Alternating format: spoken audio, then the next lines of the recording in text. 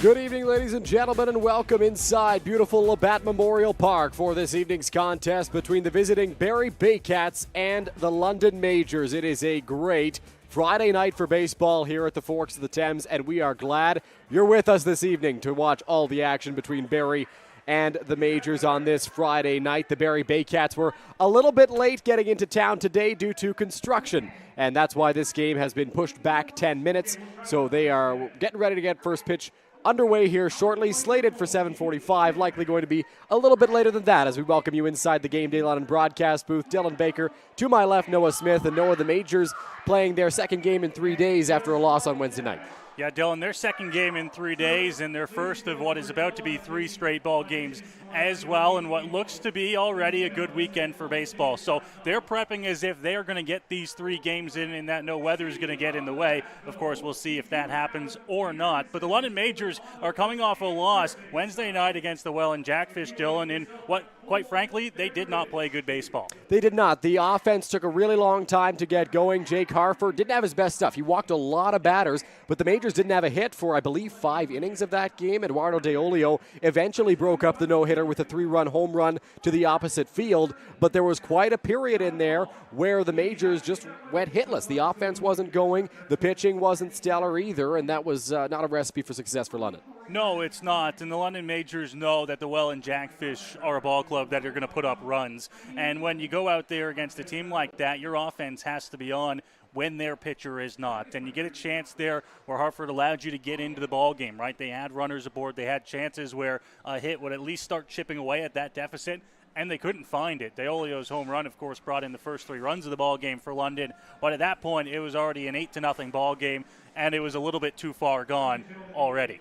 We talked about the lack of offense on Wednesday, and with the return of some big bats to the Majors lineup today, Majors manager Roop Chanderdat has made some changes. Wednesday night we didn't see Byron Reichstein, we didn't see Josh Williams, and we didn't see Miles Miller. All 3 returned to the lineup today, and while we've seen them before, we've never seen them in this configuration, Noah.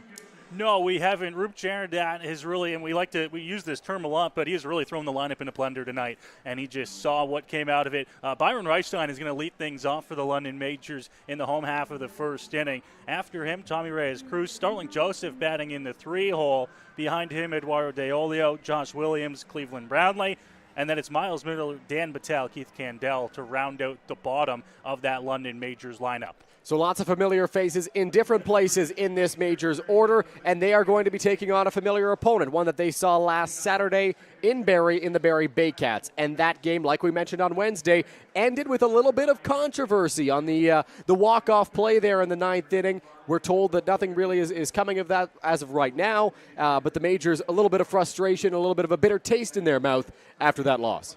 Yeah, Dylan, they're a little bit frustrated, and if you take away the whole side of what happened with the call on the field and the appeal process, everything like that, the Majors are looking at that game as one that they could have won.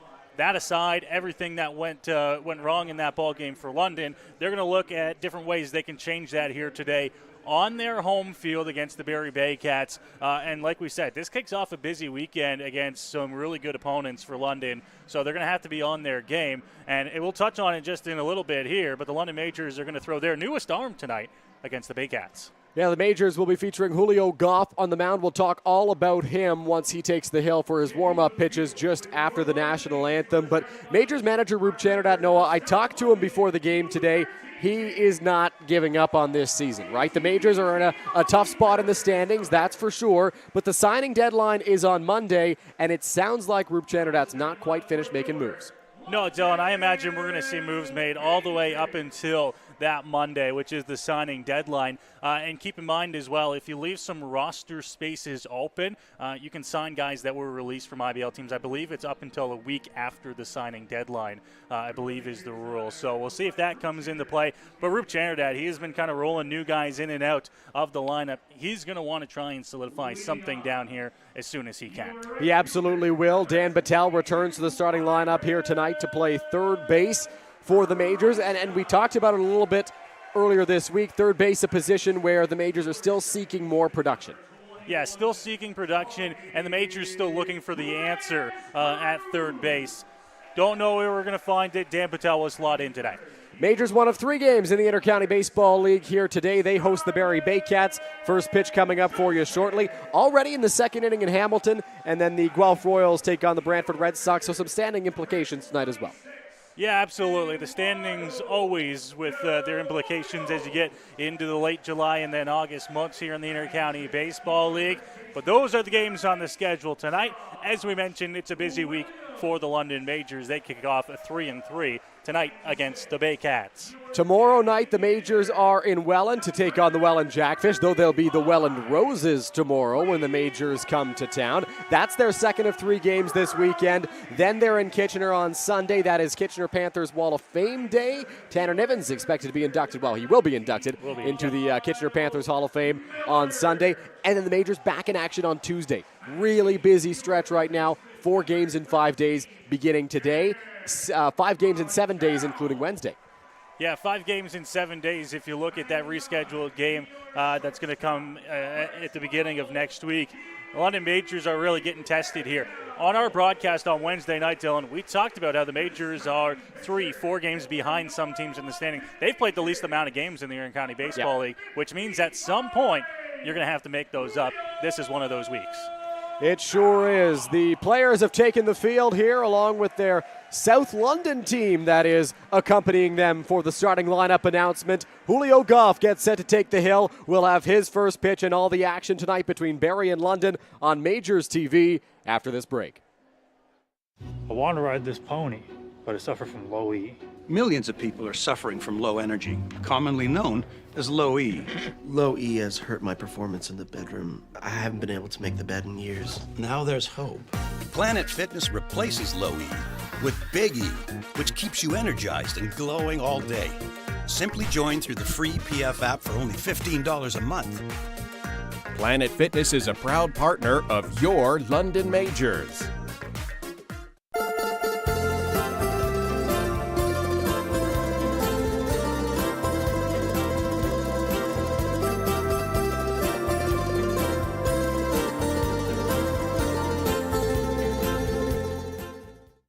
You're watching. Here's the pitch. Joseph drills it to right center field. That ball's going back to the warning track, to the wall. Goodbye, baseball. Starling Joseph, a 2-run home run. London Majors Baseball on MajorsTV. Go beyond the scores and get to know the athletes who call the Forest City home. Joseph crushes one. Game Day London brings you in-depth stories and conversations about London's major teams and the athletes. Whether it's in the rink with the Knights or on the field with the Majors, Game Day London has you covered from the start.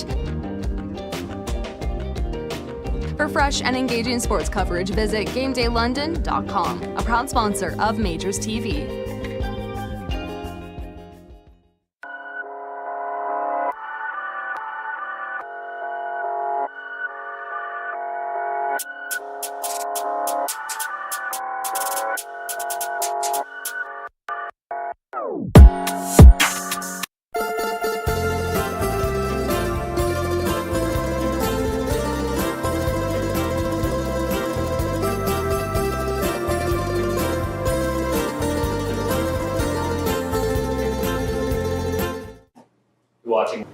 You're watching London Majors Baseball. London Majors Baseball. London Majors Baseball on MajorsTV.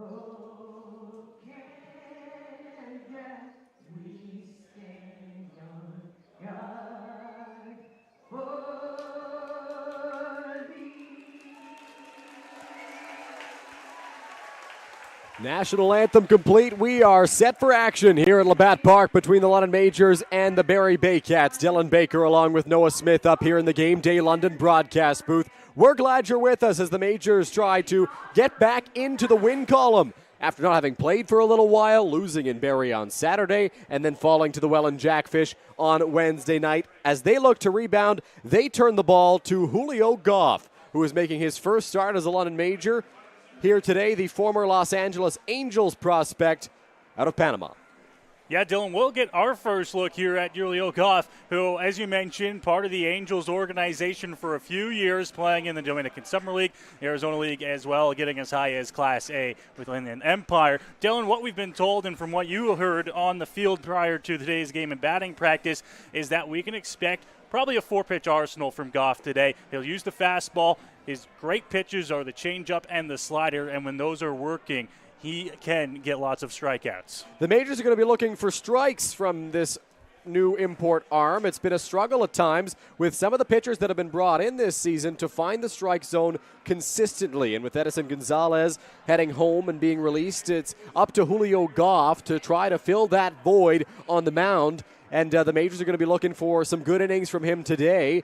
Goff has been a starter for all of his career. Up to last season, he was in single A with the Angels. He made 17 starts and just 8 relief appearances for them. The Barrie Baycats will start with Kyle Mavis, Kenise Ijo, and Noel McGarry Doyle. That is their top 3, and this is a Baycats ball club, Noah, that went on a run earlier in the season. They've cooled down a little bit, but still right around the top of the standings.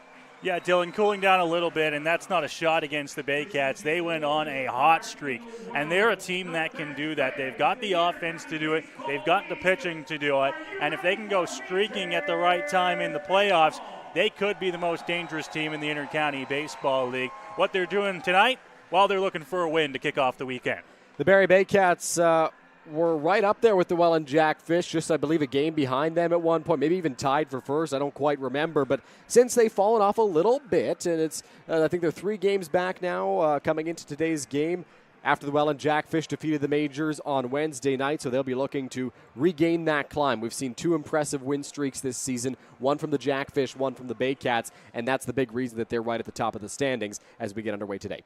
Yeah, the Jackfish went on a big streak to begin the season, and their win against London on Wednesday night, Dylan, actually put them back up to a fresh 7-game win streak. So it looks like the Jackfish are rolling again at the top of the IBL standings. The Baycats, though, right behind them. They're looking to look to catch them as it all begins here on what is a gorgeous Friday night here at Labatt Memorial Park. Picture-perfect night for baseball as Julio Goff looks into the sign from Eduardo De Olio, and Kyle Mavis sets up in the left-handed batter's box to face off against Goff.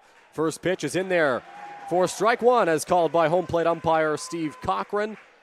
We got Justin Snively over at third base and Rob Stevenson at first base. Neil Sherwastowa is the official scorer tonight. Here is the 0-1 from Goff. That one will miss for ball 1. First pitch of the ball game flying over the plate at 7:56. For those of you who may be just joining us on the stream, the Barrie Baycats bus ran into a little bit of traffic, some construction on their way to the Forest City today. So the league and the Majors, of course, pushing things back a little bit here to accommodate the Baycats. That one misses high. Speaking of the league, Noah got a chance to see former IBL Commissioner John Kastner in the ballpark before things got underway. He popped up to the press box, say hello to everybody. Good to see John again, taking in a Majors game on a free Friday night. Here is the 2-1 home from Goff. That one misses as well. 3 balls and 1 strike. First pitch of the ball game, he got it across for a strike and then has now missed outside with 3 straight fastballs, it looked like. We talked about how the Majors need a strike thrower. They need someone that can limit the walks. See how he comes back now, 3-1. 3 balls, 1 strike, the offering. That one is in there, so 3 balls and 2 strikes here.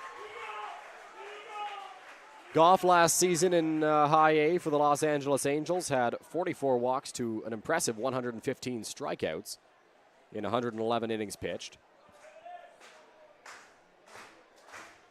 Looking in for the sign from De Olio, and coming set out there is Goff. Here's the pitch. Breaking ball, swing and a miss, strike 3. Julio Goff starts things off with a strikeout as he works back in the count against Mavis. 5 straight fastballs by the looks of it up here to begin the ball game. Got the first one across, then 3 straight wide ones. Then he pulls it back to 3-2 before he breaks out the breaking ball for the first time. And a gorgeous pitch in a perfect location on 3-2, in my opinion, to get the strikeout. Good showing to begin the ball game here for Julio Goff. Majors have to be happy with what they saw from their new right-handed arm as Kenise Ijo steps into the batter's box for the Barrie Baycats. Joe playing center field tonight for Barrie. First offering from Goff. That's outside for a ball.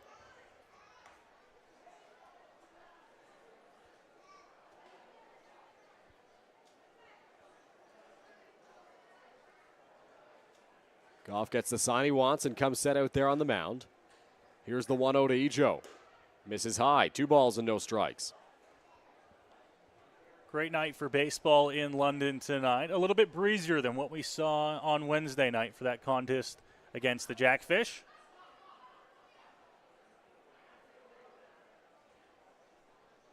Joe ahead in the count, 2-0. Offering on its way. That's in there for strike 1. Great location, showing confidence early on. That fastball, not afraid to throw it over the plate. Noah, you mentioned it. Delightful 22 degrees here at first pitch. Swing and a miss there. Looked like a changeup to me, Noah. Yeah, that was the changeup. Came right back to it there to move the count to 2-2. And another one of those things that you touched on. You were talking to Brent Wales down there prior to the game. Rup chanted out about the new Majors arm. The changeup in is where he's going to have success with that pitch. 2 balls, 2 strikes, 1 away. Crowd behind Julio Goff. Here's the pitch. That one is up and away with the fastball, 3-2.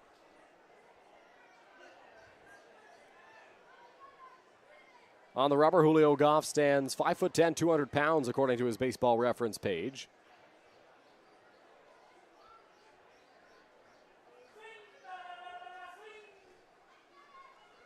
Goff sets. Here's the 3-2 home. Joe sends that one high in the air, but well foul. And we'll try it again on 3-2.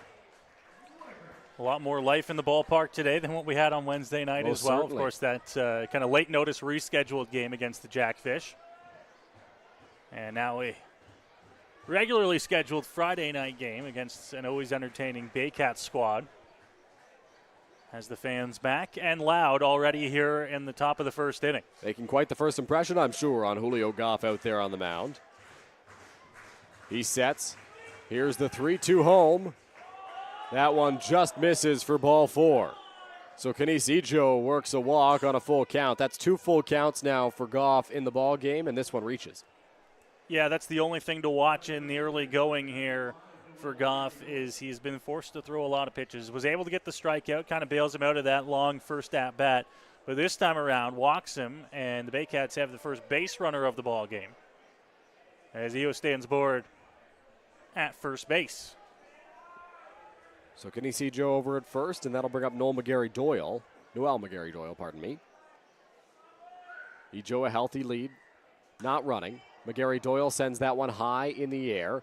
After it, Starling Joseph towards the line, and he's got that one in his glove. 2 gone. Inside out of the swing, jammed him a little bit and flew it out to left field. Thought that one might be heading towards foul territory, but it stayed inside the lines. Joseph there for an easy second out here. And after the way those first 2 at-bats went, Dylan, that is a quick out number 2. Majors will be happy with that as Ryan Rio steps into the batter's box. Noah, for about a period of a week and a half, 2 weeks, Ryan Rio was the hottest bat in the Intercounty Baseball League. I think at one point he had 4 homers in 5 games or something ridiculous like that. He was on a tear, and last time he was here, he hit a ball out of the ballpark. Here's the pitch. In there for a strike to Rio, 0-1. Yeah, the last time the Baycats came to Labatt Memorial Park, Rio cranked one out to right field. We knew that ball was gone as soon as it left the bat, and he did as well. And I believe, if I'm not mistaken, Dylan, that's kind of one of those home runs that started that hot streak for him. Yeah, or was it the night on. before he had a couple? The night before he had 2 in Brantford, I believe. And then on Sunday, Father's Day, he came to Labatt Park and hit one out. And that proved to be a big home run. The Barrie Baycats were up by a couple runs. Majors were trying to come back, but it was Rio's blast that wound up giving them the insurance that they needed to win that contest. That one lined, and Keith Candell is right there to retire the side. So Julio Goff pitches deep into the count against the first 2 batters, but then 2 quick outs get him out of the top of the first inning. Well, it's a great bounce-back first inning there after the first 2 batters, and keep in mind the pitch count up there with 2 straight full counts to begin the ball game. Gets a quick out number 2, and then that batter as well, Rio, fairly quick. So overall, a great first inning for Julio Goff. He's out there, and now the Majors will have a chance to head to the bats here and get on the board first. Well, it'll be a different look to the lineup. As we mentioned, Byron Reichstein leads things off. He's followed by Tommy Reyes-Cruz and Starling Joseph here in the bottom of the first inning. And Noah, they'll be facing off against the young righty, Evan Souls from Stayner, Ontario, pitching in his third season with the Barrie Baycats. Yeah, Evan Souls will pitch today for the Baycats. Not our first time seeing him, as he has been one of the mainstays in the pitching arsenal of the Barrie Baycats. This will be just his fourth start, however, so we'll keep an eye on that and see how many innings he has in the tank against the London Majors today. 38 strikeouts to just 13 walks in 36 innings pitched, so he can throw that strikeout ball very well, as we've seen here at Labatt Park in the past. Certainly a command guy, like you mentioned. 38 strikeouts, 13 walks in 36 innings pitched. So the Baycats will be looking for Souls to continue to fill up the strike zone. And Barrie with a busy stretch as well. They're going to be looking for a little bit of length from Souls here tonight, I'm sure. Yeah, length, and, we talk about the Majors having a busy schedule. Baycats do as well. So anytime you can get probably around that 5-inning mark out of your starter, that's a successful night at the ballpark. Keep him in the game. Give me probably 5 innings of work, and we'll see if Evan Souls is up to the task here against the London Majors. Barrie played on Monday in Kitchener, and they were supposed to play the Hamilton Cardinals last night at Vintage Throne Stadium, but that game got canceled, so their schedule lightened a little bit. They play Kitchener tomorrow, I should say, at Vintage Throne Stadium in Barrie, as we are set for action here in the bottom of the first. Yeah, some nasty weather moved through the area, specifically up around the Barrie area last night, so hopefully if there's any Baycats fans watching tonight that got that weather, you are all good, all safe and sound, and tucked in and watching some baseball here on a Friday night. Evan Souls ready out there on the mound to face Byron Reichstein. Here's the first offering from the Baycats righty. It's cut on and foul tip for strike one. Dylan, we'd have to look back to see the last time that Byron hit in the leadoff spot, but he's not unfamiliar with it. That one misses inside. Byron, a guy, it feels like he gets on base a lot, and I think that's kind of the motivation behind this move for Majors manager Rube Chanadat. See if he can find something that works. Why not? Into the windup goes Souls. Here's the 1-1. Lots of break on that pitch, but a little bit too much as that one goes inside on Reichstein, and it's 2 balls and 1 strike.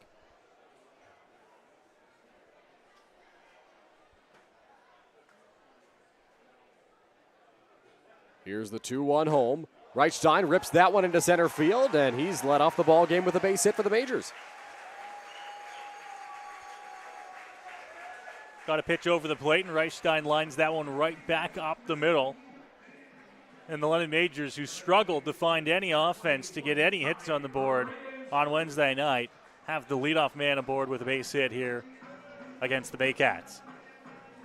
So that'll bring up Tommy Reyes-Cruz for the Majors, the second baseman. Become a mainstay in this Majors order. Rube Chanadat knows he can depend on him at second base every game. Souls a long hold, now comes home. Reyes-Cruz belts that one down the right field line. It will get all the way to the wall on a hop. Reichstein around second. He's going to be held up at third by third base coach Brett Wales. And all of a sudden the Majors are in business. 2 runners in scoring position with nobody out in the first. Hey, they'll take it any way it comes. And the Majors, as I touched on Wednesday night, could not buy a hit, Dylan. Yeah. But they've got 2 in quick succession to begin the ball game here against Evan Souls. That one ripped off the bat of Tommy Reyes-Cruz. And more importantly, 2 runners in scoring position early on. So Reichstein and Reyes-Cruz set the tone as the middle of the order comes up. Starling Joseph batting in the 3 spot today, playing left field.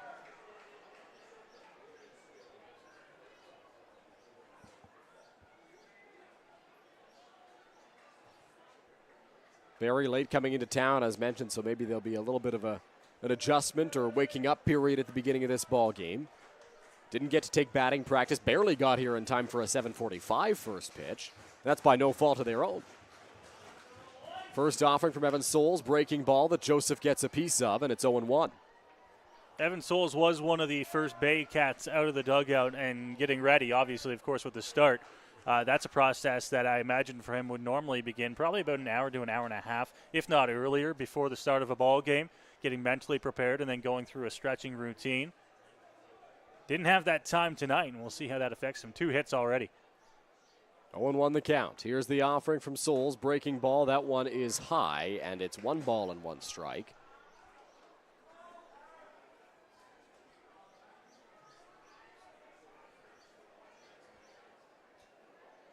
Last time the Baycats were here, the Majors saw Frank Garces. Had a perfect game going until the 6th inning, if I'm not mistaken, Noah. It was deep into that ball game.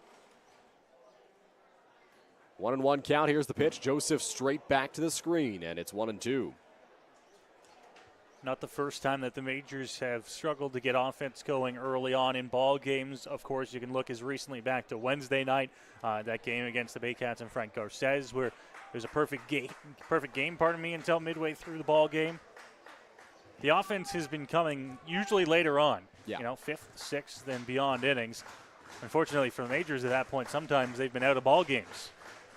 1 ball, 2 strikes. Reyes Cruz dancing over at second. Here's the pitch. That one well outside to Joseph. He thought about it, but was able to hold back, and it's 2-2.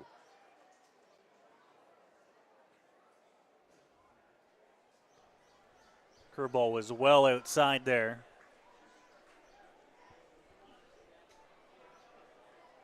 No breaks after Starling Joseph in the Majors order as well here. He's got to work through the heart of it with runners in scoring position.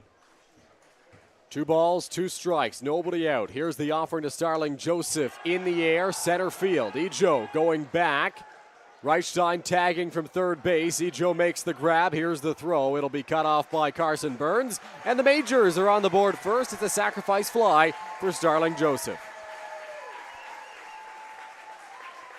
Well, the Majors will take any runs they can get, any way they can get them tonight. A sacrifice fly. And great manufacturing early on here to bring across the first run of this ball game. Joseph didn't get a whole lot of that baseball, to be honest with you, Dylan, but the wind tonight actually kind of blowing out towards right center at times. And you got to wonder if maybe that one got caught in the wind a little bit and carried enough for an easy sacrifice fly. 1-0 Majors. It looked like Ejo thought he had a beat on it, and then he had to move back all of a sudden because the wind took it further and further. First pitch to Eduardo Deolio, misses for ball 1. Deolio, the first hit of the ball game for the Majors against Welland in the middle of this week. It was a home run to right field. That was his return to the lineup after missing a period with injury. Here's the pitch. Deolio skies that one, and it is foul. 1-1. It looked like Deolio may have gotten Josh Cote, the catcher, on the backswing. Cote a little bit slow there, but appears to be all right. Deolio knows the feeling, I'm sure, as a catcher himself.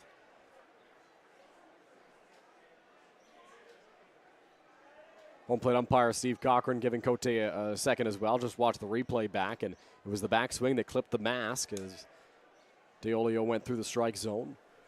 1-1, 1 out. Here's the pitch from Souls. Up and into Deolio, and that one got his hand, so Deolio will be awarded first base on the hit by pitch. Just barely got him on the hand, but ran up and in with the fastball. And Deolio will be aboard to put runners at the corners here, 1 gone.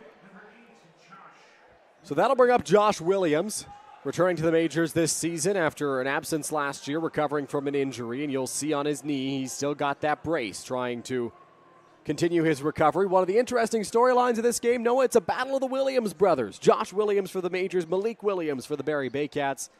Malik standing over at first base, so if Josh gets a single here, he gets to chat with his brother over there. Josh Williams playing first for the Majors as well. Here's the first pitch to Josh Williams. Big swing at that one. Comes up empty, 0-1. Williams, 1 long ball on the season for him. Before he got hurt with the Majors in 2021, was showing some prowess early on in that season. That one misses high, though Cote liked the location from Souls, and it's 1 ball and 1 strike. Williams homered in Hamilton the weekend before Canada Day. Here's the 1-1 to Williams inside, and that clipped him. So back-to-back hit batters for Evan Souls, and the Majors have loaded the bases with one out in the bottom of the first inning. Yeah, that'll load the bases here, and Cleveland Brownlee coming to the plate for the Majors in a big spot to try and bring home some runs. Those hit batters for Souls, the only thing that can maybe make that feel a little bit better is that you've got a good spot here to turn a double play, Dylan. You did when DeOlio was at first and Williams at the plate, and now you still do with Williams at first, DeOlio at second, Brownlee at the plate. Evan Souls is going to look for a ball on the ground here to possibly get him out of a huge jam early on. So both Williams brothers standing over at first base. Malik on defense, Josh as the base runner, and Cleveland Brownlee ready in the batter's box. Here's the pitch.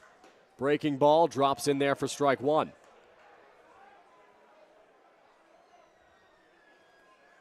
Brownlee down in the lineup. It was as well on Wednesday against Welland, hitting in the 6 hole.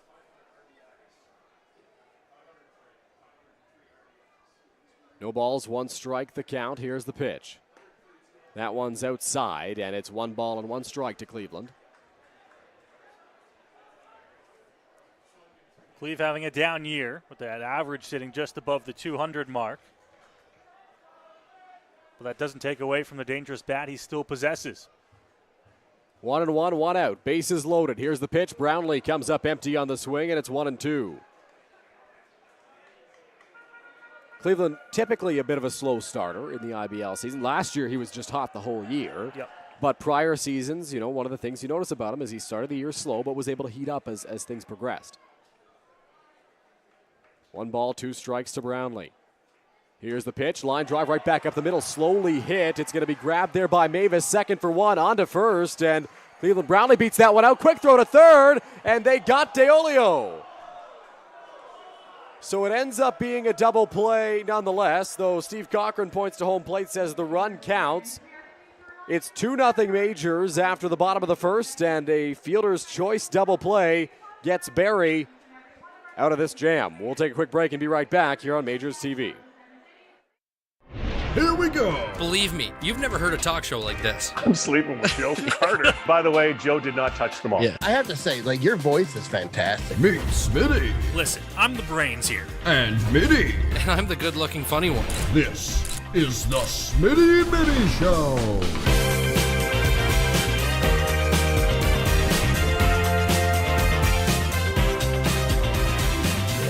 Catch new episodes of the Smitty and Mitty Show wherever you get your podcasts.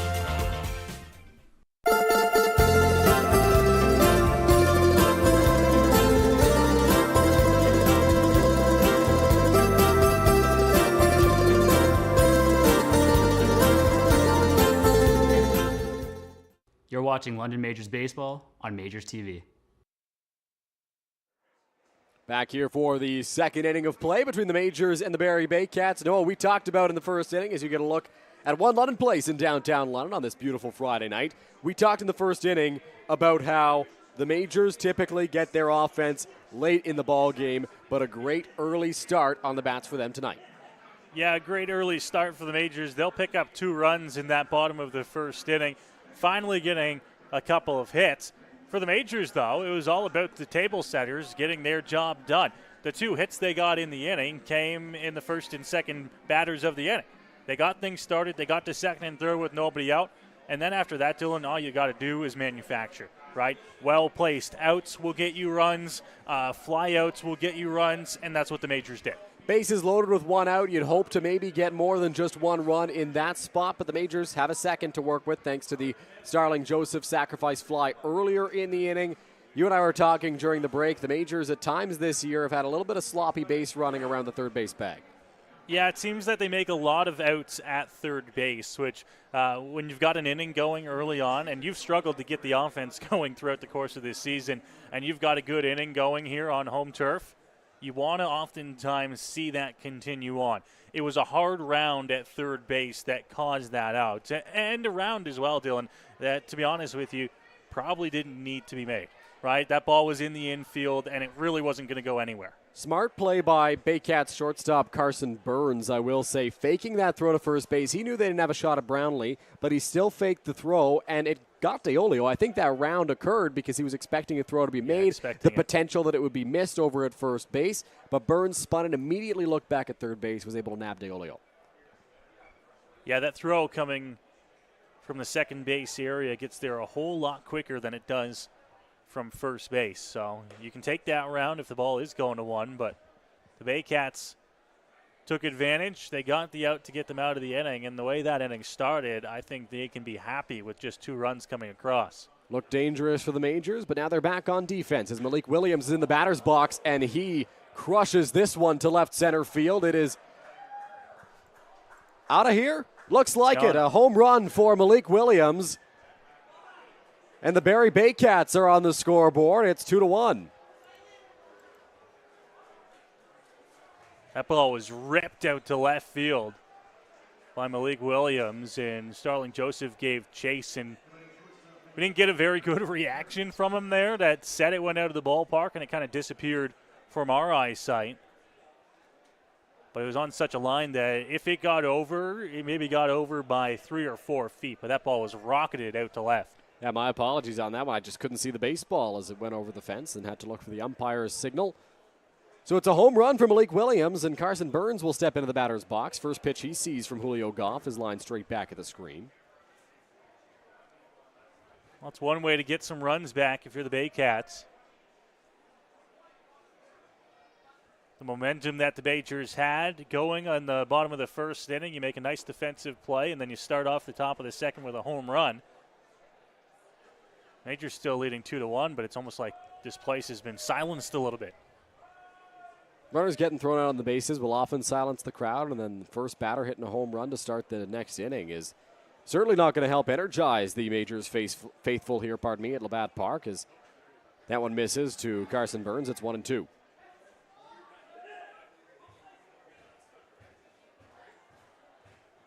Goff looks in for the sign. Shakes once, shakes twice. Gets the one he wants. Into the windup he works. Here's the pitch. In the air, left field line, drifting foul, and a nice, almost a catch made in the Majors bullpen. But who was that? Skylar Janice dropping that one? Looks like it. In and out of the glove. And that's why pitchers don't catch fly balls, right? Dylan, I spent a fair amount of time both in my minor ball days, in the later half of it, and then into college, in the bullpen. Watching games from the bullpen. You didn't make an effort at those just because you didn't want to drop it. On the ground, down the first base line this time. That is foul, so we'll try once more on 1-2.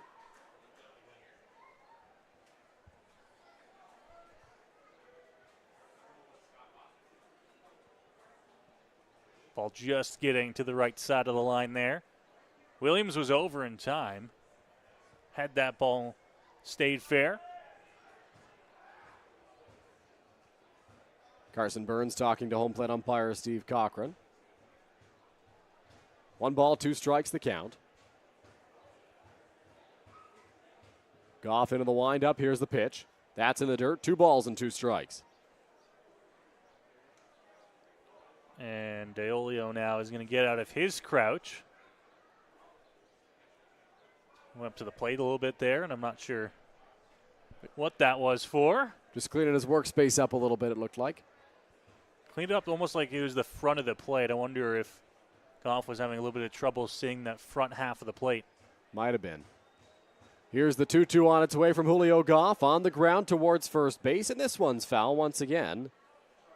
So we'll try once more with 2 strikes. It's 2-2. Great battle going here at the plate. Another deep count for the Barrie Baycats. Yes, we talked about that in the first inning. First 2 batters of the ball game saw full counts. This one's at 2-2, but a couple of foul balls here has moved the pitch count up even higher. 2-2 on the ground, and that one's foul as well. Goff up to 26 pitches through an inning. Still looking for his first out here in the second. It feels like he's seen 2 batters, 3 batters already, but the home run, and now Carson Burns putting up a good fight.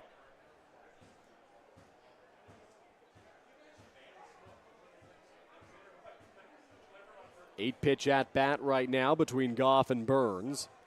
Into the windup goes the Majors righty. Here's the pitch. Swing and a miss. Strike 3. So Julio Goff wins an extensive battle with the Baycats shortstop, and there's one gone.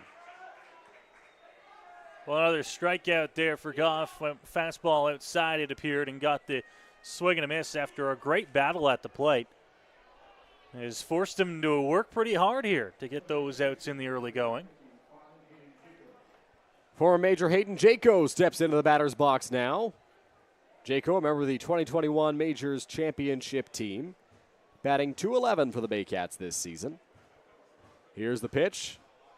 Good offering there from Goff. Finds the strike zone, 0-1. Fits in well in this Baycats lineup here. As a guy that can help produce kind of towards the bottom of the order this year. Swing and a miss. It's 0-2. Jaco, 8 for 38 on the season. He's got 1 home run and 6 runs batted in. He's a versatile guy. We saw him play some outfield. He pitched, he played on the infield, and he caught, of course, in the bulk of his appearances with the Majors. He's playing third base tonight for Barrie. A guy who's not afraid to play anywhere you ask him to. Here's the 0-2 on its way from Goff. Jaco skies that one. Foul territory. It will get out of play. Oohs and ahs from the crowd. Did somebody drop that ball? I thought that one got well out of play, That's but what I guess thought not. too. I didn't follow it. I was wondering if you did, maybe. There's some scrambling going on in the bleachers, kind of just up above your shot on the screen now. Hayden Jaco drives that baseball to left field. Starling Joseph going back, looking up, and that one is gone. Hayden Jaco goes yard against his former team, and the Barrie Baycats have even things right back up. It's 2-2. That just goes to show you how strong Hayden Jaco is. I thought that ball maybe got in on him a little bit, and he muscled it out to deep left field. That ball found its way up into the trees. It was hit hard. And now we'll get a quick chat on the hill. And that's not pitching coach Brent Wales. No. That's Majors manager Roop Chanderdat going out just to talk with his pitcher. Nobody up in the bullpen. But it's possible with a new arm, right? Roop Chanderdat may know him best, recruiting him to the Majors. And yeah, we'll see. Oftentimes, Brent Wales is the first man out to chat things over on the hill with his pitching staff. But with a new arm here, Brent Wales maybe not as comfortable. Hasn't seen a whole lot of his stuff. No. So it is Roop Chanderdat out there for the first mound visit here in the second inning. First pitch misses from Goff there. It's 1-0. I was talking to Brent before the game. He was mentioning that Goff threw a bullpen session earlier in the week, and Brent was just a little bit late arriving to watch that bullpen session. So pitching coach Brent Wales getting his first look at Julio Goff just as we are tonight, as that one misses. 2-0. And I imagine kind of taking notes down there at the Majors dugout on what he's seen so far. The fortunate side of things for the Majors in Goff early on, both those home runs, just solo shots. That one is high. Looked like maybe a cross-up as DeOlio came up empty trying to catch it, and it hit home plate umpire Steve Cochran. I don't know if that got a piece of DeOlio's glove, but certainly a cross-up. Falling behind 3-0 now. So good hitters count here for Baycats catcher Josh Cote.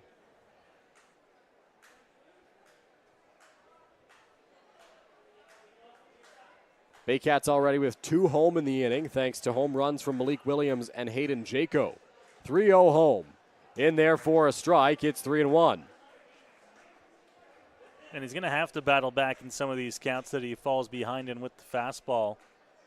It has been his best and most consistent pitch so far.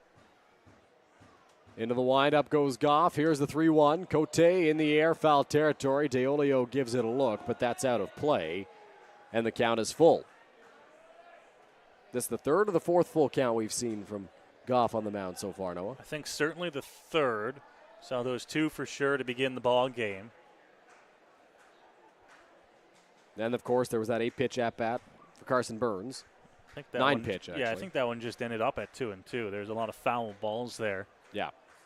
3-2 on its way. That is in the dirt, and Cote lays off. They'll appeal down to the first base umpire, but no swing, says Rob Stevenson down there. So Josh Cote gets a free pass, and the Baycats have a one-out base runner. Yeah, the 3 full counts, if that is the correct total for Goff so far. One of them has ended in a strikeout. 2 of them have finished off with a walk. And now the Baycats continue rolling on here. 2 runs across already here in the second.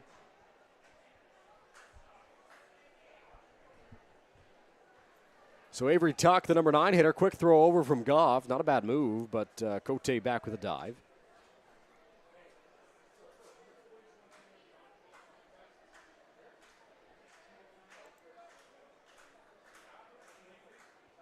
Tuck returning to the Baycats, his second stint in Barrie. I believe he was with the team in 2021. That one is up and in on Barrie's right fielder. 2 for 13 since returning to the Barrie Baycats in just a few games. Does have 2 runs batted in, though. Here's the 1-0. In there for a strike, 1-1. Tuck hit .274 in 2021 in 14 games for the Barrie Baycats. 3 home runs, 14 runs batted in. A native of San Diego, California. Here's the 1-1. Tuck drives that one. Right center field with some pop. Going back, looking up, and that ball is gone. The 3rd home run of the inning for the Barrie Baycats. This time it's Avery Tuck, and Barrie's taking the lead. It's 4-2. Well, the Baycats bats have come to play here in the top of the second inning. Their 3rd home run has put them up by a score of 4-2. And if we take a look down to the Majors bullpen, some looking around and possibly some movement early on here. Just 1 out here in the top of the second.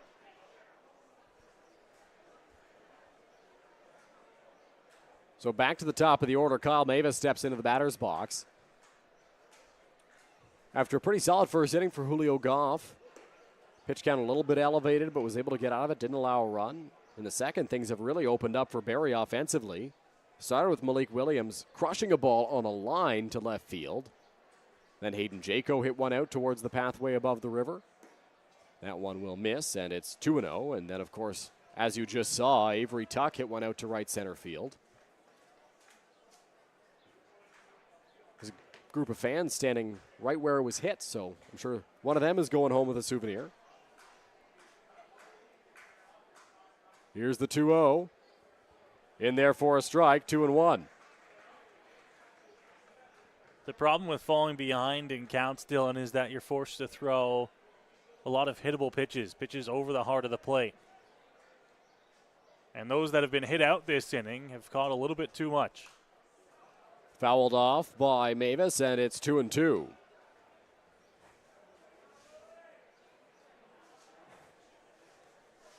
Checking the weather, Dylan, the wind doesn't say it's gusting out a whole lot today, but if you take a look at the flagpoles, as we have a perfect view up here in the press box, the flags have been gusting almost outwards, it seemed, since the beginning of this ballgame.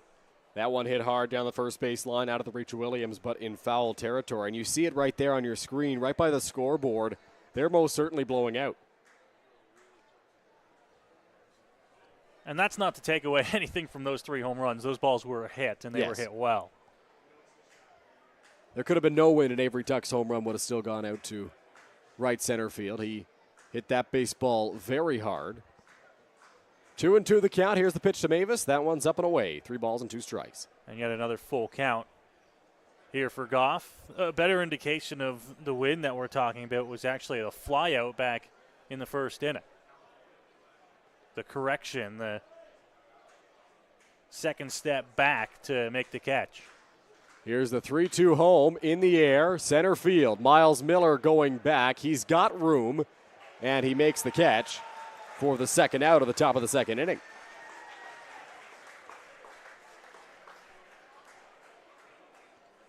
Fly out there that ended up getting fairly deep to center, but Miller was there to easily make the catch. Mavis hit that baseball pretty hard, though, out to center field. Once again, the Baycats have been putting some real good swings early on here in this ball game.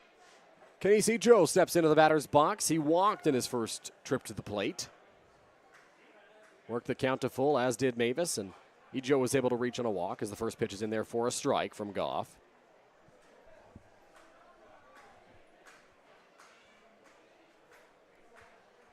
Oh, 1 on its way. Swing and a miss. 0-2.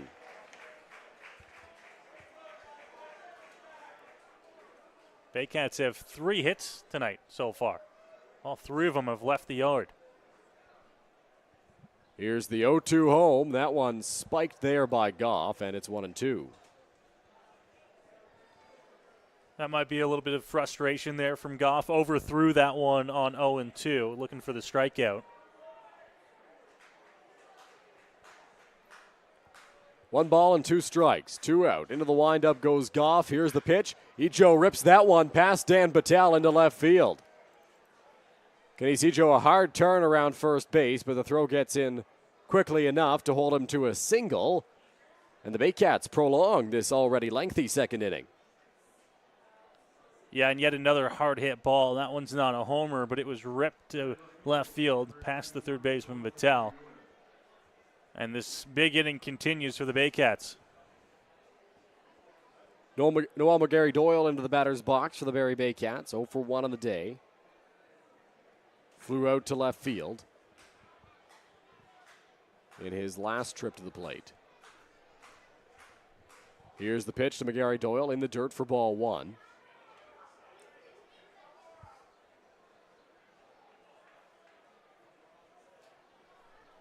McGarry Doyle, a long look at the signs down the third baseline. And time called. I believe a balk has been called.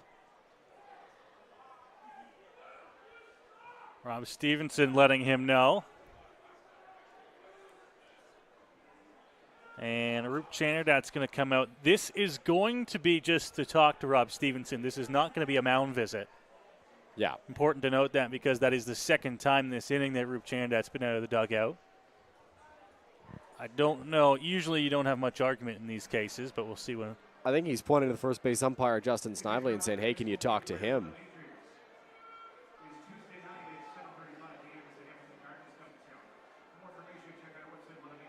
He's pointing at something right now. Reyes Cruz has come in to chat with Roop as well. But like you mentioned, nothing going to come of this, it looks like.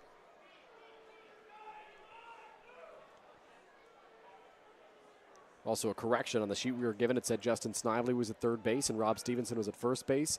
For the umpiring crew, it is the opposite. Rob Stevenson is the third base umpire and Justin Snively is the first base umpire.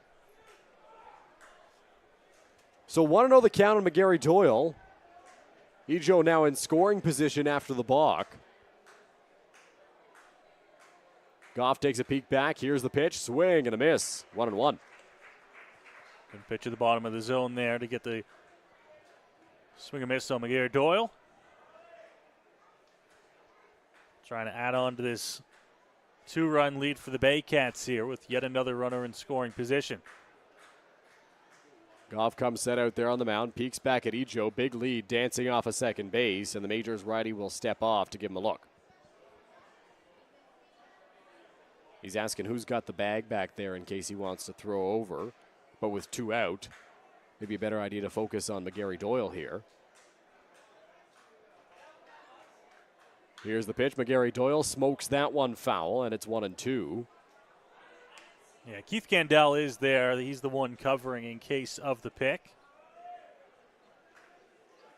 Although Keith letting him know as well he'd rather stay back, be ready at short. It's been a long inning for the Majors, both in length in terms of time and in pitch count as well. Julio Goff has thrown 38 pitches in this second inning, looking to get out of it here on 1-2. On the ground towards Tommy Reyes Cruz, the second baseman has to hurry. Gets it to Williams in time to finally end the top of the second inning, but not before. Noah, the Baycats get 3 home runs, and they lead 4-2. 3 long balls in the inning. for the Barrie Baycats have leapfrogged them over the Majors up to a 4-2 lead. 4 hits in the inning for Barrie as well. And now the Majors will head back to the dugouts here and try to see if they can flip this momentum once more. Not sure what changed between the first and the second inning for Julio Goff. I didn't notice anything up here personally. Just a lot more offensive success for Barrie in the second inning. Yeah, that's exactly it. The Baycats just found their swings. And they always say, Dylan, hitting is one of those contagious things. Williams starts off the inning with a long ball to left, and then they just keep on hitting. When one guy hits one out of the ballpark, everybody wants to hit one out of the ballpark. And for 2 other Barrie Baycats after Malik Williams, that was the case. Some guys with some pop in this Barrie Baycats order, really top to bottom. There are guys that can hit the ball out of the ballpark and drive in runs in big spots. Ryan Rio, of course, the most known power hitter for Barrie. The cleanup hitter, he'll lead off the top of the third, but he didn't even come up in that inning, and they still hit 3 home runs. Yeah, that was after kind of the Majors and Goff got through the top, the heart of the order of the Baycats. Ran into some trouble against the middle portion. So for the Majors here, as they try to get some runs back, it'll be 7, 8, and 9 in the order. Miles Miller, Dan Battelle, and Keith Candell. Of course, things ended in the bottom of the first inning on a fielder's choice double play. If you're scoring at home, that is a 4-6-5 double play, as it was hit to the second baseman, Kyle Mavis, who then flipped it towards Carson Burns, faked a throw to first, spun around, fired to third, and Hayden Jaco was right there to place the tag on Eduardo De Olio. So the Majors got doubled up on that play. And Cleveland Brownlee, to his credit, had hustled all the way to first base. He beat that out. And they checked on De Olio, and they were able to nab him at third base. So Miles Miller, often seen at the top of the order, leading things off, batting 7th today. Majors manager Rube Chenard hoping maybe he can spark a rally in the second. The Majors certainly need one to get the bench and the crowd back into this ball game. Here's the pitch to Miller. In the air, left center field, sinking quickly. Out goes Burns, but he's not going to get there. So it's a leadoff bloop single for Miles Miller, and the Majors have a base runner. Well, in the second straight inning for the Majors that they've started things off with a base hit. This time it's Miles Miller. And if that's going to be the way the ball game goes today, we're in for some runs, as the Majors have a runner aboard here to begin the bottom of the second inning. Miller always a threat to run over at first base, so the Baycats will be watching him closely, I'm sure. Dan Battelle into the batter's box now for London. Here's the pitch from Souls. In there to Battelle for strike 1. Dan Battelle, no batting gloves as he's swinging here. I don't believe that's the look he's been rocking all season long, so a change here recently for Battelle. 0-1 count. Miller, healthy lead over at first base. He's not running. That one inside to Battelle, ball 1. Miller just a 1 steal in this, his 11th ball game with the Majors. Just 1? Wow. It feels like he's running a lot, but I think it's hit and runs that are often called by the Majors. Yeah, and the Majors do deploy the hit and run a fair amount. Yeah. Quick throw over, Miller back safely.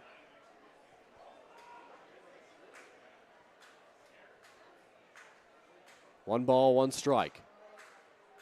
Miller a little bit open, leaning towards second base. He is running on this one. That is high. Good pitch to throw on for Josh Cote, and the throw beats Miller to the bag. It is a caught stealing for the Barrie Baycats, and there's 1 out. Perfect throw down to 2. Miller didn't even end up getting to second base. I don't think it was by design, but a really good pitch to throw on as well. Yeah, that one worked out very well. Took advantage of the opportunity presented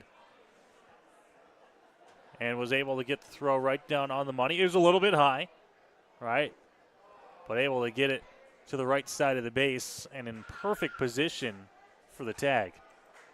2 balls, 2 strikes the count as Dan Battelle comes up empty on that swing. Here's the pitch. Misses high for ball 3. Patel trying to find his footing at the plate. Went through a period of time where he was unable to swing a bat due to an injury. He could play defense, couldn't swing, so he's back into the lineup. He had some at-bats earlier in the week against Welland as that one misses inside to Patel for ball 4. So good plate appearance there for the Majors' third baseman, and they immediately regain that base runner that they lost on the caught stealing. Patel's batting .279 over the season so far for the Majors. 19 games for the youngster. He's aboard with a one-out walk here for Keith Candell at the bottom of this London lineup. Patel went through a stretch of not having an at-bat just because of the injury. Before Wednesday, he didn't have an at-bat since he hadn't had an at-bat since June 24th against the Guelph Royals as Candell comes up empty on that swing 0-1. So nearly a month between plate appearances for Patel. A lot of defensive substitutions, very good defender. Can play second base or third. 0-1 the count here on Majors shortstop Keith Candell. Fouled straight back, it's 0-2.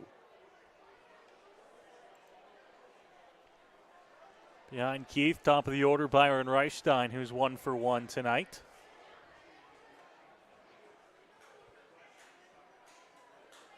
Candell in a hole here, though, 0-2.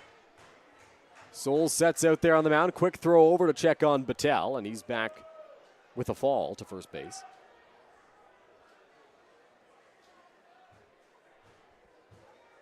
Oh, 2, 1 away. Souls sets out there on the mound and delivers. In the dirt, nice block by Cote, but it skips a little bit further away than he would have liked, and Dan Patel alertly picks up 90 feet. And for the youngsters watching at home, that is why you get a good secondary. Dan Patel was able to get himself into a good spot there. He sees that ball get away from the catcher, and he's got kind of a distance in mind on. If that ball gets, let's say, 4 feet away from the catcher, I've got enough time to run if I get a good secondary. That's what he did there, and it puts the Majors in a good spot here with 1 out with a runner aboard. Runner in scoring position, 1 away. Souls peeks back at second base and delivers. Candell chopper towards the third base bag. Jaco gonna only have a play at first. The throw is in time to get Candell. Dan Patel's smart read on that ground ball was able to pick up 90 feet and get to third base. Yeah, good read coming from second base in Patel. He was off almost right away. It was a split-second decision, saw that the ball wasn't hit overly hard. Jaco's only play was to come in and barehanded. He had to be quick, strong throw across the diamond gets the out. But it's back to the top of the Majors order, and a runner 90 feet away from scoring here for Byron Reichstein. Byron, a line drive single in his first trip to the plate to lead off the ball game. Souls sets out there on the mound. Patel stands at third. Here's the pitch in the air, foul territory. Jaco and McGarry Doyle giving it a look, but that is well into the crowd. A foul ball. Looked like a nice catch made down the line there. Reaching over into the next row was a fan. Always surprises me, those nice catches. Barehanded a lot of the time. I think that fan had a glove out there. So a little bit easier for them. 0-1 on its way to Reichstein. That one misses, 1-1. Low in the zone there against Byron. He's a pitcher, Dylan, historically, or a batter, pardon me, historically, that we've seen feast a little bit more on pitches up in the zone. That's where the pitch was when he singled in his last trip. Really good breaking ball there from Evan Souls, and it's 1-2. And Souls in a good spot now to try and work through this inning. See if we can strand a runner at third base, looking for the punch out here on 1-2. 1 ball, 2 strikes, 2 away. Patel stands at third base. Here's the pitch. Breaking ball. Got him. So Evan Souls strands Dan Patel over at third in scoring position. And the Baycats continue to lead 4-2 after 2 frames of action here at Labatt Park. I want to ride this pony, but I suffer from low E. Millions of people are suffering from low energy, commonly known as low E. Low E has hurt my performance in the bedroom. I haven't been able to make the bed in years. Now there's hope. Planet Fitness replaces low E with Big E, which keeps you energized and glowing all day. Simply join through the free PF app for only $15 a month. Planet Fitness is a proud partner of your London Majors.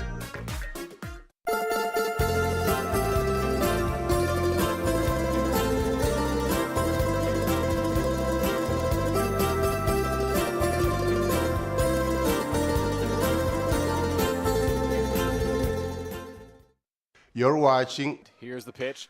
Joseph drills it to right center field. That ball's going back to the warning track, to the wall. Goodbye, baseball. Starling Joseph, a 2-run home run. London Majors Baseball on MajorsTV. Back here at Labatt Park, Noah, we get a view of right field. Dylan, look at it out there. Some young grasshoppers enjoying the pile of mulch there. That has been a hit. It has. Since they took out the hedges. Listen, we were all up in arms when they took out the hedges behind the outfield fence. It has given us one of the best things about Labatt Park, the mulch pile. The mulch pile. Would you have expected when you saw that mulch pile back in 2021 that there was going to become such a huge spot for fans to enjoy a ball game? No, no one could have. No, exactly. But absolutely not. But that's the love it best out there. thing about it, right? There's partly the reason why that mulch pile is still there. They don't need to move it. Yeah. It's an attraction in its own. There used to be a picnic table out there, but I think that's since been moved somewhere else. Lots of spots for people to watch ball games in the outfield. Of course, there are the sponsor signs and the outfield fences you'll see at any ballpark, but there are some gaps, some little gaps where fans can catch a ball game. Dylan, we should mention as well, a lot of youngsters in the ballpark today. Some tournaments in the area from our understanding, and seeing some teams from, I think we said Kingsville, Cambridge, Ingersoll. It is the London Talons tournament this weekend. Shameless plug for the Talons. Lots of teams in action as that one misses to Ryan Rio. So teams that are young baseball players that we don't often get to see at Labatt Park. Kingsville's out near Windsor. They're not making a trip to Labatt Park very much, but because they're in town for the tournament, they decided to catch an IBL ball game as Rio comes up empty on that off-speed pitch. It's 1-1.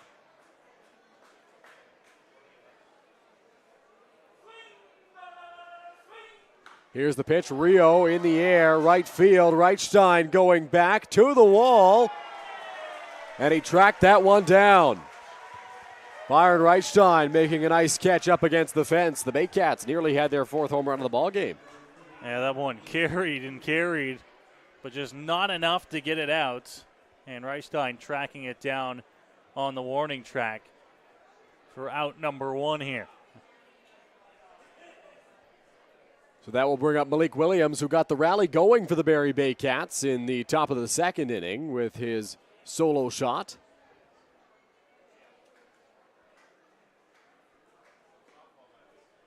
First pitch misses for ball one. Yeah, he ripped the first home run of the inning there for the Baycats. They ended up hitting 3 in the top of the second. 1-0 on its way, line straight back at the screen, 1-1.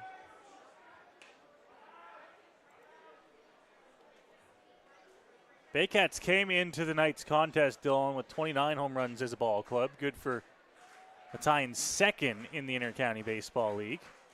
1-1 pitch. That's off the plate outside. Really feels like we've seen some more power in the IBL over the past few years. 29, you'd think that's probably right at the top of the league, but there's a team ahead of the Barrie Baycats coming into the game today. More home runs hit over the last few years, at least in my opinion. Williams hits this one hard to left. Joseph gets turned around a little bit, but he's able to track it down and make the catch for the second out. Just out in front of that one a little bit was Williams. Didn't get as much power on it as the first time around, and a big second out there here in the top of the third inning. So Carson Burns into the batter's box for Barrie.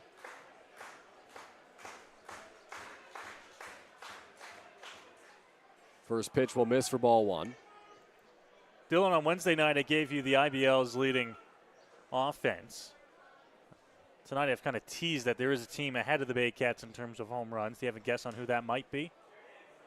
That one popped into foul territory. Battelle giving chase, long run, and he comes up with it.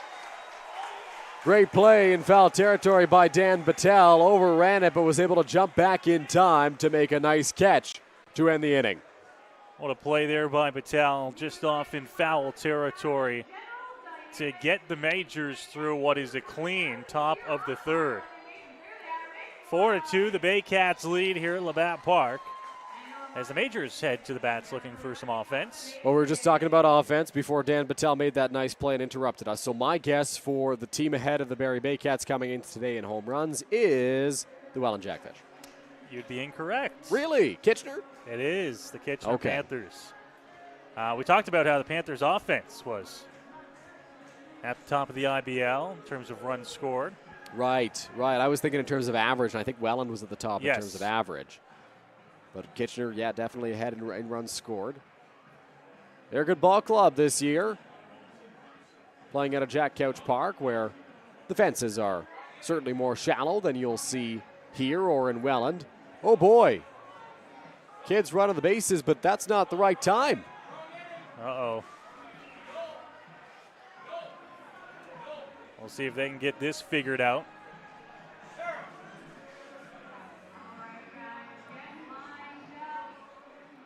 And it looks like they're just going to.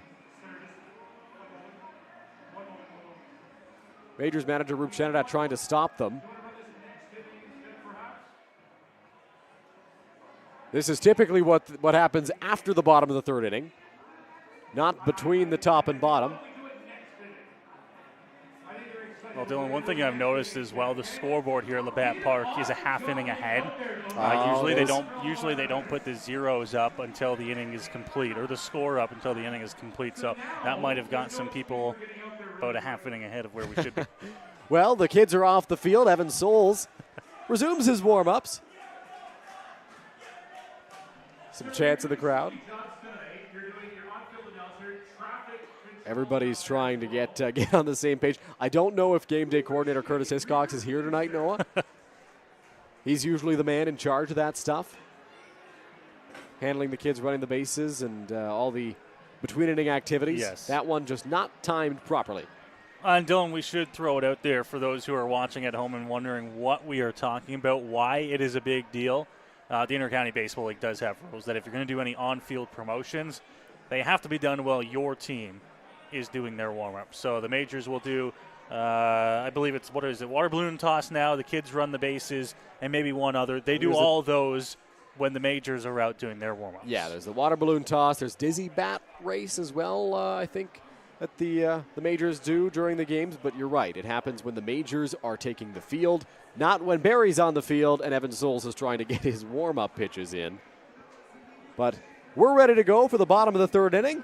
Barrie leads by a score of 4-2, and Tommy Reyes-Cruz will look to spark a rally for the Majors and get them back to at least a tie game. The Majors took the lead in the first inning with 2 runs, but Barrie with 3 homers in the top of the second were able to take that lead right back. Reyes-Cruz 1 for 1, double down the right field line. His first time to the plate today. First pitch to Reyes-Cruz will miss for ball 1.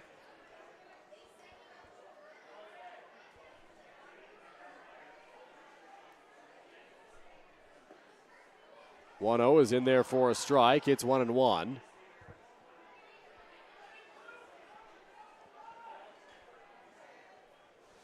Into the wind-up. Here's the pitch.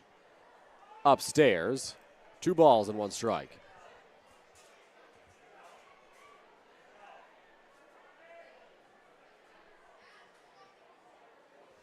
Here's the 2-1 on its way. Inside.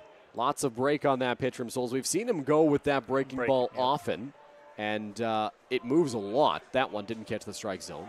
Yeah, breaking ball on the inside portion of the plate. Not the first time, and now Reyes-Cruz will be aboard for the second time in tonight's contest.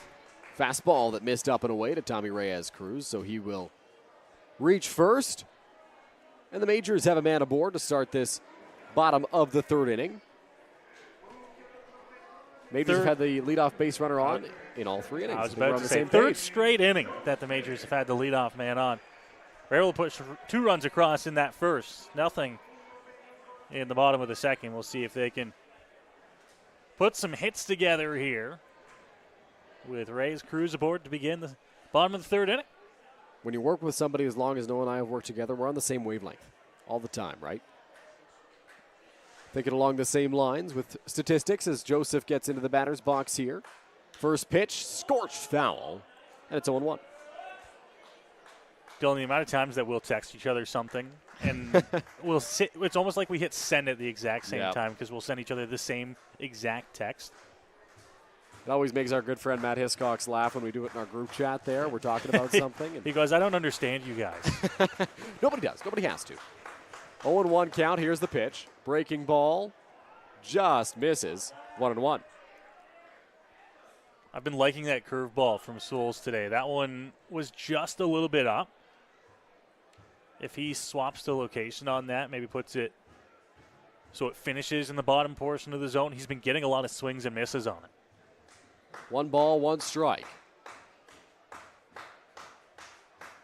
Here's the pitch. Faking a break from first was Reyes Cruz. That one misses to Joseph. He's happy with that take. It's 2-1. It's an awfully tough pitch to lay off on. Especially with all the movement that pitch from Souls has. Sometimes you'll see a breaking ball that's just a little loopy. Souls has a lot of horizontal break on that off-speed pitch as well. 2-1 count. Here's the pitch. Joseph skies that one. Foul territory. Cote drifting towards the backstop. And that is just out of play. Josh Cote thought he may have had a play on it, but it gets over the grandstand. A little hesitation right away, but jumped on it, was able to get back to the screen as that one just made it over top of the tall screen behind home plate.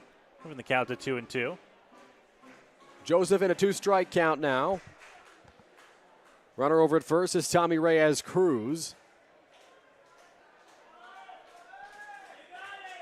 Reyes Cruz runs on occasion for the Majors. Not an overly big lead here, though. 2-2. On the outside corner, strike 3. No time. A balk was called. So the strike gets erased, if I'm correct, Noah, here, because the balk was called before the pitch. Count will stay at 2-2. Home plate umpire Steve Cochran trying to figure out what's going on here, making sure he's on the same page with his fellow umpires. We'll have a look on our screen here to see if we can figure out where the balk was. Yeah, second time we've had a balk called tonight, one for each club now. Home plate umpire Steve Cochran signaling now once again that it is a 2-2 count. The umpire's going to stand and he's going to make that call on a pitch every single time. Balk was called a split second before the ball reached the plate.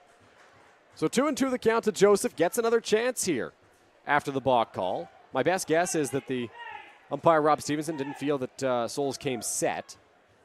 I didn't see anything else just from our camera angles, as that one is scorched by Joseph into left field. It's going to go all the way to the wall. Bounces up against the fence, and Reyes Cruz will score as Joseph charges to second base. It's an RBI double, and the Majors are within 1. Well, and Joseph jumps on a pitch and rips it to left field. After the balk, moves the runner to scoring position and kept his at-bat alive. So the Majors will take the break and jump all over it to get themselves back within a run. Some major luck there for the Majors, getting the balk call, because Starling Joseph, if you'll recall, was called out on strikes by home plate umpire Steve Cochran on a pitch on the outside corner, but that pitch was erased because of the balk. So Joseph in scoring position for Eduardo Deolio. Here's the pitch. Deolio chops that one on the ground. Joseph breaking towards third. It stops right in front of Souls. Has to hurry and gets the throw to Malik Williams in time.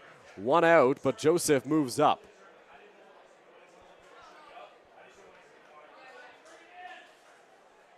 That was a tough play out front of the mound, and Souls had to regather himself and make a strong throw to one in time. Joseph up to third on the play. We see that often on those choppers back towards the mound where it just stops in the middle of the grass. Pitchers are often expecting it to keep rolling a little bit. I believe in the tiebreaker game against Guelph last year, I think that's what happened to the Royals pitcher as he was charging in, trying to make a play at the plate. It just stopped and he wasn't expecting it, which allowed the winning run to score for the Majors. Happens right here. It's happened against the Majors several times. There seems to be a spot in that grass where it will just stop rolling if it's hit correctly. Williams lines that one back to the screen, 0-1.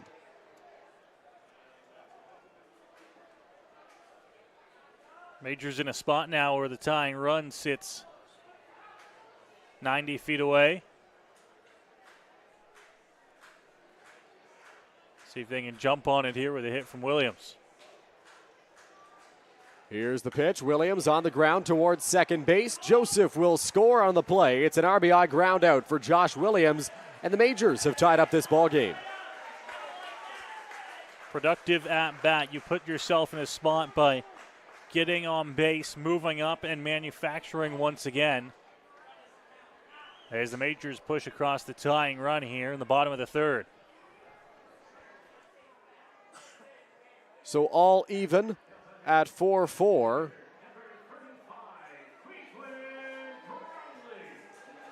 Cleveland Brownlee will step into the batter's box.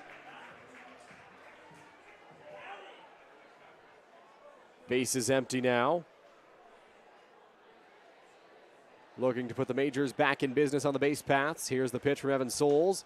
Brownlee skies that one on the infield. Drifting over are Malik Williams and Kyle Mavis. It's the first baseman Williams that makes the catch to retire the side. The Majors catch a break with a balk, and that allows them to score 2 runs to tie the ball game up. When we come back, Noah Smith on the call as we head to break. Go beyond the scores and get to know the athletes who call the Forest City home.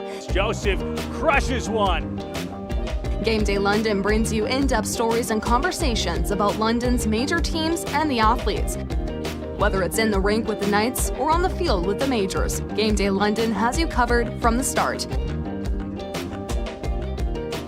For fresh and engaging sports coverage, visit GameDayLondon.com, a proud sponsor of MajorsTV.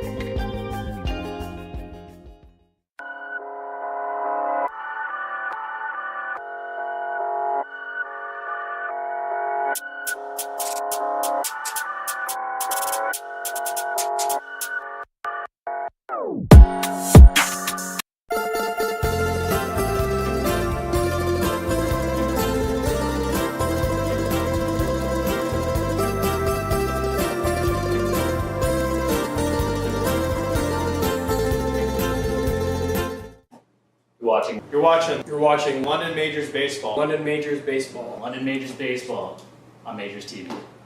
Here we go. Believe me, you've never heard a talk show like this. I'm sleeping with Joe Carter. By the way, Joe did not touch the ball. Yeah, I have to say, your voice is fantastic. Meet Smitty. Listen, I'm the brains here. And Mitty. And I'm the good-looking funny one. This is the Smitty Mitty Show.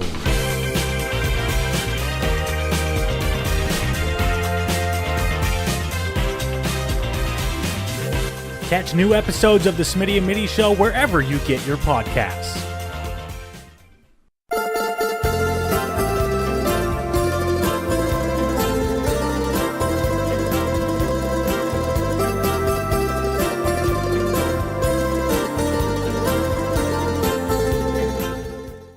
You're watching London Majors Baseball on MajorsTV. Back inside Labatt Memorial Park here as we welcome you to MajorsTV coverage of the Inter-County Baseball League. We move along. The Majors have found the tying runs here as we get ready to start the top of the 4th inning. 2 runs in the bottom of inning number 3 to go with their 2 in the bottom of the 1st, and the Majors have tied the Barrie Baycats. Barrie put up 4 runs in the top of the 2nd inning, thanks in part to 3 home runs. And that is where we sit as we get set to start the 4th. Julio Goff is back out onto the mound for the Majors. He's the newcomer, starting in his first ball game since joining the club. Good shot of him there on the mound, ready for the Majors. Ran into some trouble in that top of the 2nd inning. That has been the only issue so far for Goff. Besides that, a clean first, a clean 3rd. And now he's back out there for the top of inning number 4 here.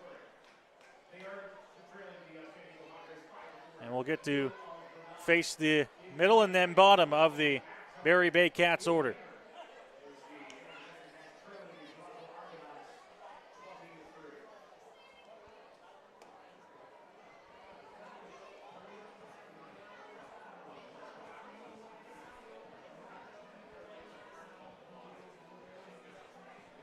Throw down, and we are ready to go. It'll be Hayden Jaco to lead things off here for Barrie.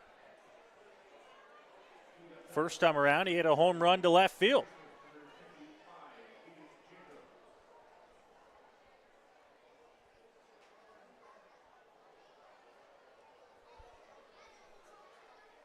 Goff ready on the hill. DeOlio behind the plate as we're back to a square ball game at 4-4.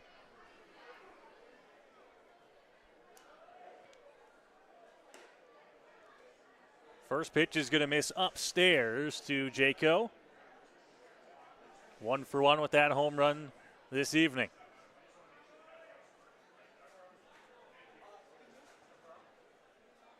Pitch to Jaco, and that one is going to be in there for a strike. Not happy with the call, but it moves the count to 1-1.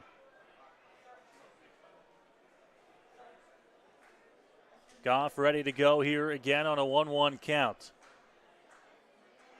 Squaring around to bunt, Jaco gets one down. Going to be a tough play, and no play as Jaco is aboard. A leadoff bunt single for Hayden Jaco to begin the top of the 4th inning.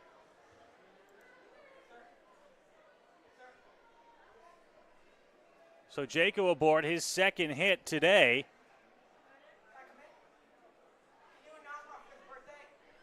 And that will bring to the plate here.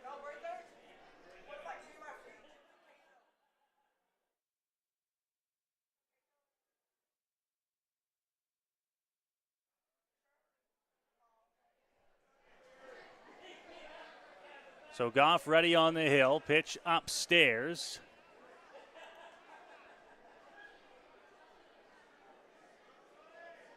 Missing there, moving the count to 1-0.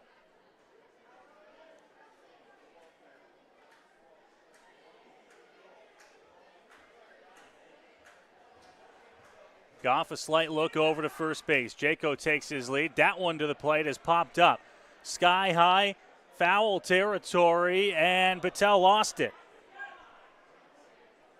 He did not see it. He was over to make the catch, and the ball got lost in the night sky and drops foul, moving the count to 1-1.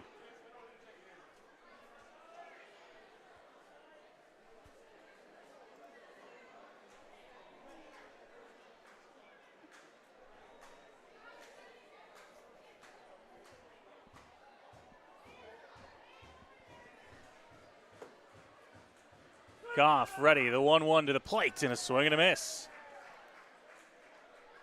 Like the off-speed pitch on the outside portion of the plate.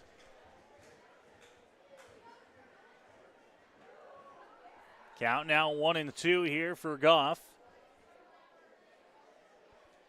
Going to try and find that first out. Here's the pitch to the plate, and it'll be a fastball to miss outside. Moving the count to 2-2.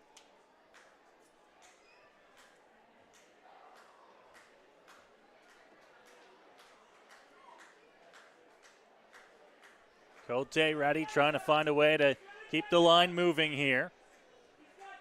Walked this first time around. Here's the 2-2, and that one's just off the plate.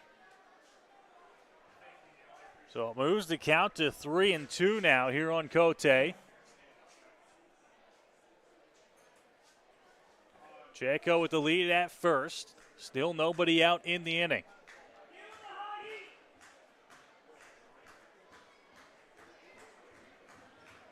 Upstairs in for the sign. 3-2. Delivery upstairs, and it'll be ball 4. A walk has put runners at first and second. Nobody out to begin the top of the 4th. Less than ideal start to the inning for Julio Goff out there on the mound. Hayden Jaco putting his speed on display with the bunt to start the inning, and then a base on balls for Goff. He's worked deep into counts against a lot of these hitters Julio Goff has. That's only his 3rd walk of the ball game, but it feels like a lot of guys are getting to full counts. He's already up at 73 pitches, Noah. 73 pitches. Still no movement down in the Majors bullpen, and that will get time called on the field. Looks like everything is in order, so we'll be ready to go here.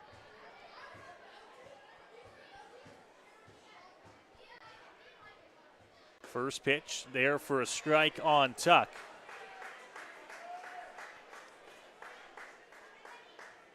Avery Tuck, if you'll recall, homered in his last trip to the plate on a really hard hit fly ball to right center field.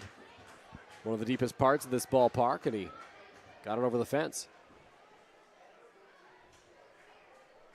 Baycats had home runs from the 5, 7, and 9 hitters. That's what you need from the bottom of your order, right? Making things happen, hitting the baseball out of the ballpark, and that gives the top a little more wiggle room. Pitch outside. Count moves to 1-1 here on Tuck. Scoring by committee is so important in baseball, right? You have the bottom of the order contributing. The top of the order, you always expect them to contribute. And if they're having an off night, the bottom of the order for this Barrie Baycats team can certainly pick up the slack. They are a very talented group, 1 through 9, as we've seen tonight. Swing and a miss. Another healthy cut there from Tuck. But he falls behind 1-2 here against Goff, who still looking for that first out here of the top of the 4th inning. It was the bunt to lead things off from Jaco, then the walk. In a good spot here at 1-2 as he grabs his sign from DeOlio. Pitch to the plate and ruining it there is Tuck, fouling that one out of play.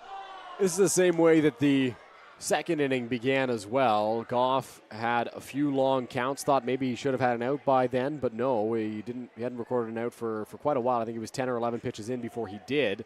Here it's a similar case where there's 2 runners on base. He's thrown a lot of pitches already in the inning and still no outs to show for it. 1-2 once more. Pitch to the plate and a swing and a miss. Big punch out there for the first out here of the 4th. Julio Goff, one of the things he's done throughout the ball game is he's tried to put batters away with the off-speed stuff, whether that's the slider, the curveball, or the changeup. It's been a lot of off-speed in the dirt, and the Baycats have kind of figured that out. They've been able to lay off a lot of those pitches. Right there, gets a little bit extra on the fastball and is able to pump it past Avery Tuck for a big first out. Now a ground ball gets you out of this inning and changes the complexion, changes the outlook of this frame of work for Goff. Going to need a hard-hit ground ball here to try and turn 2. Back to the top of the order in Kyle Maves. Jaco at second. Led off the inning. Pitch inside, and he'll take that for ball 1. Kyle Mavis 0 for 2. Strikeout swing and a line out to center field.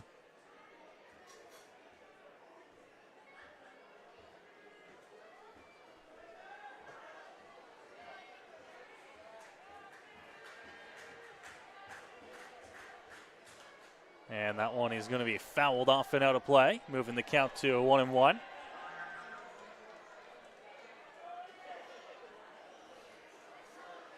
Goff got things going on the right foot in this ball game with a strikeout of Mavis on a full count in the first inning. Put the ball in play last time, but still nothing to show for it in the box score.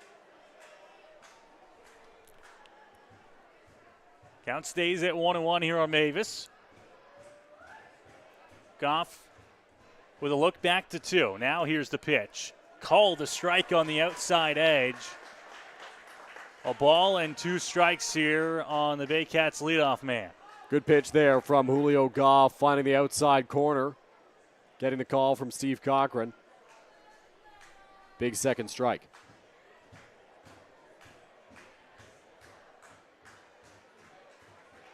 Another look from Goff. 1-2. That one well outside. No chance, and moves the count to 2 balls and 2 strikes. Got a big strikeout of Avery Tuck to get the first out and tried to duplicate the way he got him with that fastball that was elevated in the strike zone. Looked for a little bit more velocity and just missed the zone on that pitch. Fans trying to get behind Goff here. Pitch to the plate. Called strike 3 on the outside edge. Unhappy with the call, Mavis. He'll go back to the bench empty-handed, and there's 2 gone. Yeah, Kyle Mavis very unhappy with that decision from home plate umpire Steve Cochran. Goff gets the benefit of the doubt on that call there.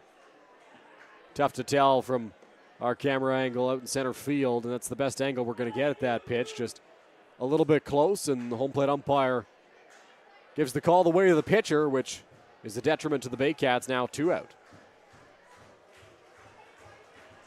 Good start to the inning for the Baycats.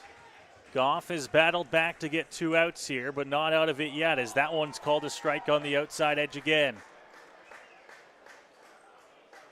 Well, if you haven't noticed already, the outside corner has been there all night for Steve Cochran, and I think both teams catching wind of that now. Pitch to the plate. That one will miss inside. 1-1.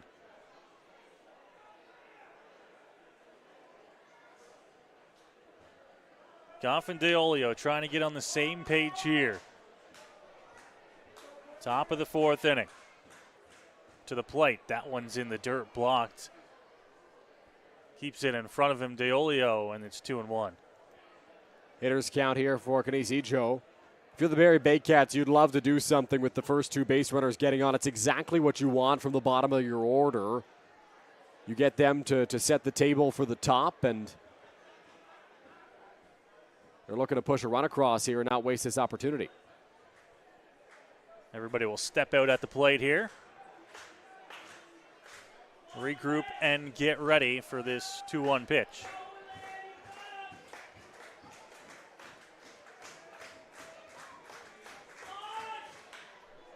And ripped into left center field. That one's going to drop for a base hit. Jaco in to score on an RBI single to put the Baycats back out in front. Nice piece of hitting there from Kinesi Joe. Smoked that baseball into center field. Got into a hitter's count, 2-1, and torched it right over the head of Keith Candell. Keith Candell, a guy who can get up there in terms of his jump, and he nearly caught that baseball just out of Keith's reach, and that allows a run to score. It allows Josh Cote to go first to third, and there's runners on the corners now.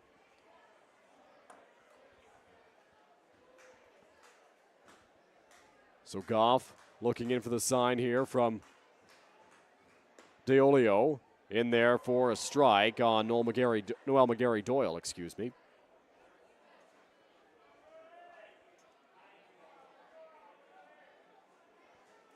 Looking down for the signs from the third base coach. Runners on the corners. We'll see if they put Ejo in motion, trying to steal a run perhaps.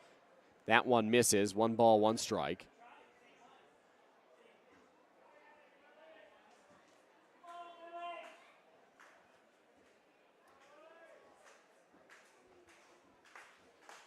One ball, 1 strike, 2 away.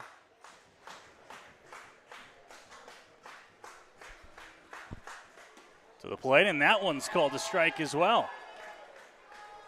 Good fastball there from Goff, found the inside corner. Likely nearing the end of the line. There's some action in the Majors bullpen. Looks like Jared Lund getting loose as Goff is up at 90 pitches. At this point, I think they'll try to get him through this inning. 2 outs, just 1 run across so far. Trying to keep it there. Here's the 1-2. Outside, runner goes, throw down to 2. Now back to the plate, and in time as the tag is applied, and the Majors escape any more danger in the top of 4. Well, we wondered if the Baycats were going to try to steal a run. They had Kenes Ejo over at first base, and he is a guy with tons of speed. So they sent him from first base. Eduardo DeOlio, 2 outs. All you need is 1 out to get out of the inning. He threw down. Majors didn't have a fancy trick play on to try to cut down the runner at the plate. He threw straight through to second base, and really good job by Keith Candell over there, the shortstop. He was alert on that play. He realized that Kenes Ejo was into second base safely. He had stolen that bag. He knew that priority number 1 became a throw to the plate, and he delivered a strike right to Eduardo DeOlio to retire Josh Cote, trying to swipe home. It's a play we've seen tons of times, whether you're in minor baseball, here in the IBL, even sometimes in Major League Baseball. When you get runners on the corners, you're trying to steal a run, and the Baycats just couldn't quite pull it off there, though it was a valiant effort. So 5-4, the Baycats lead here over the Majors at Labatt Memorial Park. With that, we'll take a look at the out-of-town scores in the Intercounty Baseball League tonight, Dylan. Yeah, right here, the Barrie Baycats just regained the lead at 5-4 over the Majors. The Welland Jackfish and Hamilton Cardinals tied 2-2. They're in the top of the 6th inning already at Barrie Memorial Stadium. And in Brantford, they are in the top of the 4th as well. Is that an 8 I see in the Brantford Red Sox score column? 8-0 for the Brantford Red Sox. Wow, Brantford off to a great start in this ball game over the Guelph Royals at Arnold Anderson Stadium. Dylan, the Brantford Red Sox this season, it's no secret that they can hit the ball. They're a much improved offensive team this year. Pitching still lags behind a little bit, but right now they're out in front to an 8-0 lead over Guelph. Yeah, the Brantford Red Sox have certainly had some bright spots this season, and you know, the offense, as you mentioned, Noah, is absolutely one of them. They've got a young infielder on their team, Matthew Fabian. And Matthew Fabian has come in. He's 22 years old, and he's really been a big reason for the Brantford Red Sox offensive success this year. Fabian has played in 22 games for Brantford, and he's batting .442 on the season. This is a guy who is in his first Intercounty Baseball League season. He's got 1 home run, 12 runs batted in, 7 stolen bases. He's making things happen for the Brantford Red Sox. He's getting on base as well. His on-base percentage? No, well, listen to this. Matthew Fabian's on-base percentage is over .500 right now. That means more than half the time he's getting on base for the Brantford Red Sox. Is that good? That is very good. And that's why he scored 26 runs in 22 games, because he gets on base, and the Brantford Red Sox offense definitely does have the pieces to push base runners around the bases to send him into score. And so Matthew Fabian is a catalyst for that Brantford offense. Well, the Majors will come to the plate and try and muster up some offense of their own. Miles Miller will lead things off here for the Pinstripes. Now back behind in this ball game after Barrie pushed a run across in the top half of the inning.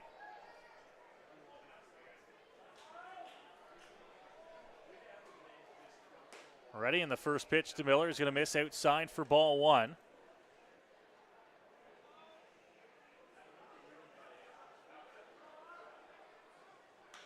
And again, this one ripped, but just foul down the right field line. Ball in the strike here on Miles Miller, who is 1 for 1 today. Blooped a single into left center field. I was just about to mention there, Noah, his last at-bat. That one was smoked down the line, but just foul. Miller over to second base. Throw over to 1 in time, and that will be the first out of the inning. Good pitch there from Evan Souls, getting a weakly hit ground ball from Miles Miller straight to his second baseman, Kyle Mavis. That's a routine play out there for Mavis. Souls' pitch count in a really great spot right now, Noah. 52 pitches through 3 1/3 innings. He's conceded the 4 runs to the Majors, but I think Josh Matlow and the Baycats have no complaints really with the way Souls has pitched. No, and why would you? The way that he's controlled the Majors lineup so far, as that one is swung on and missed. No action in the Baycats bullpen right now. Souls is cruising along at the moment despite the 4 runs. Hitting the air out to left. Couple of steps back is McGarrett Doyle, and he'll make the grab quickly. 2 gone here in the inning. And you got to wonder, just back to Evan Souls' performance so far in the ball game, you got to wonder how different the bottom of the 3rd inning would be if there was no balk, right? If that balk doesn't get called, I mean, it's probably a 5-2 game right now in favor of the Barrie Baycats, because I don't know if the Majors score either of those runs that inning. They certainly wouldn't have gotten a double from Starling Joseph, because he only got the chance to hit there due to the balk. So the balk changed things around, and Souls has put on a good performance on the mound. Ready to go here, working with a pair of outs, and that one's going to be called a strike to begin the at-bat to Keith Candell.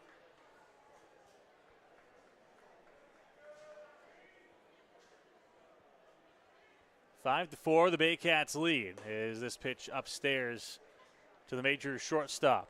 A ball and a strike here. This is the first time that the Majors did not get the leadoff man on in the ball game here in the 4th. First 2 men have been retired as Candell tries to get something going. Is it 3-0, Noah, or 2-1? No, it's 2-1, Dylan. Okay. Scoreboard here says 3-0. That one is going to be upstairs. Count now moves to 3-1. Crowd is very unhappy now that they've realized it wasn't ball 4. They had the ball 4 chance. So Yeah, the count is 2-2. 2-2? Okay, I had it at 3-1. And it that was one 3-1. will walk. It is, okay. Well, we were getting all sorts confused, and then the home plate umpire tried to signal some signs up to us what the count was, but it is tough to see at times. Either way, Keith Candel's aboard with 2 outs here with a 2-out walk. So 2-out base runner, bottom of the order, Keith Candel. He's down there because he can set the table for the top, right? He's a guy you can put in the leadoff spot, you can put in the number 9 spot, turns things over to the top of the order in a good spot. Runner on base, 2 away, Byron Reichstein. Now it's up to him to make something happen.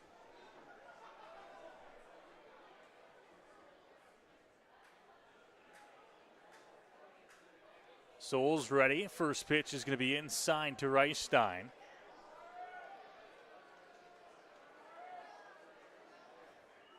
Reichstein 1 for 2. That hit led off the bottom of the first inning for the Majors. He'll hit one, but foul down the first base line. Yeah, Reichstein led off the ball game with a laser of a single into center field and then struck out swinging on 2 really good breaking balls from Evan Souls. There was 1 strike, went with the breaking ball against Reichstein, swung right over top of it, and then he saw the swing that he got on the first breaking ball, said, I'm going to come right back with it, and it worked to perfection.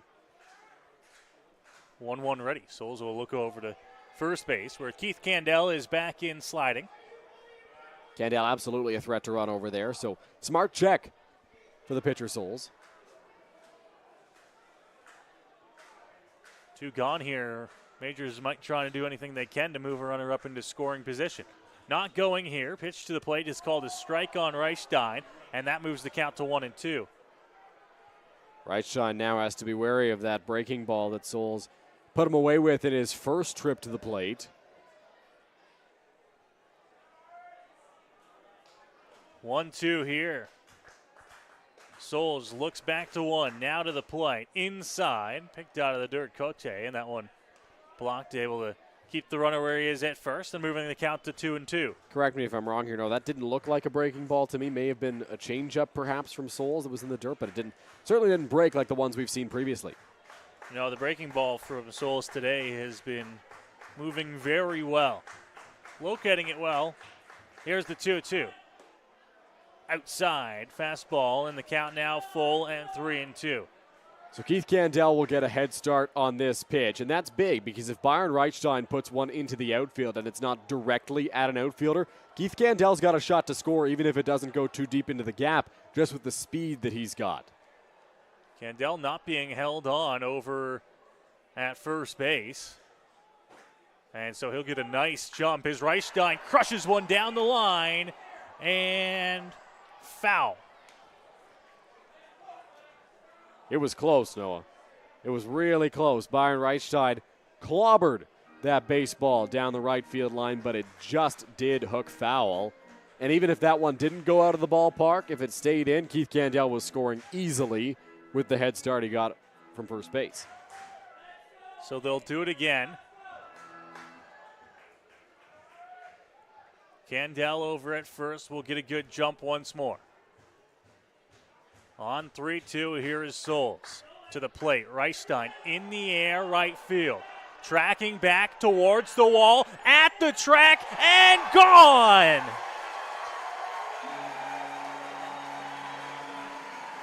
Byron Reichstein out to deep right. And the Majors grab their first lead of the ball game.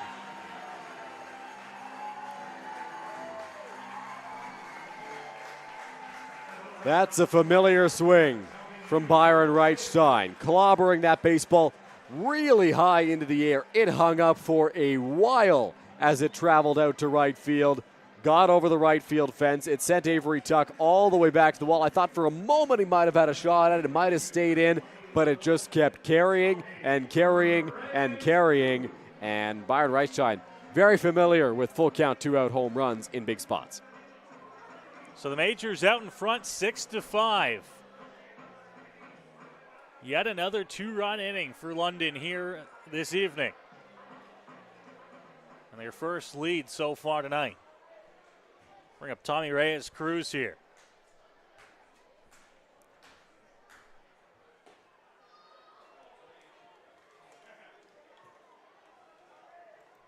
Count moves to 1-0.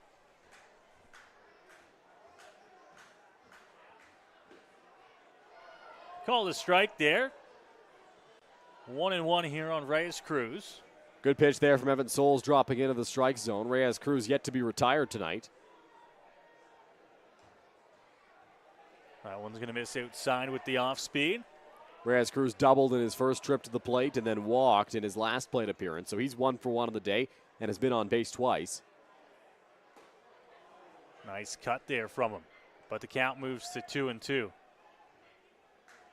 2 outs here. Majors have pushed across 2 runs. Souls to the plate, and that one's going to be fouled, and Reyes Cruz will stay alive. Good job by Reyes Cruz getting a piece on that high fastball there. Just going back to that Byron Reichstein home run. Keith Candell making things happen at the bottom of the order. All the more apparent and all the more important after that home run. 2-2. Upstairs, 3 balls and 2 strikes here now to Tommy Reyes Cruz. Looking to try and find any way on he can here. This inning started with a 2-out walk to Keith Candell as that one's fouled off at the plate again. Well, we talked about at the beginning of the inning how good of a place Evan Souls' pitch count was in. It's now up to 72 pitches through 3 2/3. This is back-to-back full counts now. He's thrown 23 in this inning. Hit hard, but foul down towards the Baycats bullpen.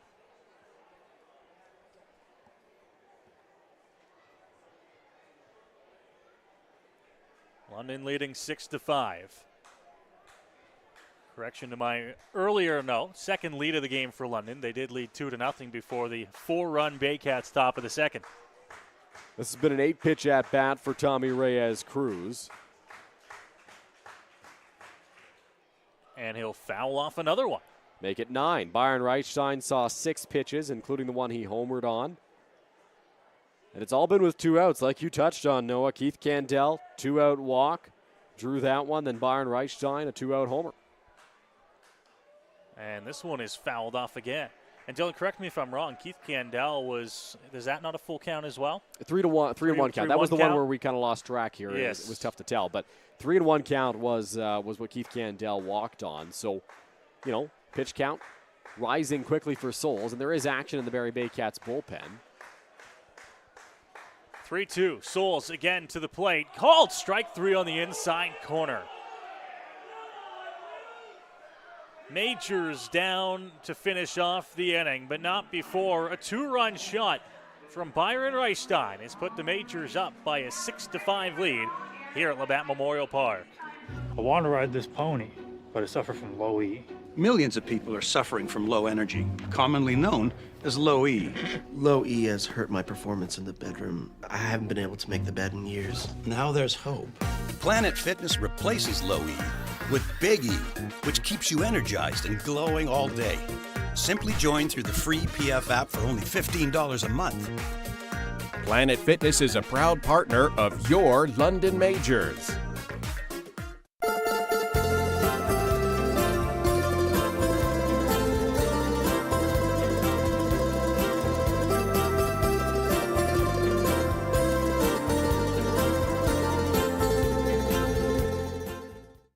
You're watching. Here's the pitch. Joseph drills it to right center field. That ball's going back to the warning track, to the wall. Goodbye, baseball. Starling Joseph, a 2-run home run. London Majors Baseball on MajorsTV. We are back here inside of Labatt Memorial Park as we move along to the top of the 5th inning. London 6, Barrie 5. And as you take a look on your line score there up on your screen, you see the totals. 6 hits for the Baycats, 5 for the Majors. And that is where we sit as we make our way towards the top of inning number 5. And don't look now, Dylan, but back out to the hit. Julio Goff. Interesting call for the Majors here, putting Julio Goff back out there on the mound. He is working in his 5th inning, and he's thrown 91 pitches up to this point. But he's getting a chance to get through 5 here, qualify for the win. We saw some action in the 4th as Jared Lund was throwing. I think it's still Jared Lund standing out in the bullpen, though he's not warming up at the moment. it, for now, is Julio Goff's inning to work with, but we'll see how far he gets depending on pitch count.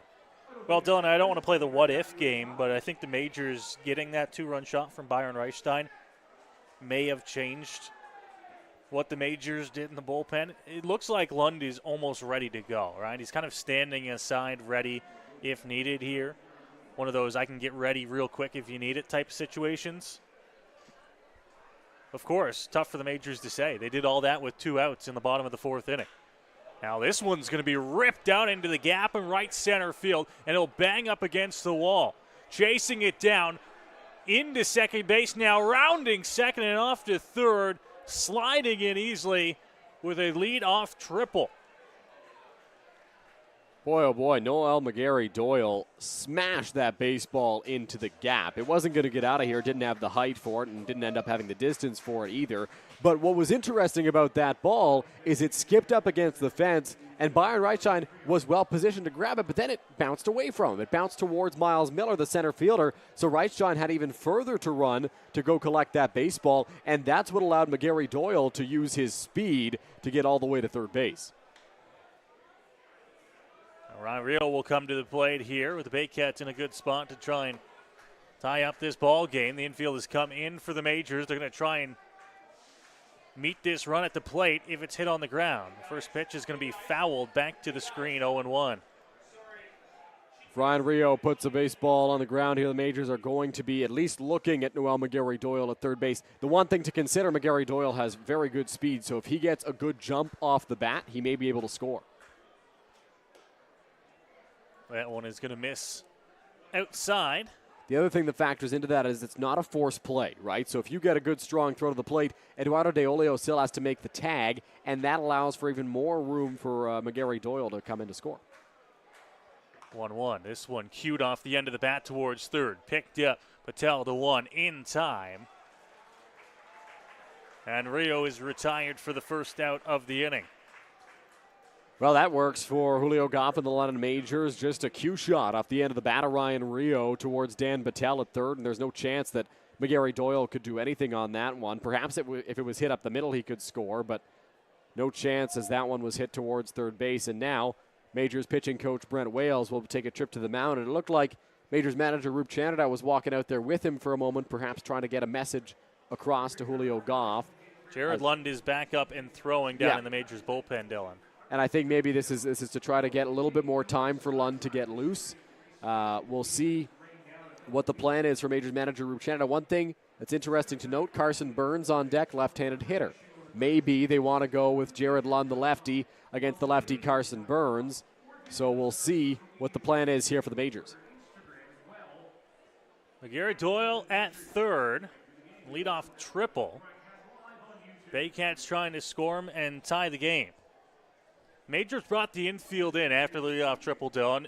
Of note, McGarry Doyle never really looked like he was going to be taking off towards home plate. The Baycats might be looking at the order here, saying we got Williams after Rio, and then we got Burns after him.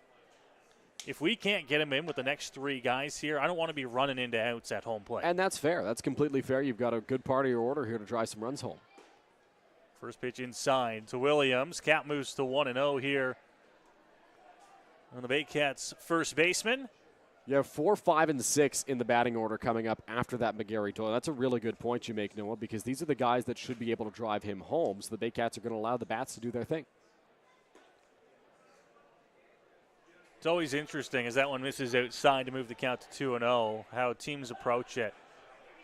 And if we do get a shot at it at some point, you look, and McGarry Doyle's not even really taking more than 2 or 3 steps off the bag. Yeah. To make sure that he can get back there if he needs to on a liner to Patel at third. Yeah, the secondary lead is not particularly big. The secondary lead is 1 step, and it's not a shuffle. It's a step from McGarry Doyle. So he's not really focused on trying to make it home on the contact play. You see that lead, not very big. Great look at it right there. Pitch to the plate and just missing low as it bounced out of the glove of De Olio. And just keeping with that angle right there, you saw that McGarry Doyle was not even at the cut of the grass there with his original lead, and the secondary, he still didn't reach that part of the grass. So he's not in any hurry to score a run here. Baycats looking to score him with a hit. It's a 3-1 count here on Williams, and this will do it.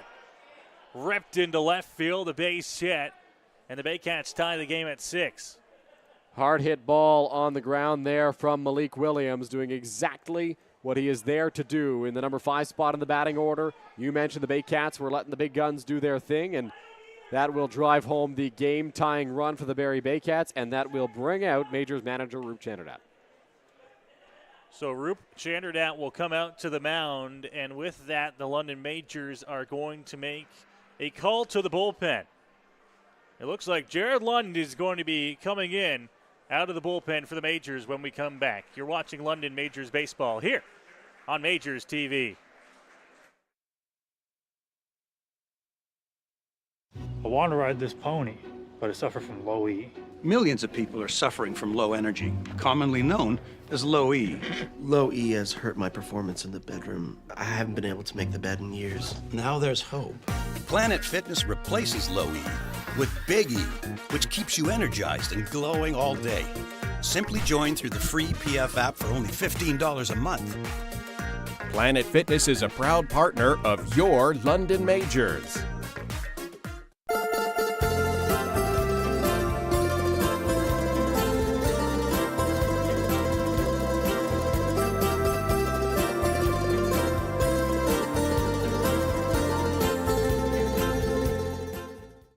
You're watching. Here's the pitch.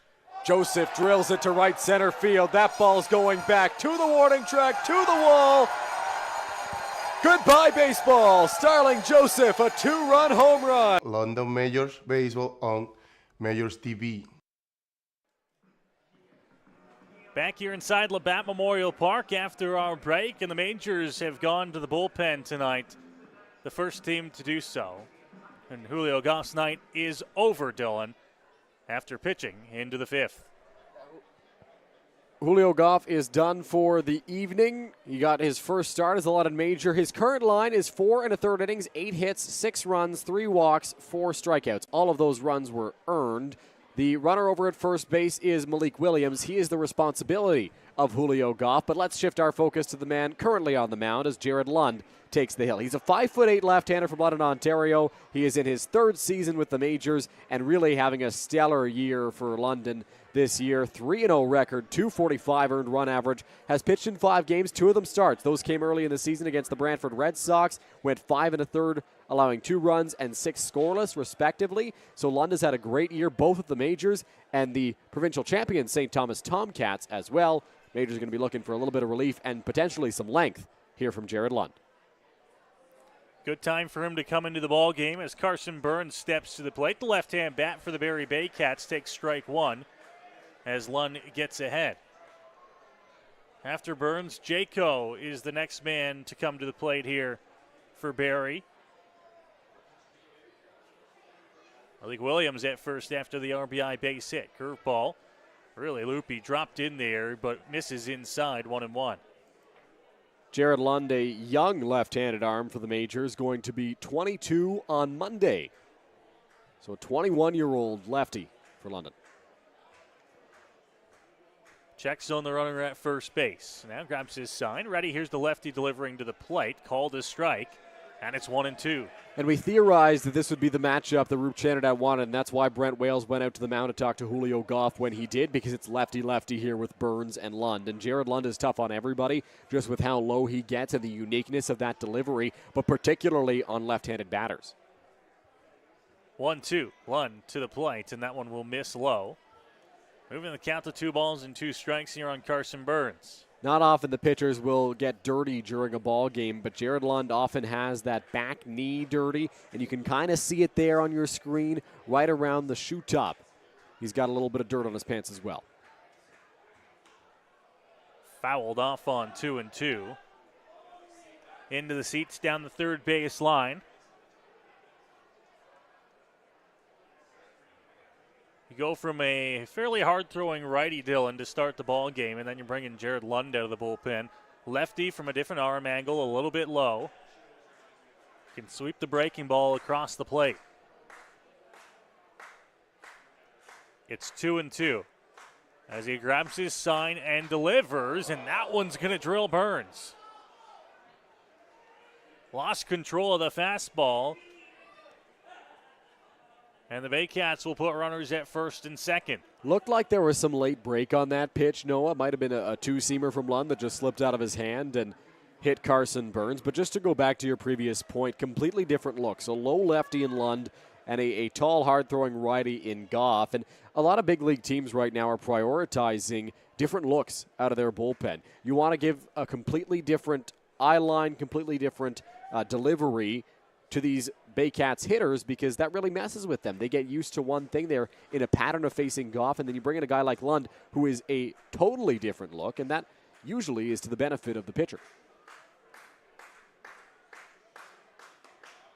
First pitch to Hayden Jaco is going to miss outside, a little bit high as well. 1-0 here.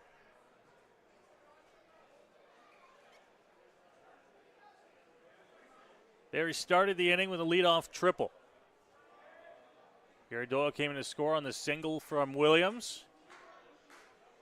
And now stands at second after the hit batter. That one's called a strike. Jaco thought it might have been a bit outside. 1-1. Hayden Jaco, familiar with Jared Lund, caught him a few times back in the 2021 season when Jaco was the catcher for the Majors. You won't find Jared Lund's 2021 numbers on his current point streak profile, but he did pitch for the Majors that season. That one will miss outside. 2 balls and a strike. It's 19 that season. 19, it's crazy, yeah. And Lund kind of emerged the way Alex Springer has this year for the London Majors. A guy from the St. Thomas Tomcats, a junior player who's burst onto the scene, a lefty, and has had a lot of success. 2-1. Lund ready, looks to the plate. Jaco in the air right field, chasing Reichstein, but that one is going to land a foul ball and move the count to 2-2. To go back to what I was just mentioning with Springer and Lund, Roop Chanderdat, the Majors manager, went into the season just, hoping for some innings from those guys, and they both became, in their respective 19-year-old seasons, guys that Majors manager Roop Chanderdat could really trust. He could rely upon Jared Lund to pitch some big innings down the stretch back in 2021, and this season he's relied on Alex Springer a few times to get some big outs for him as well. Lund looking for a pair of big outs here. He's got a 2-2 count on Hayden Jaco. Lund to the plate, just inside, and that'll run the count full. That was a really close pitch from Jared Lund, just off the plate, says the home plate umpire. But it was very close.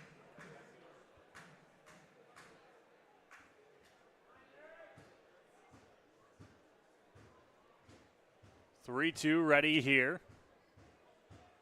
Lund checks back at second base. To the plate, called strike 3. Jaco thought it was low. Lund gets the benefit of the doubt, and a big strikeout there for out number 2. Similar location there from Jared Lund. This one catches the plate, though, and that's a really good spot to work if you're the young lefty. Gets the called third strike on Hayden Jaco, and that's a huge, huge strikeout because you had 2 runners on base with 1 out. Yes, a double play ball gets you out of the inning, but that's tough to turn with Jaco running. He's got some good speed. So Lund gets a strikeout. Doesn't even let Jaco put the ball in play, and that's a huge second out. Now things get slightly easier with 2 outs to get out of this inning.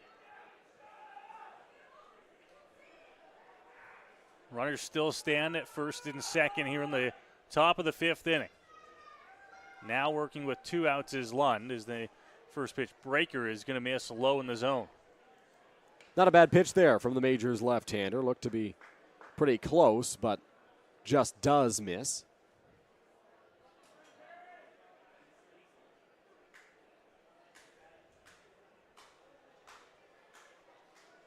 Lund to look back. Comes to the plate, and that one will miss again. 2 balls and no strikes here. 2 consecutive pitches from Jared Lund that have missed low in the strike zone. That one in the dirt.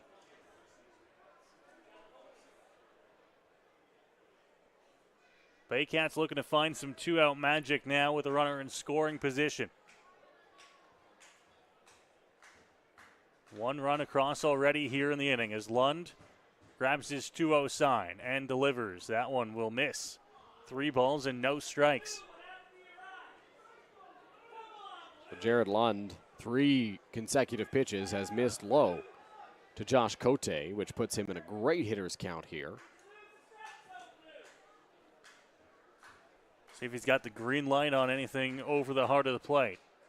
That one will be called a strike, but it was at the bottom portion of the zone, 3-1. Yeah, really close with that last pitch to being ball 4, but Jared Lund located it well in a good spot and sees another pitch here against Cote. 3-1. Lund readies himself again to the plate. Called a strike on the outside edge. And now the count moves to full. That one broke away. Looked like a two-seamer. Similar pitch to the one that he hit Carson Burns on.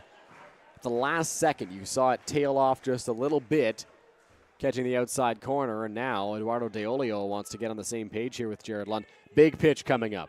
Full count, 2 out. Runner in scoring position. That's the go-ahead run, right? The Barrie Baycats have tied this ball game up. It's 6-6. That run means a whole lot more. It's been a back-and-forth game all throughout, but I think it's key for the Majors to keep this thing tied right now and give the offense a chance to score runs in their 3rd consecutive inning. The runners will be off on the pitch on a 3-2 count with 2 outs here in the inning.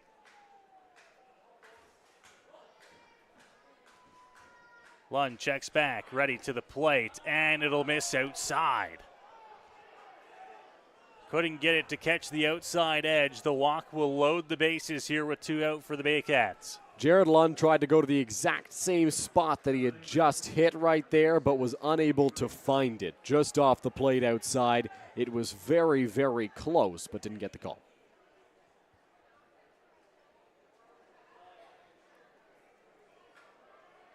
So now the bases loaded, 2 out, and that'll bring up the 9-hitter, Avery Tuck. Lefty on lefty. First pitch outside for ball 1. It's another matchup that Majors manager Roop Chanderdat feels is favorable for his ball club, with the lefty Tuck in the batter's box and the lefty Lund out there on the mound.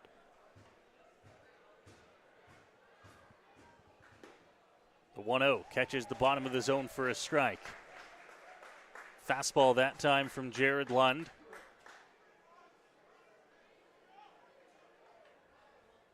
Majors outfield playing fairly deep here against Tuck. Rocketed one earlier on in the ball game. And that one sweeps away from De Olio, who had to reach for it, keep it in front of him, 2-1.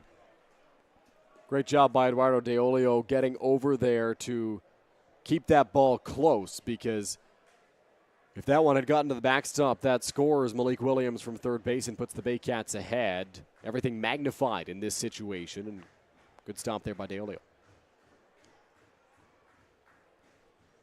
They ready, and now Lund goes to the plate with his 2-1, and that's going to miss. A little bit animated behind the plate, Eduardo De Olio. I don't know if he thought that caught a portion of the zone, but it moves the count to 3-1, and Lund in danger of walking in a run. That's worst case scenario for the London Majors, having Jared Lund walk in a base runner here. But it's certainly a possibility with the count in the situation. 3-1. That one's there for a strike. And once again, another big full count pitch coming here in the 5th. Well, after the Majors didn't like the previous ball call, Avery Tuck doesn't like that strike call. He thought it should have been ball 4. So like you mentioned, Noah, we're full again, 2 outs.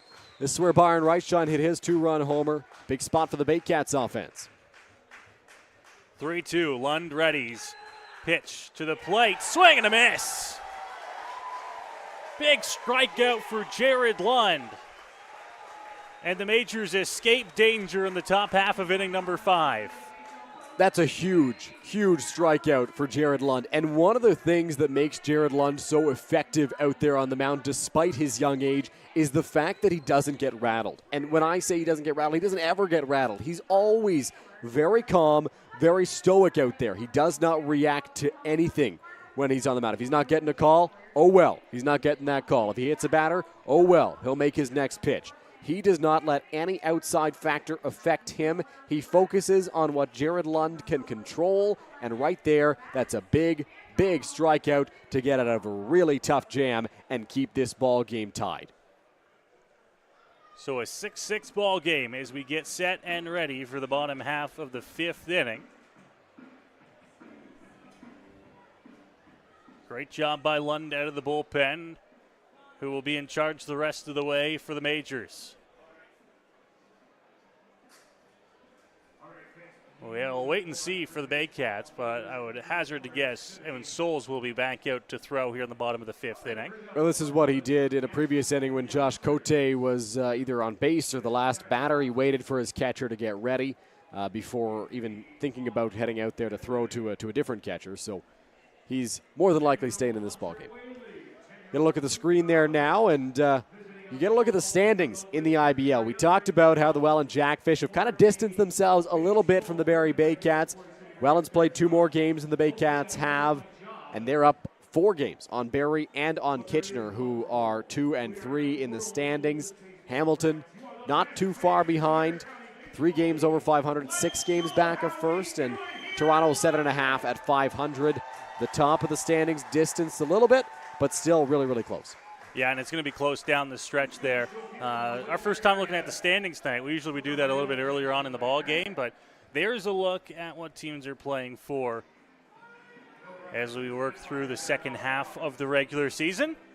And we'll point it out again just because we mentioned it earlier. We'll say it one more time. Majors have played far fewer games than most of the teams in the Intercounty Baseball League.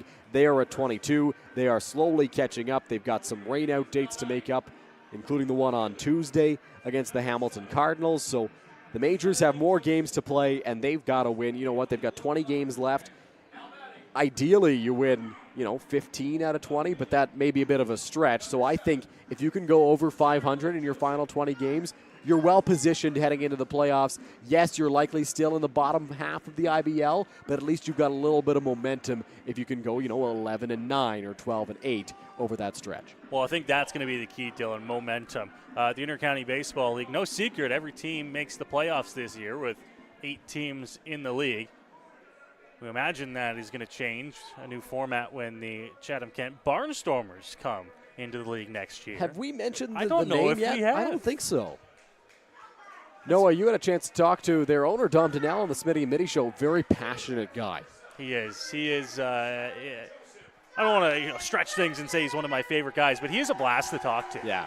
He is so full of energy and so excited about bringing a franchise, not just to Chatham-Kent, but a new franchise to the Intercounty Baseball League, a league that he says is like a hidden gem. Yeah. No, I agree with him completely. He just loves the game of baseball.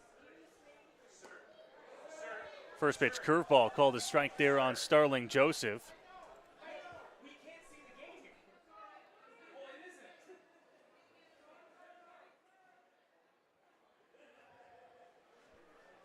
And Souls back out on the mound here. Curveball will miss outside, moving the count to 1-1. Joseph got caught on that first pitch strike. A really good breaking ball from Souls that caught the zone. And able to lay off that one well outside.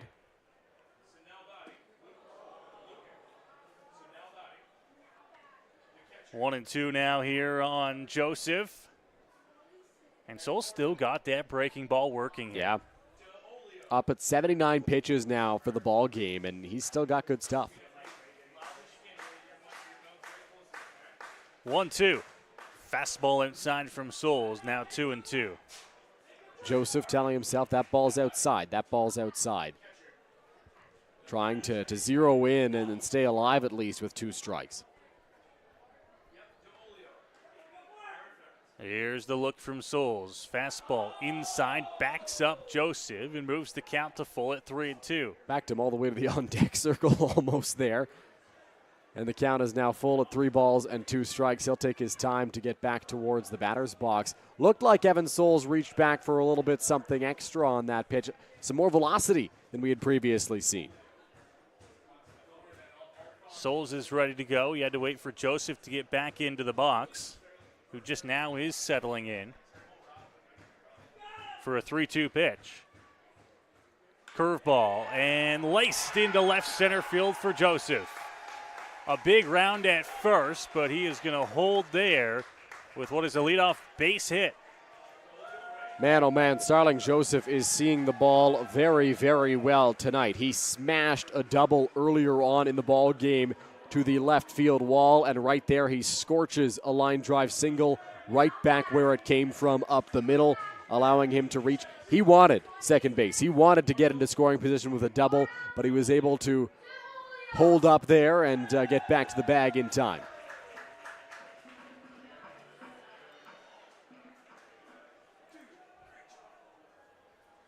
Eduardo De Olio to the plate now with the leadoff man on here for London. Souls working from the stretch here in the bottom of the fifth. Here's the pitch. De Olio will take that one, just missing low. Ball and no strikes.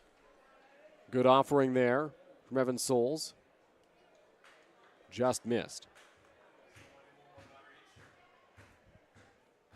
Joseph lead at the cut of the grass as the fastball comes inside on De Olio, 2-0. De Olio had to duck out of the way of that one.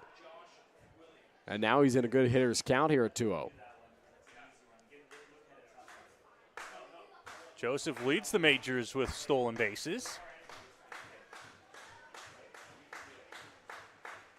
Curveball outside, staying away from De Olio, moves the count to 3-0.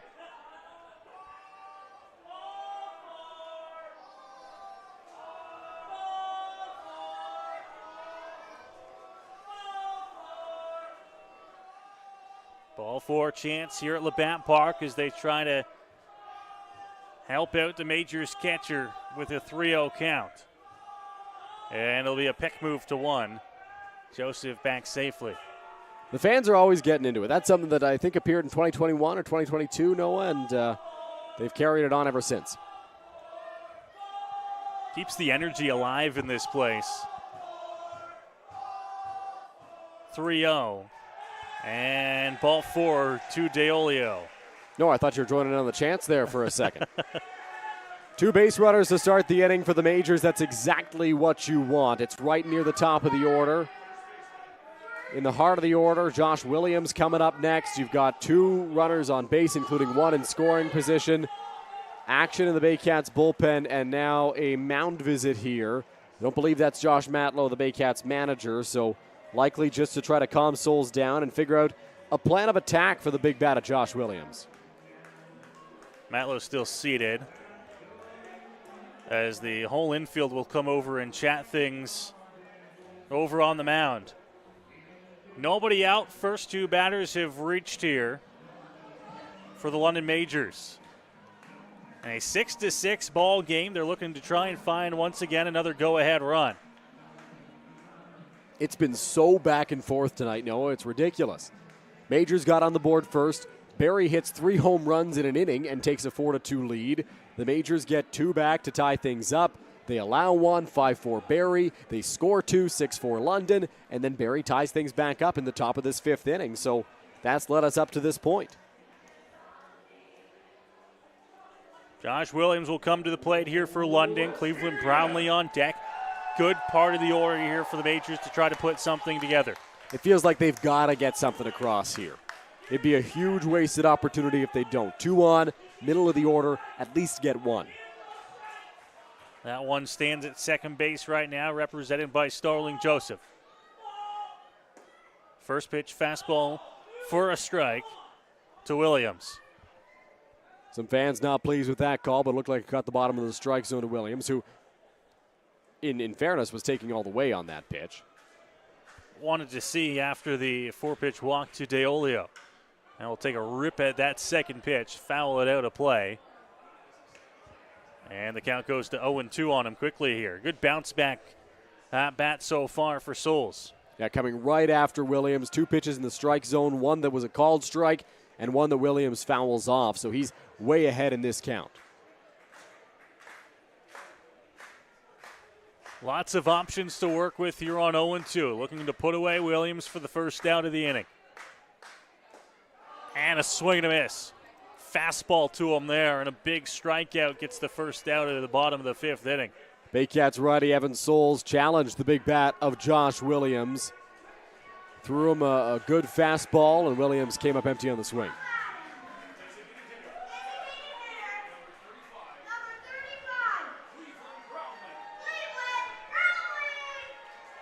Cleveland Brownlee will come to the plate for the Majors here. Trying to find a hit to bring in a run. You can feel the life in the crowd here, just looking for something to explode over.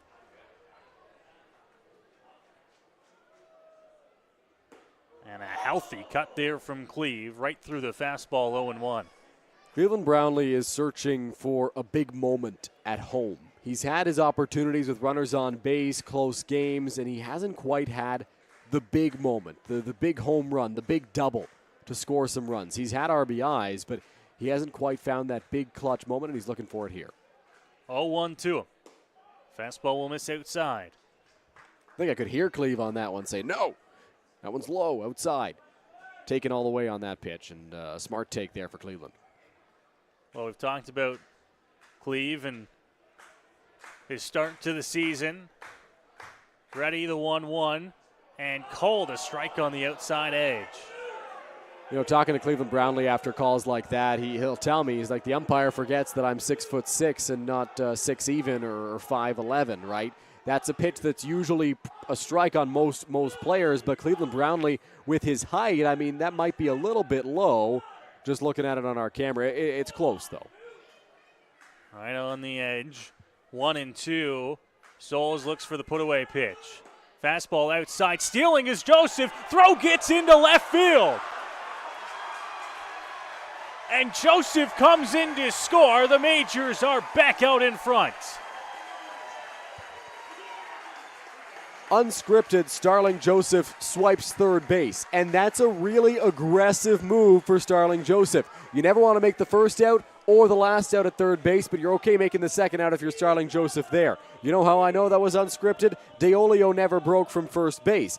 That's a really tough throw for Josh Cote, the catcher, to make if it's center cut right down the middle with the big Cleveland Brownlee in the righty's batter's box. That one was far outside, so Cote had to reach, throw across his body, and it gets into left field. 7-6, the Majors lead here after the run comes in to score. Curveball is fouled off, and Cleve stays alive at 2-2. Good job by Brownlee staying right on that pitch and fouling it straight back. He will see another offering.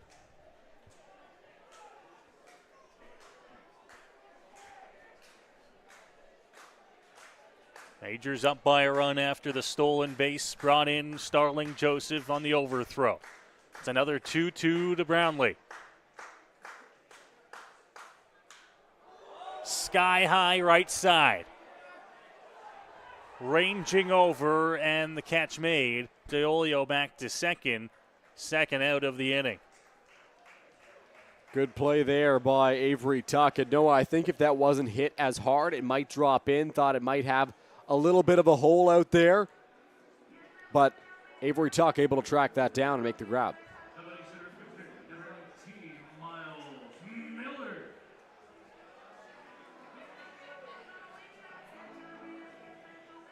So Miles Miller will come to the plate looking to try and find a way to bring in the Majors' 8th run of the ball game. DeOlio stands at second base here with 2 gone in the inning. 7-6 London lead. Majors would love to get a little bit of insurance here. And Miller is due for a big hit himself as well. He'll look to try and find it here with DeOlio at second. Cued off the end of the bat, shortstop. Going to be a tough play across the body in time to get Miller and retire the Majors here in the bottom of the 5th inning. But London does pick up the run. Starling Joseph manufactures, and it is a 7-6 London lead through 5 here at Labatt Park. We got the 6th inning coming up next. You're watching London Majors Baseball on Majors TV. Here we go. Believe me, you've never heard a talk show like this. I'm sleeping with Joe Carter. By the way, Joe did not touch them all. Yeah, I have to say, like, your voice is fantastic. Meet Smitty. Listen, I'm the brains here. And Mitty. And I'm the good-looking funny one. This is the Smitty Mitty Show.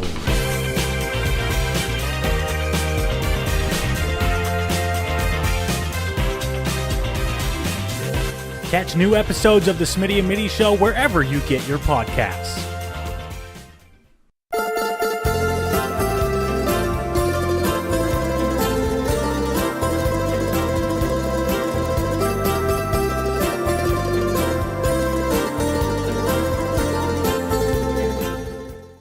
You're watching London Majors Baseball on MajorsTV.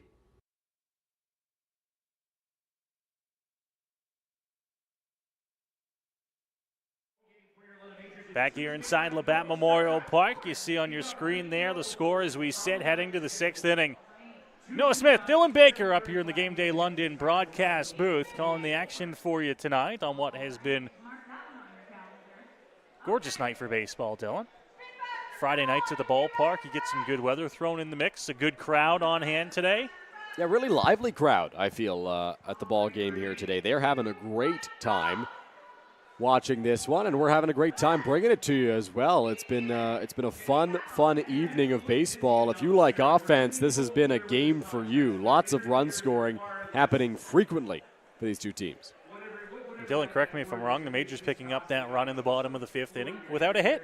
Yeah, I don't think they got a hit in that frame. Manufactured. Starling Joseph got aboard and then moved up to second on the walk. Joseph had a hit. Did he have his Joseph ripped one up the middle. That was the only hit, I think, that inning. DeOlio walked. Yes, it was the lead on. It was the liner over the shortstop's head. Yes. So they do pick up a hit. But a 7-6 lead now for the Majors as we make our way towards the top half of inning number 6.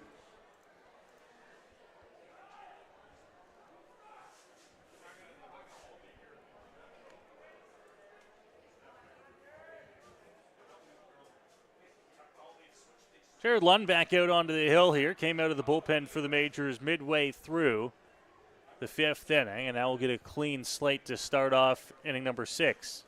Lund will face the lefty Mavis, the righty Ijo, and the lefty McGarry Doyle due up in this inning. Big curveball. That one catches the zone for a strike, and it's 0-2. Mavis, if you'll recall, was very unhappy after a strikeout was called on him in his last trip to the plate.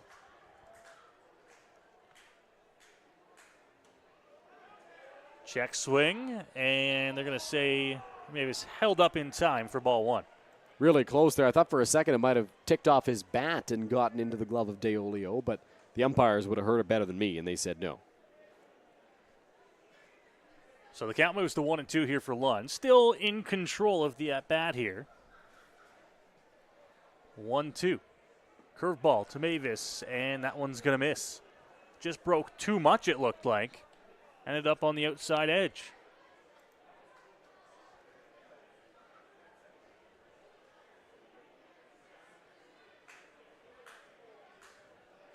Lund ready to the plate and missing low. Looked like DeOlio thought that might have been strike 3, but that one misses as well. So the count runs full. So a full count here to begin the inning. Davis looking to find a way on here for Barrie. And fouls off that full count pitch and stays alive. Did that one hit the dreaded comeback foul ball where it hits over the grandstand and finds a little hole and drops back in? Just based on the reaction of the crowd, I think it might have been. You think you're safe behind home plate. 3-2. Chopper.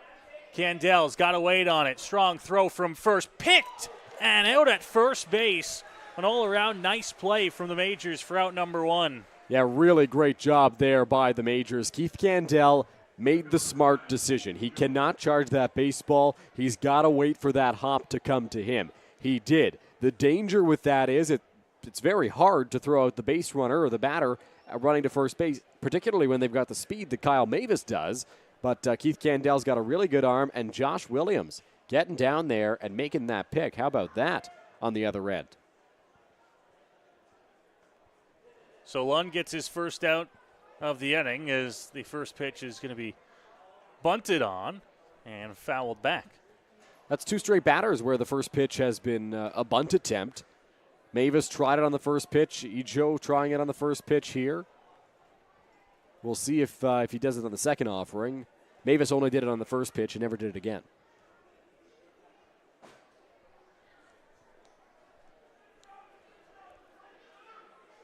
So it looks like they're all sorted out at the plate, pardon me. I think DeOlio got the bunt attempt fouled off of him. He took his time. 0-1 to Ijo coming here. Swings right through it, now 0-2. Lund has a plethora of options right here against Kenny Ijo. We'll see what he elects to come with. Lund ready. Went fastball, went upstairs and missed with it. Didn't get a chase. I don't mind that pitch there from Jared Lund. Trying to get a swing and a miss, just didn't happen.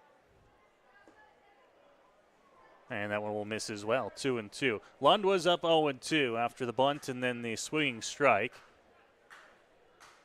Now at 2-2, he'll still look to try and find the put-away pitch. That one swung on, popped up on the infield.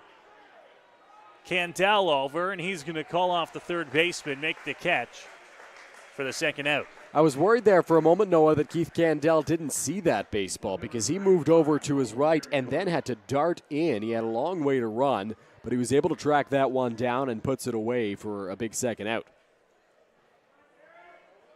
Something to note here, Noah, an inning and a third worked by Jared Lund, 36 pitches thrown already for the Majors left-hander. Took him 24 to get through the previous inning. Broken bat up the middle, and that one is just going to sneak into center field for a 2-out base hit. That one not hit hard at all. You mentioned it. It broke McGarry Doyle's bat, but it was in the right spot. It just trickled its way right up the middle and got into center field. Tommy Reyes-Cruz actually played it. That's how slowly it was hit. It just sat there in the outfield grass, but that extends the inning for the Barrie Baycats. So McGarry Doyle on first with a 2-out single. We'll keep the line moving for the Baycats here and bring up Brian Rio to the plate with 2 gone. It's been a back-and-forth contest so far.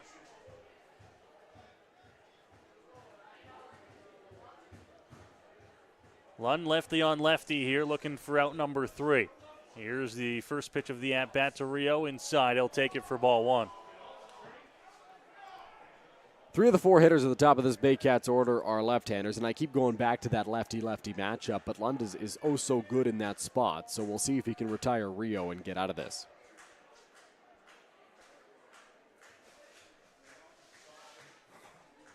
Lund ready, but time called before he could get the pitch to the plate. I think that one from Rio. I think that's who the home plate umpire pointed to when time was called, so looked like it was a pretty good pitch there. So remain 1-0 here as Lund gets ready for a second time. Checks over to first base. Leg kick delivery there for a strike on Rio, 1-1. Nice pitch there from Jared Lund, finding the outside corner. Last thing you want to do is give Ryan Rio a pitch in his wheelhouse that he can drive, and that one right there found the outside corner.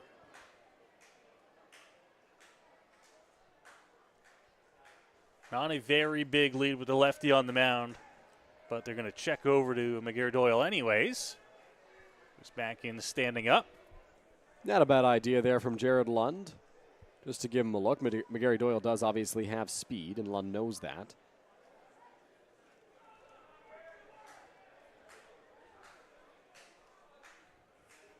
Lund readies himself on 1-1.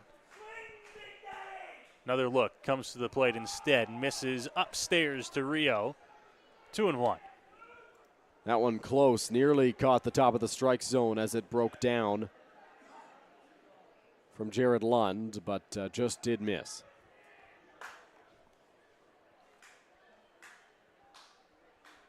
Two 2-1. The Majors lefty out of the bullpen, Jared Lund working here. Gets that strike across, called on Rio to move the count to 2-2. Good pitch there from Jared Lund, finding the outside part of the plate. And now has a really great chance to put Rio away. Looking to try and get the Majors back to the bats in the bottom of inning number 6. Here's the 2-2 from Lund. Delivery and just missing on a pitch that kind of falls away to the outside corner. Well, this is why Jared Lund is at 42 pitches through an inning and a third. It's because he's run into so many full counts, and that was the case for Julio Goff as well. The Barrie Baycats have done a tremendous job of working at bats, and now the run will be off on the pitch. Gotta make sure Lund goes to the plate first with the lefty on the mound. He does. Pitch called strike 3. Rio thought it was outside. Home plate umpire Steve Cochran says it caught the edge. And Lund with a strikeout gets the Majors out of the top of the 6th. Jared Lund with a flair for the dramatic in his 2 innings of work so far. Got the final out of the previous inning on a bases-loaded full count, 2-out strikeout. And then right there does it again. Full count, 2-out, gets the punch out. This one looking. The previous one was swinging. And that has allowed the London Majors to go back into the dugout with a 1-run lead here in the bottom of the 6th inning now as the crowd gets pumped up. Really healthy crowd and a bit of a, I'll call it a bounce-back crowd after Wednesday night. Obviously not a lot of people expecting that Wednesday game. Nope. But the crowd out in full force and really energetic tonight. It's been a fun night at the ballpark. It has, and the Majors helping them out with the cheering by getting some offense going. The only inning they've been held off the scoreboard so far, Dylan, was by the bottom of the 2nd. Yeah. 2 runs in the first, 2 in the 3rd, 2 in the 4th, 1 in the 5th, and we'll head to the bottom of the 6th inning. Majors out in front, 7-6. Here's the out-of-town scoreboard. Another update for you. A 4-2 Welland Jackfish lead in Hamilton as that game goes to the top of the 9th inning. Brantford adds on to an already big lead, 12-0 over Guelph in the top of inning number 7. Yeah, the Brantford Red Sox are in control in their game against the Guelph Royals right now, up by 12 in the top of the 7th inning. They started right around the same time as we did here. They're about an inning further as you get a look at some fans enjoying what, like I've said it already so many times, but it's a great night at the ballpark. It is. But I hope you bring a sweater because by the time we leave the ballpark tonight, Dylan, it's going to be a little bit chillier. I think they're expecting temperatures at the lowest point tonight to get down to about 14 or 15 degrees. Oh, my goodness. I looked at my sweater and as I was leaving the house, and I said, no, I think I'll be all right tonight. You weren't. I was out of the house throughout the day today. Of course, I mentioned the London Talents tournament going on. I was coaching my younger brother's team, and it was really warm out. So I was like, I'll be fine tonight. Wrong. It is cooling off by the minute. I think your fan is your fan still going? Oh, the fan's off. Okay, wow. Okay, you're automatically looking for the blame over here to Mr. Man with the fan. I am not. I'm sorry, but it's cooling off here, that's for sure. We got a pinch hitter into the ball game here, Dylan, to begin the bottom half of inning number 6 for London. That is Noah Williams, pinch hitting for Dan Battelle, still looking for his first IBL hit, 0 for 3, 2 pop-outs, and a controversial ground out on Wednesday night. Now he's going to rip one down the line. Fair ball picked up by Malik Williams. Over to 1 in time. A bang-bang play over at first base, and for the second straight ball game, Williams, and now I think we've just seen an ejection. Is that, I think it's the first base coach for the Majors. Is that Dan Battelle? I don't know who is at first base for the Majors, but he's just been ejected. And I think that's some carryover frustration for the Majors because they were really hoping Noah Williams would have his first IBL hit on Wednesday on a similar play. He beat out a ground ball, and the call was out. You look at the replay, it's a little controversial. And then right here, same kind of thing. Bang, bang play at first. Williams gets called out. And to me, that looks like Dan Battelle, and that's fine because he's already out of the ball game. But if that's a Major that was on the bench earlier in the game, still available to come in, that just got thrown out, that really handicaps the Majors.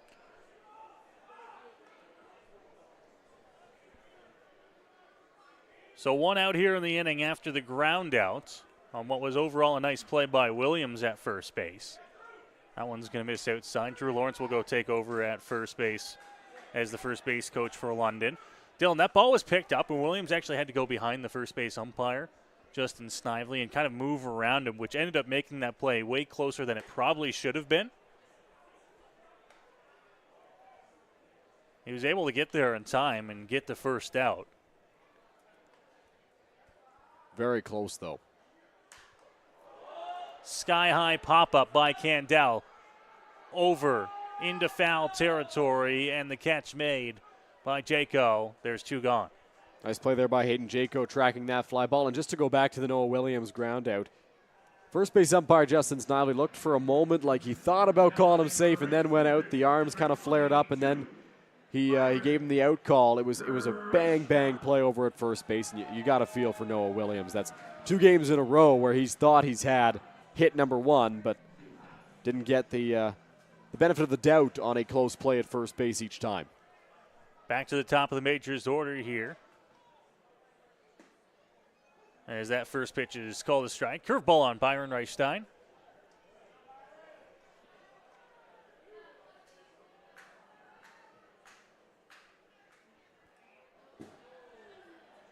That one's going to go all the way to the backstop, move the count to 1-1.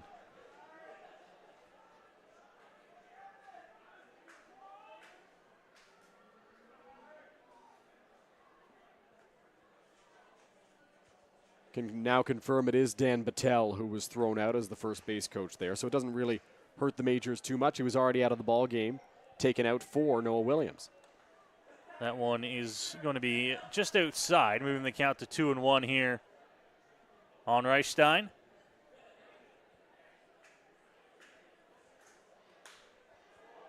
Swing, foul ball, down the left field line. Long run, over towards the line, and it'll drop foul. Had to go a long way for it. That ball was up in the air for quite a while, Dylan, and by the time it came back down, McGarry Doyle had overran it. Yeah, that's a really difficult play for Noel McGarry Doyle, the Barrie Baycats left fielder, and here's why. He's got a really long way to run for that, so he's got to be full speed all the way, and then he thinks he's camped under it, but the momentum just keeps taking him past that baseball, and it drops in foul. A valiant effort by the Baycats left fielder. Almost came up with that one. Reichstein now a 2-2 count. Second life for him at the plate here, but he swings right through a fastball. It's a strikeout to end the bottom of the 6th inning. The Majors go quietly here in inning number 6. When we come back on Majors TV, as Dylan Baker is back on the call, Majors holding on to a 7-6 lead over the Baycats. I want to ride this pony, but I suffer from low E. Millions of people are suffering from low energy, commonly known as low E. Low E has hurt my performance in the bedroom. I haven't been able to make the bed in years. Now there's hope. Planet Fitness replaces low E with Big E, which keeps you energized and glowing all day. Simply join through the free PF app for only $15 a month. Planet Fitness is a proud partner of your London Majors.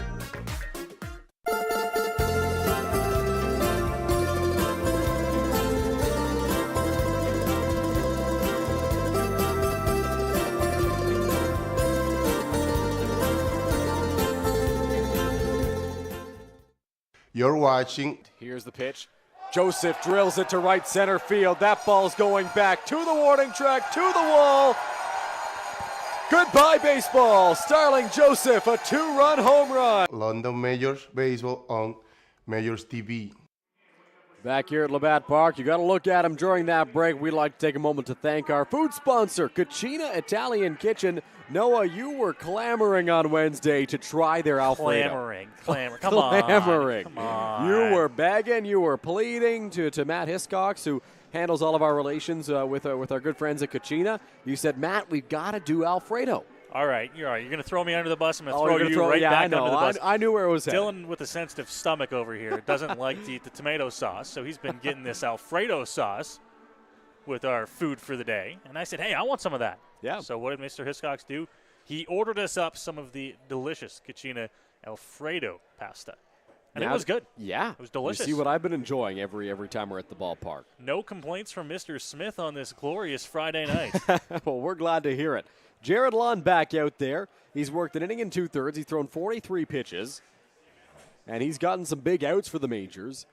He will face Malik Williams, who lines one right back up the middle, just out of the reach of Lund. Nearly got him out there on the mound. Williams is aboard. He's 3 for 4. 3 for 4, and he has been hitting the ball hard today. Yeah. That one right back up the middle, missed Lund by about 1.5 feet, 2 feet. And he's aboard, most importantly, to lead off the top of the 7th. Yeah, Jared Lund a little bit shaken up after that one, even though it didn't catch him just because of how close it was, how hard it was hit. And I think he was hoping he would come up with it in his glove, but unfortunately for him in the majors, he did not. So Carson Burns into the batter's box with Malik Williams over at first and nobody out. Lund comes set. Here's the pitch. Burns fouls that one off. It's 0-1. Not really any action down in the Majors bullpen right now. That tells us that we can expect Jared Lund to try and work through this inning, at least for the Majors here. It's going to be important to try and be effective with your pitching. It's a big weekend for the Majors. That one called a strike there on Carson Burns. Off the plate from up here, but Jared Lund will take the called strike. Frustration in the left-handed batter's box, to be sure.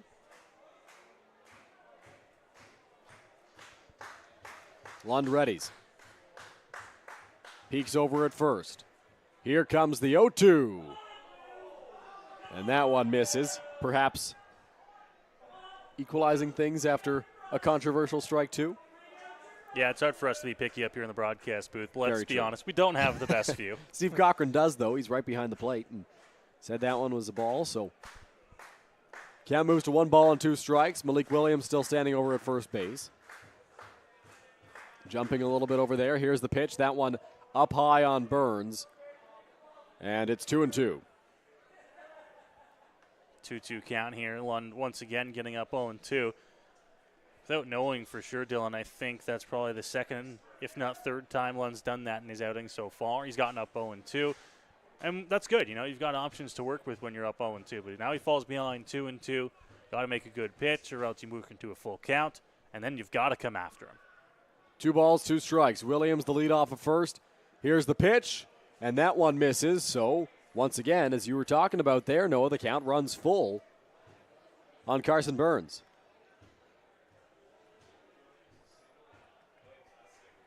And with full count here now, as mentioned, you kind of do have to be aggressive. Leadoff man's already on with a single. Make him earn his way on. 3-2. Here's the pitch. Burns rips that one over the head of Josh Williams at first. Malik Williams takes a turn around second, but will stay right there. And the throw gets away from Robert Mackey, who's into the ball game at third base. I believe Jared Lund there to back it up. Throw came all the way into third base and skipped away from Robert Mackey, who took over for Noah Williams. It was a rocket from right field from Byron Reichstein, but I don't think Williams had any intention of rounding second and going to third. And luckily for the Majors, Jared Lund was there to back up the throw. Otherwise, that would have got down towards the Majors bullpen. Yeah, that would have been dangerous. And no real opening for it to go out of play over there, just with the angle it was thrown at. But a tough one to be sure, as we'll get a mound visit here for the Majors.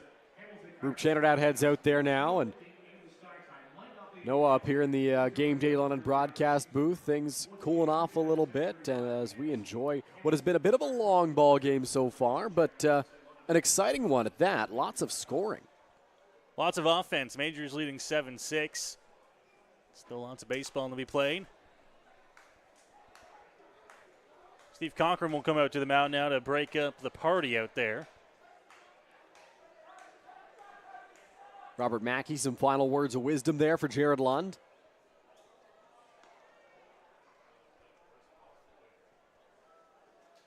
First and second, nobody out here for the Baycats. They're looking to try and make it a big inning of their own. There is action down in the Majors bullpen as well. Trying to get you who that is here as soon as we can. It's a righty, we can tell you that. I'm trying to figure out if that's Scott or Janice or not. Appears to be.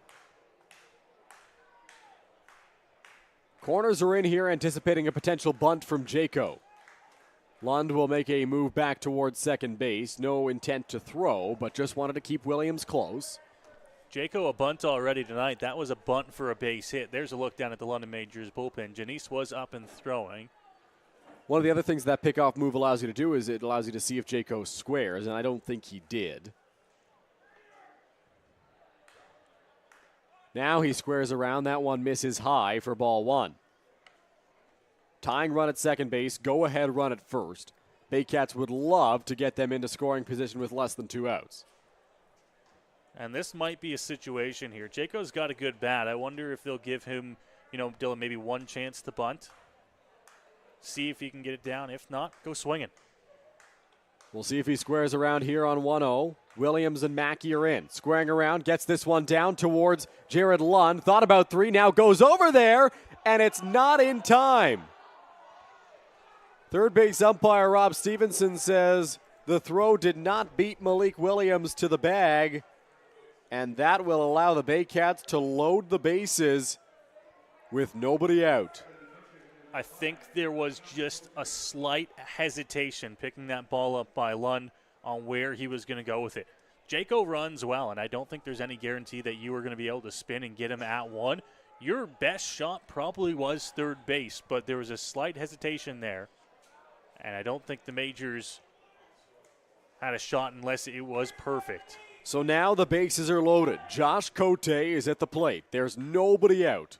Corners are in, and Cote smashes one to left field. Joseph looking up, and it's a grand slam. Josh Cote, a go-ahead grand slam to put the Barrie Baycats ahead in this one, 10-7. And he knew it as soon as that one left the bat. Ready to go on the first pitch he saw and jumped on it out to deep left. And the Baycats are back out in front. A grand slam. Their 4th long ball of the night. 4 home runs. That's something you don't often see in general, but particularly at Labatt Park. The deepest in the IBL, but it's a grand slam for Josh Cote. Here is the pitch to Avery Tuck. That's in there for a strike. 0-1 the count. Lund still out there on the mound. Janice continues to get loose in the bullpen. Or no, it looks like Braden Farrington now starting to throw. Swing and a miss there from Tuck. Looked like an off-speed pitch, 0-2. The crowd here has been stripped of all their energy. I can see some people heading to the exits already. And listen, it's a late night. There's some kids that are on their way out, but Majors trail by 3 here in the top of the 7th inning. Listen, it's been a back-and-forth game. You can't count the Majors out yet, but that's certainly a disheartening moment for this crowd. 1-2 count. Lund works to Avery Tuck. Still nobody out. There's the first one. Called strike 3 on the outside corner. Tuck not very happy about it, but there's one gone in the bottom of the 7th. Well, yeah, it's frustrating for Lund giving up that grand slam, but right now he's got a job to do, and that's to get through this inning for the Majors, keeping it at just a 3-run deficit. So it'll be top of the order here. Kyle Mavis coming into the batter's box for the Barrie Baycats with 1 away. Here's the pitch. Squaring around to bunt is Mavis. Popped foul. That's 2 straight at-bats where Mavis has squared around on the first pitch. That one he got a piece of. The first one he didn't. 0-1 count. Lund into the windup. Here's the pitch. Swing and a miss. Mavis waves at that one, and it's 0-2. Yeah, great pitch there. Gets up 0-2. Now attack. Go be aggressive so you can get yourself another out. 0-2 home on the ground towards second base. It's Reyes Cruz waiting on that one, throwing to Williams at first. And there are 2 outs now in the top of the 7th inning. Settled down after the home run. Has got 2 straight outs here. And now, as we mentioned, you just got to go through and you got to settle down, get the outs here. This ball game's not over. Far from it. Majors have their chances here. Still 9 outs to work with. And if you can keep it at just 10-7, it's a much better spot. Here's an interesting stat for you. The Majors have allowed a grand slam in back-to-back games. Wednesday night, Steve Moretto of the Welland Jackfish hit a grand slam. And Here today, it's Josh Cote giving the Baycats the lead on the strength of the Grand Slam. Here's the pitch. And that one clipped Canisijo, and Steve Cochran says, no, he says. He's calling time here. Yeah, this will be interesting. Canisijo is confident he got hit on the toe. Steve Cochran, with the catcher in front of him, he did not see that, so he's going to look for some help here. Ijo never even looked back at Cochran. No. He said that hit me, and he just took his base. But Steve Cochran never signaled to first base. He said that was ball one.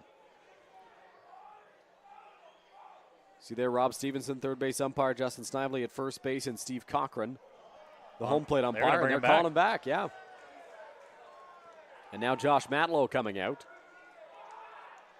Rob Stevenson waving Canisijo back to the plate. From our view here, it would be similar, just obviously a lot further back. Yeah. Steve Cochran. You've got the catcher in front of you. It's tough to see that. So they looked for a little bit of help. Well, let's see what our center field camera picked up. We're just going to go back on our screen here to see what you guys saw at home.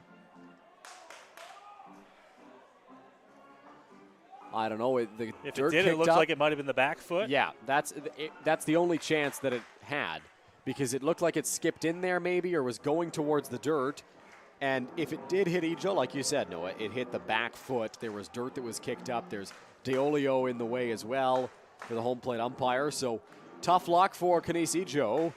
Majors have been on the wrong end of that a few times this year as well, where it's been a would-be hit by pitch that was not called that way. So 1-0 is the count. Ijo now ready in the batter's box to face Jared Lund. No action in the Majors bullpen. Ijo drives that one to right field. Reichstein racing back near the warning track. He tracked that baseball down and made a nice running catch to end the inning. But Noah, the Barrie Baycats, they got themselves some insurance in that inning with a grand slam. And if you need insurance, if you need help with your insurance, here is our insurance guy, Eric Gagne, with our insurance tip of the game. This week's insurance tip, we're talking commercial insurance, and specifically we're talking about contractors out there. Contractors, are you making sure that your insurance company knows of all of the tools and equipment that you have that you want insured? There's so many thefts going on in the London, Strathroy, St. Thomas region right now, and it comes with enclosed trailers and tools on site that we're seeing a lot of claims with theft where contractors don't have all of the coverage that they need to replace their tools and equipment. So contractors, make sure you're updating your policy each year with your agent or broker. Hopefully they're reaching out every year to make sure that you have an updated list on file. But making sure you do that will help protect your business in the event of a loss, that you're not out of pocket paying for tools and equipment to get back on the job site. I'm Eric Gagne with our insurance guy. Now back to you guys in the booth. Eric, thank you. Back here at Labatt Park in downtown London. You get a look at the championship banner here as the Majors have some work to do. Noah, the Baycats got up by 3 runs on the strength of a grand slam. 3-run lead now after the grand slam in the top half of the inning. And what that allows, among other things, is Evan Souls to head back out to the mound here for Barrie. Yeah, Evan Souls out to the mound for the 7th inning. He's had 105 pitches coming into this inning, so he's thrown a lot. He's conceded all 7 of the runs, 6 of them earned, 4 walks, 4 strikeouts, 2 hit batters. So by no stretch of the imagination has it been a stellar outing for Evan Souls, but he's been getting outs, and he is giving the Barrie Baycats what they're looking for, and that's a lengthy outing to save some arms. People can look up and down stats at earned run average, strikeouts, hits, walks, everything like that. But at the end of the day, when you're a pitcher on the mound, at least when I'm coaching, Dylan, when I'm managing, keep me in ball games. That's all I need. Keep me in the ball game, keep me within striking distance, and that's what he did. And the grand slam helps the Baycats. Now he's back out there with a 3-run lead. First pitch misses high to Tommy Reyes Cruz. Heard it here first, folks. If you're looking for a spot on the Lucan Irish 9 as a pitcher, Keep him in ball games. Coach Noah Smith enjoys that. Keep me in the ball game. That's all I need. 1 ball, no strikes to Tommy Reyes-Cruz. Here's the pitch. Breaking ball. That's there for a strike. Majors need to look for some offense here. They've been producing it so far tonight. But this deficit, Dylan, the biggest one they've looked at. 2-1 the count here on Reyes-Cruz. Here's the pitch. Line straight back at the screen. 2 balls and 2 strikes. So they just got to get started whatever way they can, find their way on, and then look for hits. Here's the 2-2. That's in the dirt. 3 balls and 2 strikes. Full count here. Now you can find any way on. Joseph on deck for the Majors. 3-2 pitch. Ball 4 to Tommy Reyes-Cruz, and that's exactly what the Majors need to start this inning off, a base runner. Well, you can't drive him in the way that the Baycats did in the top of the inning if you don't get guys on base, and that's a great way to start the bottom of the 7th inning here for London. Starling Joseph will come to the plate now. Appears to be Max Loico loosening in the Baycats bullpen.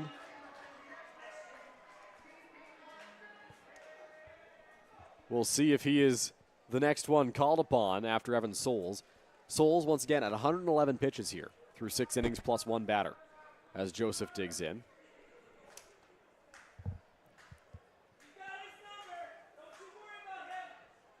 Souls peeks back. Here's the pitch to Joseph. Swing and a miss. Big fastball, big swing. Joseph comes up empty, 0-1. Came right at him there, Dylan, on the first pitch. Joseph was ready for it. I think he was looking fastball, just maybe something a little bit lower in the zone. And the count moves to 0-1. No balls, 1 strike the count here on Starling Joseph. Here's the pitch. Joseph, line drive, shallow right field. It's going to get down. Reyes-Cruz charging hard. There'll be a play at third. The throw is high. Is it going to bounce into the Majors dugout? It does. Starling Joseph puts one in play. Reyes-Cruz tests the arm of the right fielder, Avery Tuck, and the ball bounces out of play, which results in Tommy Reyes-Cruz being awarded home plate and scoring the 8th run of the ball game. Well, the Majors have been producing all night long, and they need to keep on doing that. Starling Joseph just flares one out into right center field. And now Josh Matlow and the Baycats are arguing that Joseph should be kept at second base versus being moved all the way up to third on the ball out of play. And that's an interesting one because to me it looked like Joseph had made it to second when the ball bounced out of play, which to my understanding, and correct me if I'm wrong, I'm not an umpire here, you have experience umpiring. Does that result in Joseph being awarded third if he's made it to second when the ball bounces out? Or is it where he is when the ball is thrown?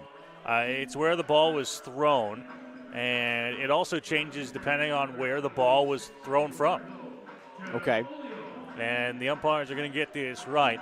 Listen, the Majors did not have a runner at third base yet. All right, so Joseph wasn't at second. Reyes-Cruz was not at third when that ball went out of play. He was close to it, but I don't think he had made it there.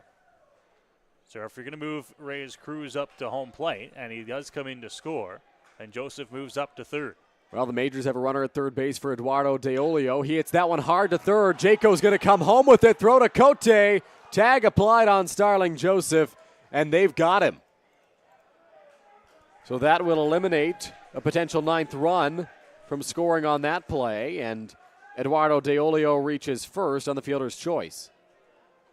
Well, baseball is a game of decisions and split-second decisions at that. And the Majors' call here, at least what it appears to be, was that they were going to run on contact. Yeah. Right? The infield was not playing in. They were playing normal depth, and that they were going to run on contact. Well, that hard contact ended up right into the glove of third baseman Hayden Jaco, and it was an easy play for the Baycats to throw out Joseph at home. Now for the Majors, that eliminates a runner in scoring position and puts the first out of the inning on the board.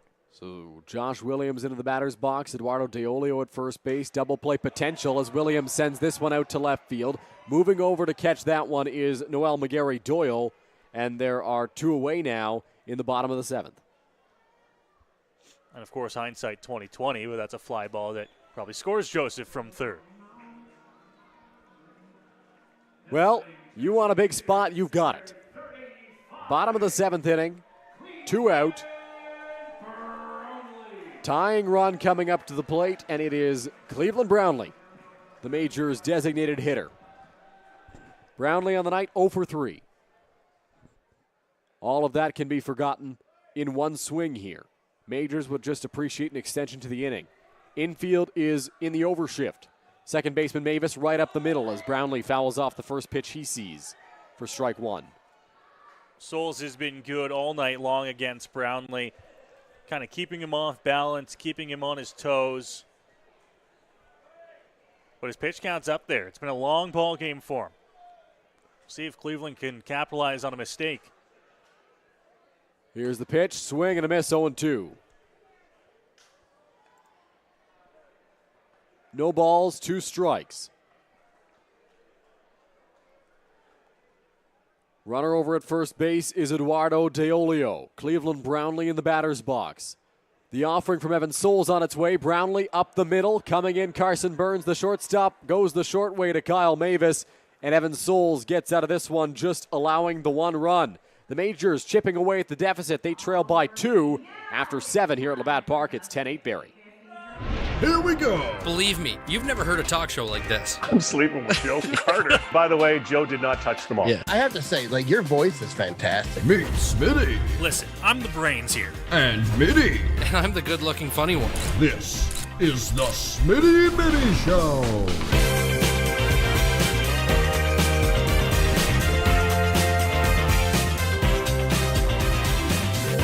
Catch new episodes of the Smitty and Mitty Show wherever you get your podcasts.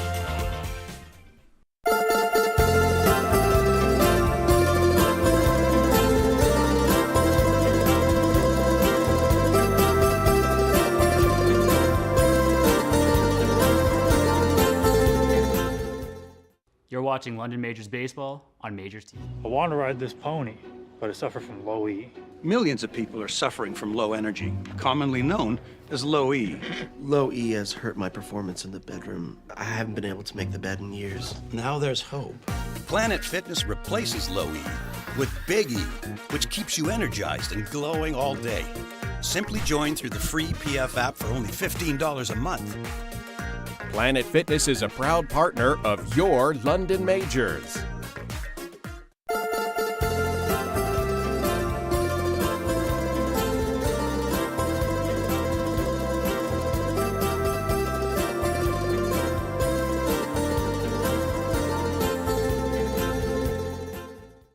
You're watching. Here's the pitch.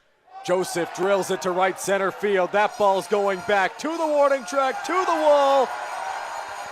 Goodbye, baseball. Starling Joseph, a 2-run home run. London Majors Baseball on Major. 8th inning about to get underway here at Labatt Park. Majors trail by a pair. It's 10-8. If you're just joining us, you've missed an eventful ball game so far. The Majors got on the board first with 2 in the first inning. Barrie hit 3 home runs in the second to go up 4-2. London chipped away, tied the game in the bottom of the third at 4-4. Barrie took a 5-4 lead. Majors took a 6-5 lead. Barrie ties it up at 6-6. Majors go up 7-6, and that stood until the top of the 7th when there was a grand slam hit by Josh Cote to make it 10-7. Majors got 1 back as that one's in there for a strike from Jared Lund, thanks to Starling Joseph's double and then a throwing error from the right fielder Avery Tuck. And we sit at 10-8 Barrie right now in the top of the 8th inning. 1-1 the count. Jared Lund, as mentioned, back out there to pitch. He's thrown 2 2/3 innings for the Majors in this contest. 64 pitches thrown. As Braden Farrington throws in the bullpen for the Majors, just starting to loosen up. He was up earlier, sat down, and now gets back up here. Offering on its way from Lund. That one misses. It's 2 balls and 1 strike. Baycats and Majors have played close ball games all year long. 7-3 Majors victory in their first matchup. That was back in Barrie in May, as it's 3-1 now on Noel McGarry Doyle. And then Barrie won 5-4 here on Father's Day, and then Barrie won 5-4 last Saturday at Vintage Throne Stadium in Barrie. 3-1 on its way. That one is off the plate outside, and Noel McGarry-Doyle has been issued a leadoff free pass from Jared Lund. It's a walk that puts the Baycats in business with a base runner to start off the top of the 8th. Dylan, you wonder how short the leash will be for Lund here in this inning. Well, Farrington's been throwing for the Majors probably the last 15 minutes or so. Well, he sat down for a little bit, just got back he was up. down for a bit, but he's been kind of up, down, and you got to imagine here that the leash is fairly short for Lund. They don't want this deficit to get any worse. Well, he didn't start throwing off the mound, and it looks like he's stopped throwing at the moment. So we'll see how things transpire as McGarry-Doyle takes his lead off at first. Offering from Jared Lund is in there for a strike on Ryan Rio. It's 0-1. Rio is 0 for 4, one of the few Baycats not to join the hit parade today. Lund sets out there on the mound. McGarry-Doyle dancing at first base. Long hold from the Majors lefty. Now he deals. That's off the plate outside. It's 1-1. Lund has been varying his times. He specifically does it when he gets a runner kind of behind him, second base, third base, but he'll do it as well at first base because he's got that move that he can go to, keep them on their toes. Breaking ball, that's outside. 2 balls and 1 strike now on Rio. Not a massive threat to run, but can steal bases. Hold from Lund again. 2-1 on its way. Rio hits that one well to right, but now it's sinking quickly on Reichstein. It's going to drop in. The throw into second is well high, and it's corralled there by Robert Mackey. But Byron Reichstein, I think, was fooled just like I was by the big swing of Ryan Rio. There wasn't much pop on that baseball. I think it broke his bat, and it drops in for a single. Yeah, certainly a broken bat, and because of that, the ball dropped. It looked, and Byron Reichstein's first step was back. A pause and then I think a step back because that ball looked like it was launched out to right field. But it drops down in front of him, and everybody is safe for the Baycats. First and second, nobody out. So Malik Williams steps into the batter's box now. He is 3 for 4 on the day.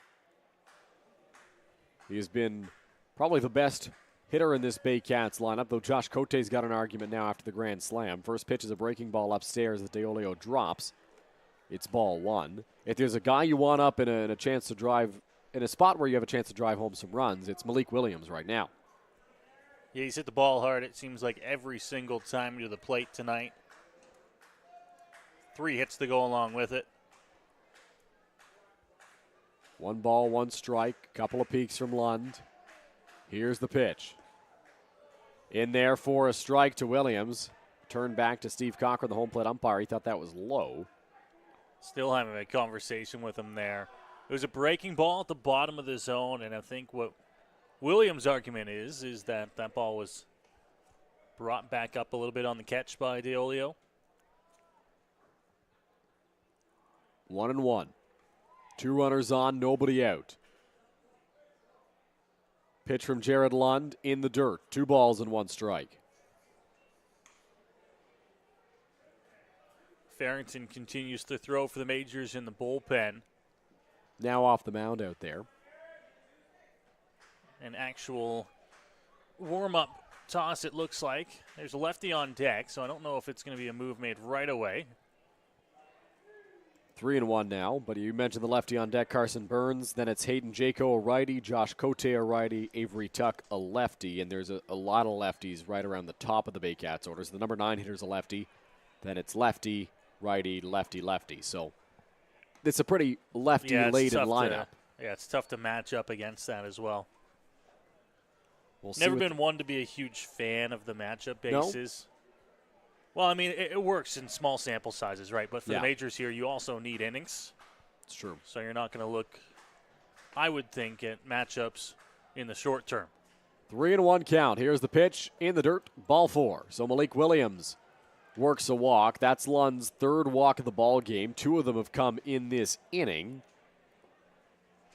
And now the bases are loaded with nobody out, and that'll bring Majors manager Roop Chanardad out to the mound.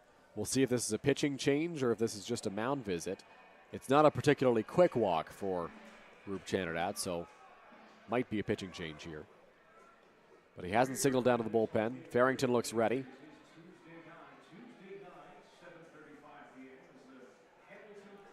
Roop has yet to take the ball from Jared Lund here. Braden Farrington may have thought he was coming in, but he's currently standing out there right now as Chanardad talks to Lund. It's the second straight inning that the Baycats have had the bases loaded with nobody out to begin the inning. Didn't work out so well the last time for the Majors. It was a clean inning after that. Now Lund's got, once again, another jam to work with here. And it is going to be Jared Lund to work through it. As Roop Chanardad heads back to the dugout and leaves his young lefty out there to try and work out of the mess on the bases. Message may have been that Lund's got one more batter here. The lefty Burns, and then he might turn things over to Farrington. Here's the pitch. Outside corner, strike one. Curveball to start the at-bat there. Majors corners are playing in. Middle is back. 0-1 count. Here's the pitch. Off the plate outside. Interesting, with nobody out, the middle is back as well. Majors would trade a run for 2 outs.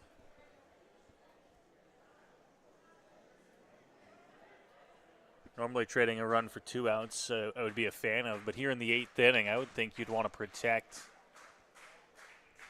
That's where play my the head, infield in. That's where my head was at as well, as that one's in there for a strike. 1-2 on Carson Burns. None of that would matter if Jared Lund can get a strikeout here, and then you can put the middle back for sure, where they can potentially turn 2 and get out of it unscathed. So Lund will look for that put-away pitch here against Carson Burns. 1-2 is the count with nobody out. Offering on its way, fouled off, and it's 2-2. Going to try to play spoiler here at the plate and see if we can see a few more pitches from Lund.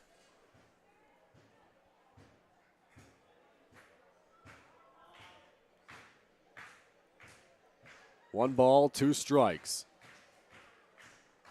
Here's the pitch from Jared Lund, fouled off by Burns again. He's been doing a great job of working counts in this ball game.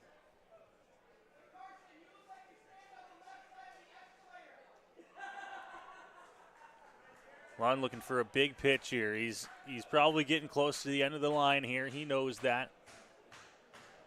Trying to find that strikeout pitch. Burns has seen 28 pitches tonight. That one in the dirt, that's 29. That is tops on the Barrie Baycats. He's averaging, get this, Noah, 7.25 pitches per plate appearance. It's crazy.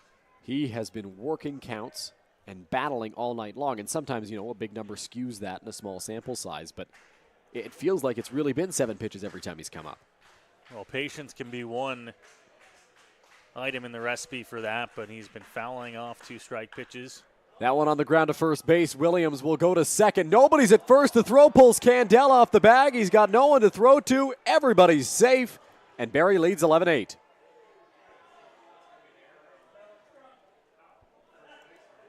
So the throw taking Candell off the bag, and he didn't have a chance, I don't think, to get back in time.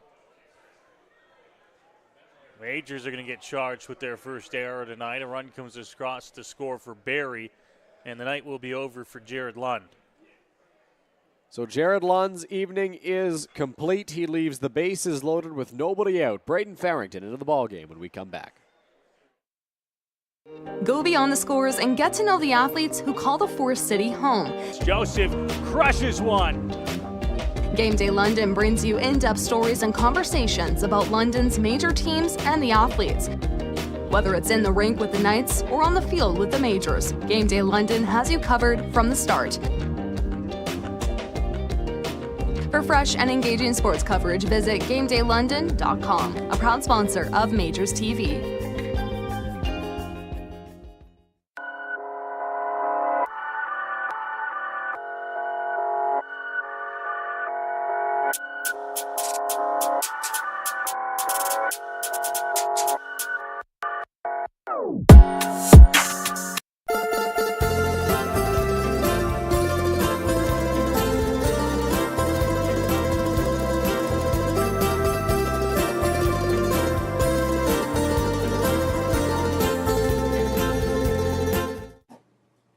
You're watching London Majors Baseball. London Majors Baseball. London Majors Baseball on MajorsTV. Back here at Labatt Park for the remainder of the top of the 8th inning. New arm into the ball game for the Majors is Braden Farrington. The right-hander has pitched in 13 games this season. None of them starts, all out of the bullpen. 0-1 is his record, a .720 earned run average. 2 saves, 15 innings pitched, 9 strikeouts, 5 walks. And Noah, he comes in the toughest of situations. Yeah, no tougher spot for a reliever to come into than bases loaded, nobody out. Got a lot of work to do, uphill climb, and he'll look to try and get the Majors back to the bats. Well, the Majors' bats have been pretty good tonight, scoring 8 runs in the ball game. Feels like they've had the ability, the potential to score some more just in the situations they've been placed in. But the Barrie Baycats offense has simply been better. 11 runs on the scoreboard. Final score on the out-of-town scoreboard today, Welland 4, Hamilton 2. Looks like we might be close to a conclusion in Brantford as well. Still the top of the 8th inning here in London.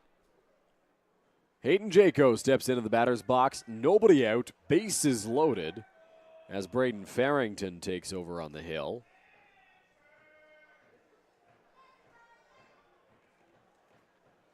Pitch to Jaco. Went around on that one, 0-1. Braden Farrington, a guy that Hayden Jaco knows very well from his time with the Majors. Farrington worked in 12 games that season, but also in some off-season work. Hayden Jaco, Braden Farrington, they worked together quite frequently in the batting cages throughout the winter, trying to stay fresh. The entire infield is in as Jaco skies one to right field. Reichstein's got a good arm, but that one will drop in foul. So 0-2. Get a look at the infield in on your screen there. Yeah, Reichstein gave that one a run, but I think he knew that one was going to go foul and didn't want to catch it. Yeah, almost worthwhile to leave that one, because if you catch it, there's a good chance, even if it's Ryan Rio at third base, that you score a run there. I don't want to say he went easy over there, but because it was a long way to go. Yeah. But you're better off most times not catching that. 0-2 here in the Majors' favor. Jaco ready in the box. Farrington sets out there on the mound. Nobody out in the frame. Here's the pitch. Breaking ball. Just missed the strike zone. It's 1-2. Farrington's got that curveball that he can drop in there, take you by surprise the first couple times you see it, and I think he might have surprised a couple of people there. 1 ball, 2 strikes, nobody out. Hayden Jaco ready in the batter's box. Here's the pitch on its way from Farrington. Jaco in the air. Center field sending Miles Miller back. He's able to track this one down with a leap. Rio will tag from third. Tagging from second is Malik Williams. They both arrive to their next bases safely, and the Barrie Baycats extend their lead. It's 12-8. Sacrifice fly, that's going to score the runner from third easily, and as you mentioned, puts the runners at the corners here for the Baycats with the first out of the inning being recorded. Jaco gave that one a ride out to center. So the double play is in order. Mackey, the third baseman, Williams, the first baseman, are playing in, it looks like. You see it on your screen there. Keith Candell, Tommy Reyes Cruz up the middle are playing back.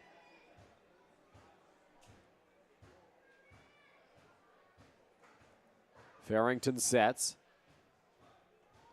Here's the pitch. Outside, running from first base is Carson Burns, and he is there safely with a stolen base. Stolen base. Didn't look like a huge effort there to keep him close.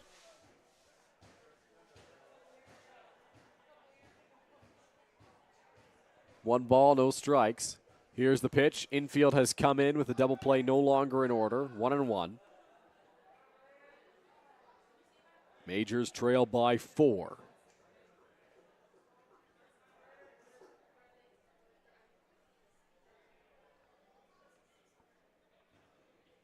Farrington looks in for the sign. Comes set out there on the mound. And here's the pitch. Swing and a miss. 1-2. Farrington going to look for the strikeout now. 1 ball, 2 strike. well up in the count.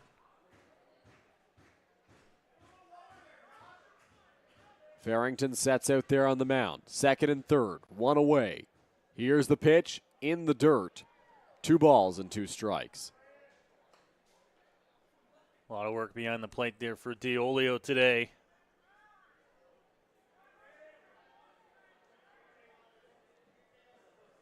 Count 2-2. Evened up here. Farrington's still in a good spot, though. See if they attack here. Josh Cote in the batter's box. Excuse me, Noah. 1 for 1 on the day. 3 walks and a grand slam. Unique day for Cote as that one's off the plate. And the count runs full. He's nearing his 4th walk of the game if he can take a ball here. He'll be either looking for that or to add on a few more RBIs. Farrington looks in, trying to put him away and record a much-needed second out in the top of the 8th inning. Here's the pitch. Breaking ball, Cote in the air, deep center field. Miller camping under it, sets up to throw. The throw is going to third base. Lots of power on it, but a little bit too much as Robert Mackey gets pulled off the bag, and it's back-to-back sacrifice flies for the Barrie Baycats. This one courtesy of Josh Cote, and Barrie extends the lead to 13-8. Well, the Baycats add on another run here in the top of the 8th inning, and this ball game, which was a good one, back and forth, has started to slip a little bit here from the Majors. 4 runs last inning, 3 across here so far in the 8th. So Avery Tuck into the batter's box now for the Barrie Baycats. 2 away, runner over at third base. Farrington sets out there on the rubber and delivers. In the dirt, skips away from DiOlio, but keeps it close enough that Burns can't come in to score. Barrie scored 7 runs over the last 2 innings. Majors were up 7-6 going into the top of the 7th. They now trail 13-8. 21 combined runs, 20 combined hits, 3 combined errors for the teams in this one. Farrington sets. Here's the 1-0. Check swing from Tuck. Did he go? Appeal was never granted, it looks like. Ball 2. It looked like he held up in plenty of time there. Fans trying to get behind the Majors here, the ones that are still left in the ballpark, that is. Combination of a late ball game, late getting underway, a long ball game, and the Baycats pulling away late. Swing and a miss there from Avery Tuck, 2-1. Still a pretty solid crowd remaining, despite the fact that it's 11:16 p.m. and we're still in the top of the 8th. Farrington sets. Here's the pitch. Inside in the dirt, and it's 3 balls and 1 strike. I was going to say it's thinned out here tonight, but still probably a bigger crowd than what we had here on Wednesday night at its peak. Friday night baseball, weekend, fans can afford to stay out late. Well, the Majors have another rain-out makeup date, and we don't want you to miss this one. It's on Tuesday against the Hamilton Cardinals, just as a reminder. So make sure you book your Tuesday night off. And if you can't come to the ball game, Noah's going to have all the action for you here on MajorsTV. That one's there for a strike. Are you going to have the action on Tuesday, Noah? Sorry, I'm realizing as I say that, you might not be here. No, Dylan, I won't be. All but right. I'm glad you put the confidence in me to bring the action. I believed you could do it. 3 balls, 2 strikes, 2 out. Avery Tuck ready in the batter's box. Here's the pitch. Ripped in the hole, base hit. Avery Tuck sends home the final runner of that bases loaded, nobody out situation. And the Barrie Baycats extend their lead to 6. It's 14-8. Well, a big run there for the Baycats to add on there. After they got the bases loaded, as you mentioned, with nobody out. They do finally end up getting everybody in to score, and now I saw some signaling there from the umpire. Looks like everything's okay.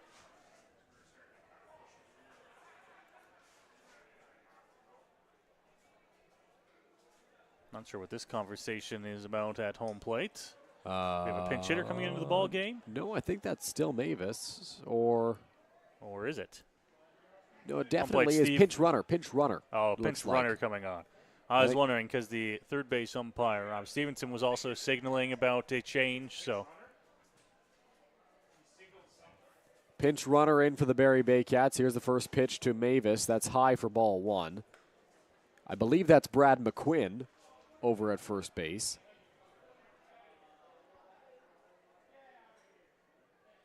An outfielder for the Barrie Baycats.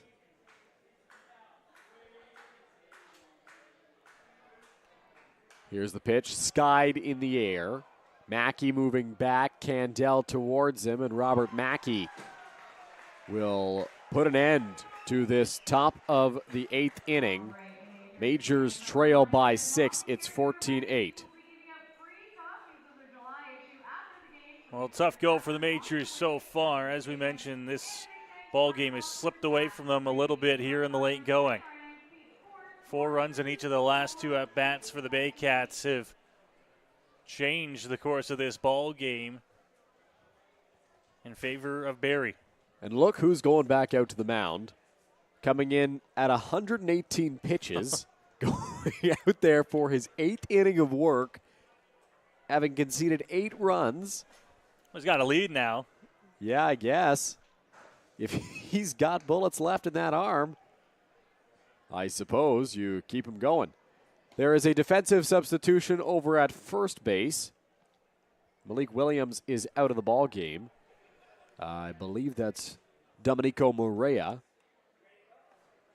taking over at first.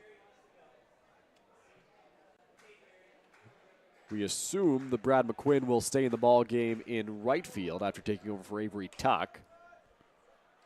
But Josh Matlow, with his team up by 6, is getting some more guys into this ball game.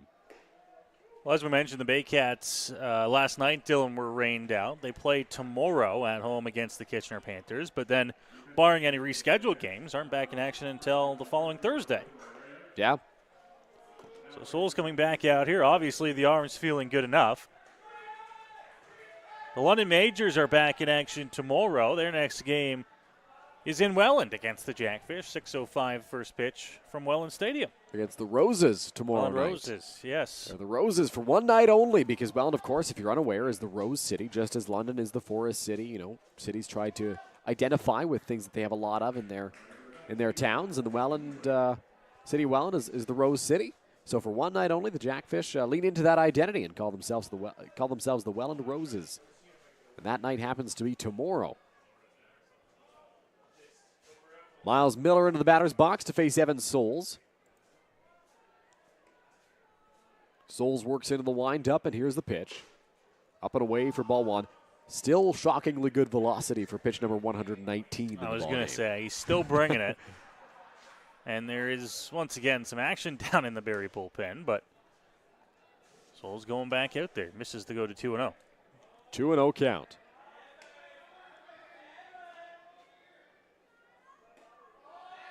That one misses. It's ball 3. The Ballflowers are still here. They don't miss a beat.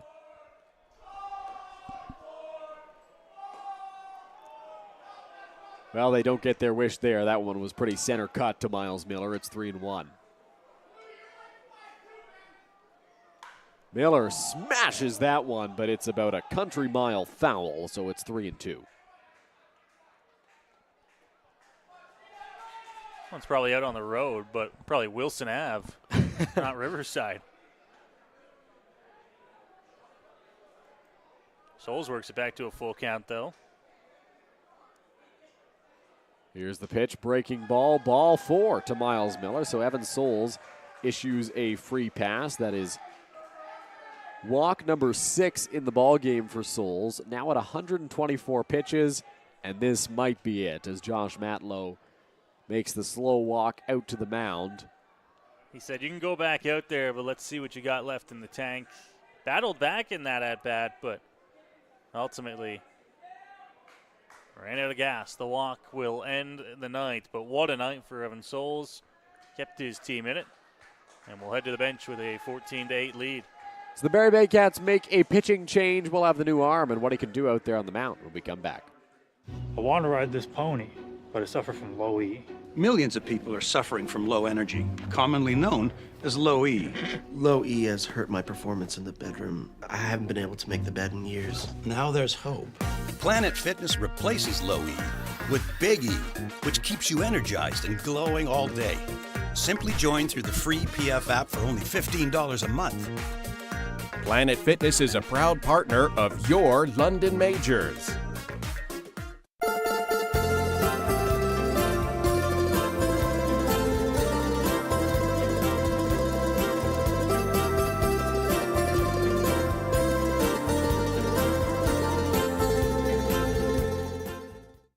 You're watching. Here's the pitch. Joseph drills it to right center field. That ball's going back to the warning track, to the wall. Goodbye, baseball. Starling Joseph, a 2-run home run. London Majors Baseball on MajorsTV.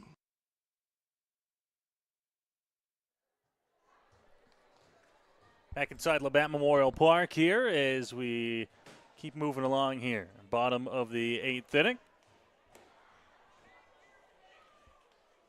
And after the walk, the night is over for Evan Souls, and a good night at that.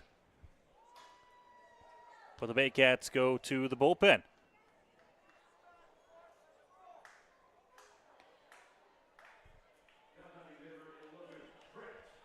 And we'll see a pinch hitter for London as well, as Brett Graham will come into the ball game. So pinch hitter for London here in the bottom of the 8th inning.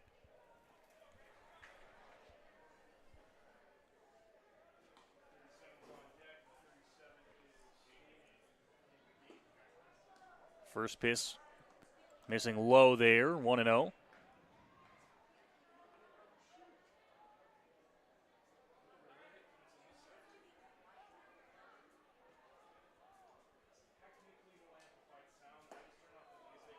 That one's there for a strike to move the count to a ball and a strike here.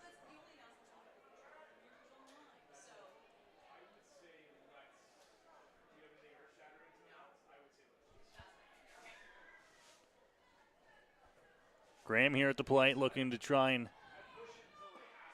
have himself a good at-bat. Looks at that fastball there for a strike, and it moves the count to 1-2.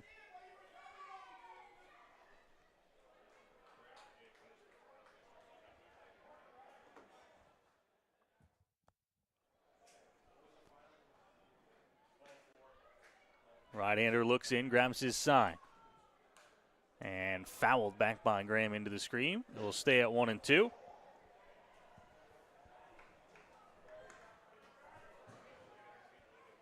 Virat Saharath is into the ball game for the Barrie Baycats, as you mentioned, Noah.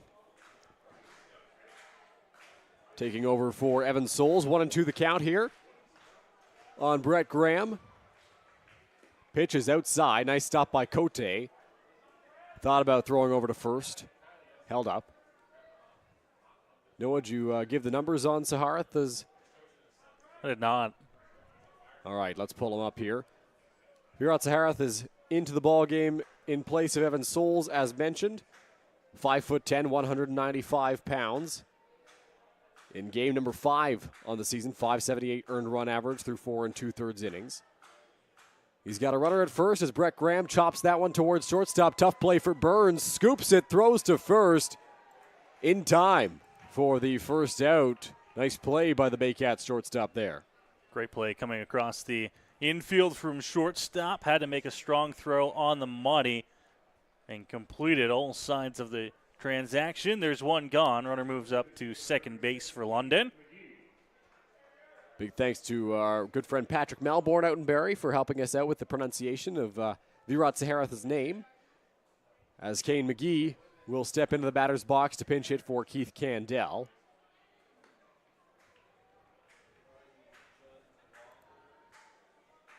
Saharath has a runner in scoring position. Peeks back at second and delivers to McGee. Up high for ball 1. Majors here, as you expect, kind of both teams to do, have emptied the bench for some pinch hitters. Trailing by 6 with 5 outs to work with. May as well get some guys there at bats. Here's the 1-0. Ooh, looked like a bit of a cross-up there between Saharath and Cote. Didn't look like Cote was expecting a curveball just the way he reacted.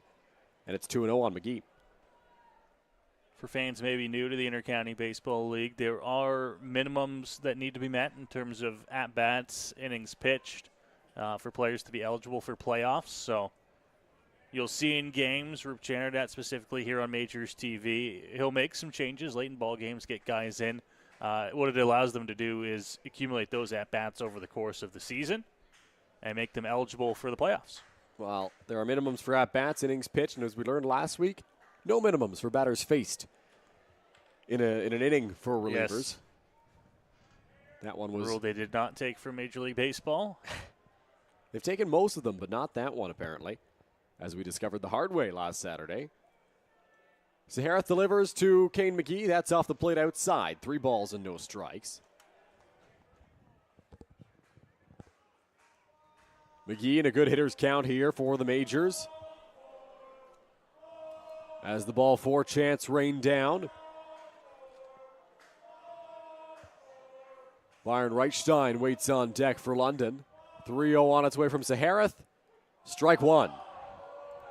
Catching the edge there. It's been fairly consistent on that outside edge. Gets the call there. So McGee still in control of this at-bat. It's 3-1. He looks out as Saharath looks in. The righty comes set on the mound. 3-1 home. Off the plate outside, ball 4. So Kane McGee works a walk. The Majors' second walk of the inning. Saharath's first. And it's first and second with 1 away. First and second for the Majors here, who are trying to mount any late comeback if they can.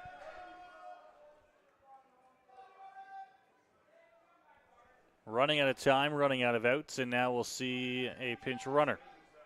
So that is Charles Bowman coming into the ball game to pinch run for Kane McGee. McGee did his job. He got on base. No, I think he does a really good job of that, getting on base. Kane McGee, whether it's a walk or a single, he's on base frequently. So he cedes his place to Charles Bowman. And Byron Reichstein now will step in, dig into that left-hand batter's box. Reichstein 2 for 4. One of those hits being a 2-run home run. Here's the pitch. Great jump for Miles Miller from second base, and he has third stolen easily. Not sure what the call was on that pitch from Saharath, but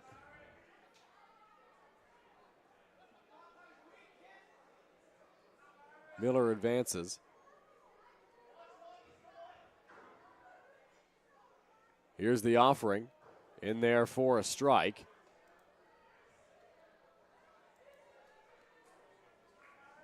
Appears to have been called a ball on the first pitch. 1-1 the count. Saharath, long set, now delivers. That one's low. 2 balls and 1 strike.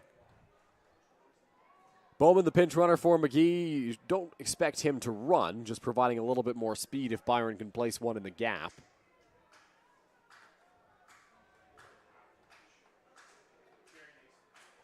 Here's the pitch. Reichstein slices that one down the left field line. It will get down and roll away from Noel McGarry Doyle. Bowman going to test the arm and go to third. He is in there standing. So it's an RBI single for Byron Reichstein, and the Majors able to cash a run. Well, through all of this, Byron Reichstein putting together a nice little evening for himself here. That hit will bring in another run for the Majors. And that will mean another pinch runner as Byron Reichstein's evening is complete. Will Pollard will take over at first base, with Tommy Reyes-Cruz stepping into the batter's box. Majors trail by 5. There'll be lots of defensive changes that will bring you in the top of the 9th inning with the substitutions that we have seen so far in this frame. Reyes Cruz pops that one foul. 0-1.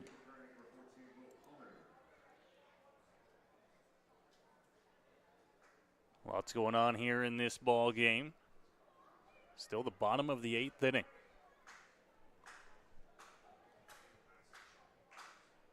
Oh and 1 the count. Here's the pitch. Upstairs to Reyes Cruz, 1-1.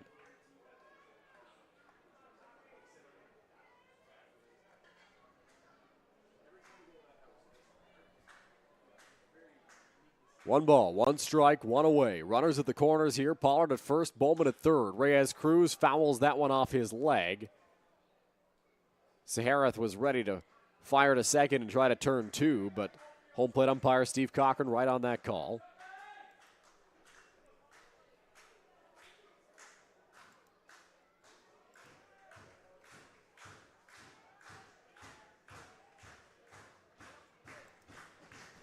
Fans still cheering along here, trying to get the Majors some life. A hit could do that as well. 1-2 count. Saharath delivers to Tommy Reyes Cruz, line back at the screen. We'll try it once more here on 1-2.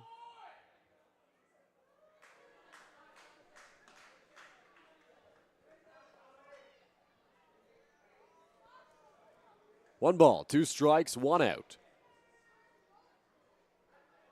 Here's the pitch. Breaking ball, Reyes Cruz gets a piece of that one, fouls it off as well.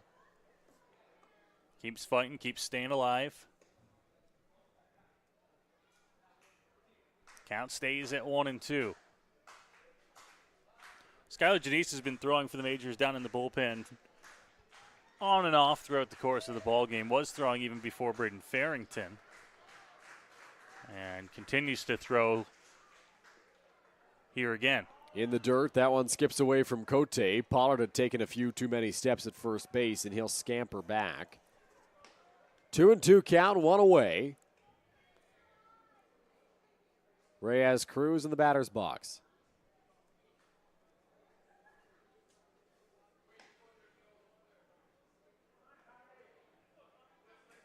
Virat Saharath on the mound for the Barrie Baycats.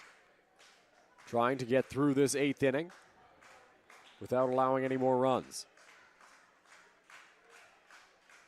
That one straight to the backstop. That will allow Charles Bowman to come in to score. And it allows Will Pollard to move up to second base as the count runs full on Tommy Reyes Cruz. Yeah, I'll move the count to full, and now another runner in scoring position here. Reyes Cruz faces a full count pitch.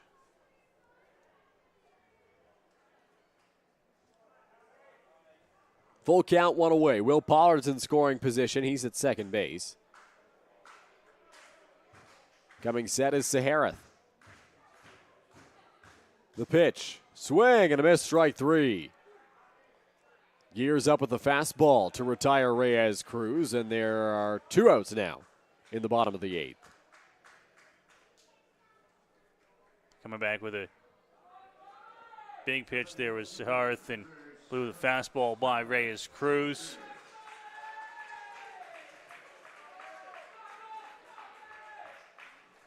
So Starling Joseph steps into the batter's box. He has been the best Majors hitter tonight, 3 for 3 in the ballgame. Well, him and Byron Reichstein have been having great ball games so far. Joseph began the day with a sacrifice fly, then doubled, singled, and doubled again. Here's the pitch from Saharath. Big swing from Joseph, 0-1. Healthy cut at that fastball. Not the first time tonight that we've seen Joseph go after a first pitch fastball. He's awfully aggressive with those swings. No balls, one strike, two out.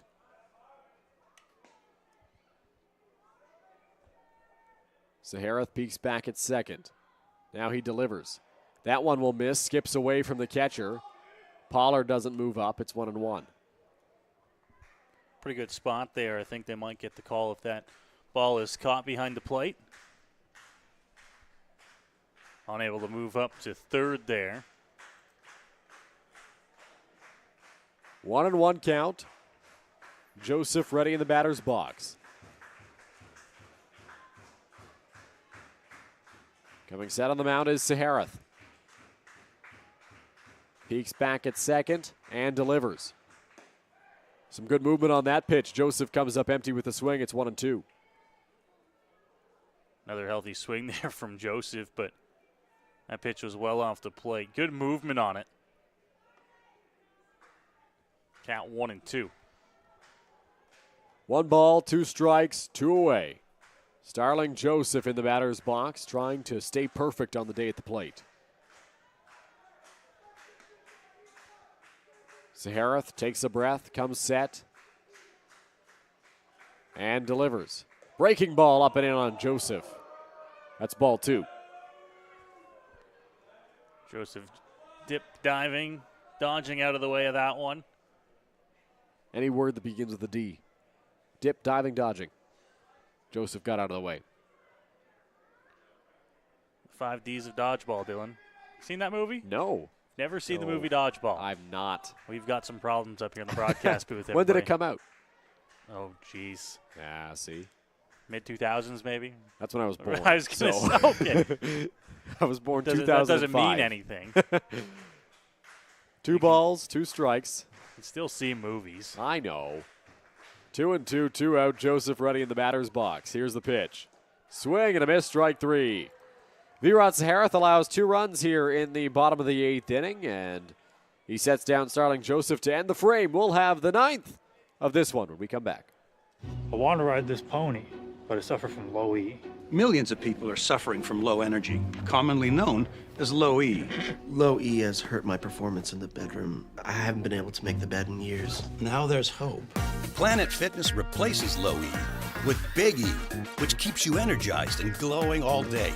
Simply join through the free PF app for only $15 a month. Planet Fitness is a proud partner of your London Majors.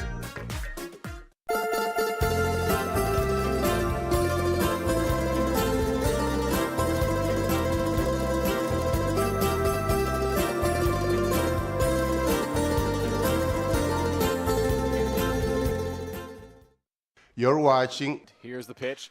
Joseph drills it to right center field. That ball's going back to the warning track, to the wall. Goodbye, baseball. Starling Joseph, a 2-run home run. London Majors Baseball on MajorsTV. Go beyond the scores and get to know the athletes who call the Forest City home. Joseph crushes one. Game Day London brings you in-depth stories and conversations about London's major teams and the athletes. Whether it's in the rink with the Knights or on the field with the Majors, Game Day London has you covered from the start. For fresh and engaging sports coverage, visit GameDayLondon.com, a proud sponsor of MajorsTV.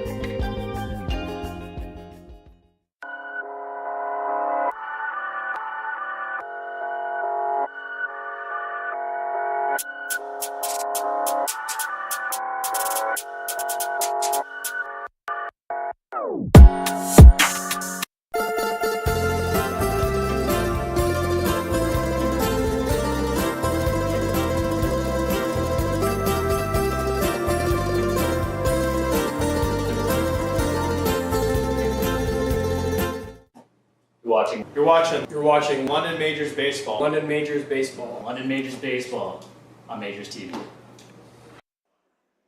Back at Labatt Park as the 9th inning gets underway, and the Majors making a change on the mound. Skylar Janice comes into the ball game, no? Skylar Janice will come into the ballgame. We saw he's been warming up for Yes. probably the last 2 innings, maybe even 3 innings on and off. So he'll get to work the 9th here against the Barrie Baycats, who hold on to a 14-10 lead. Majors also have picked up runs in the last 2 innings, but it's the 8 for the Baycats over the last 2 frames that have them up here 14-10. And that's been the story throughout the season for the Majors. Sometimes the offense is there and the pitching just isn't. And when the pitching is, the offense just has not been. They haven't been able to put it together at the same time, right? I think once they do, they're a better ball club, right? They're moving up in the standings. But until that happens, they will stay mired in the bottom half, as it will be Kenise Ijo to start things off. That one is lined into right field. It'll be a base hit.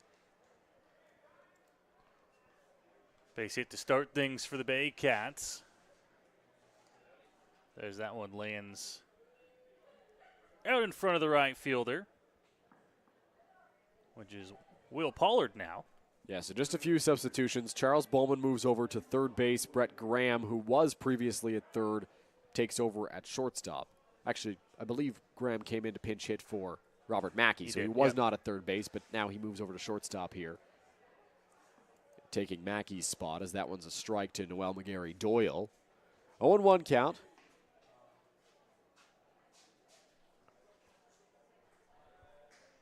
We're glad you're still with us as we've hit the 4-hour mark of our broadcast. That's in there for a strike. Still in the triple digits in viewers, Noah. People are tuning in, man. I can sense the enthusiasm in our voices here. 4-run game, not out of reach for the Majors. Nope. Kenny C. Joe stands over at first base. Scott Janice out there on the mound. He comes set out there on the rubber and delivers the pitch on the ground, up the middle. Graham will go to the bag himself, touch second, throw to first. A strike, and it's in time to get him. Nice double play turn there by Brett Graham, the new shortstop. And there's 2 gone in the 9th. Just as they drew it up, that one was perfectly placed up the middle. Majors will take it. Taylor made double play.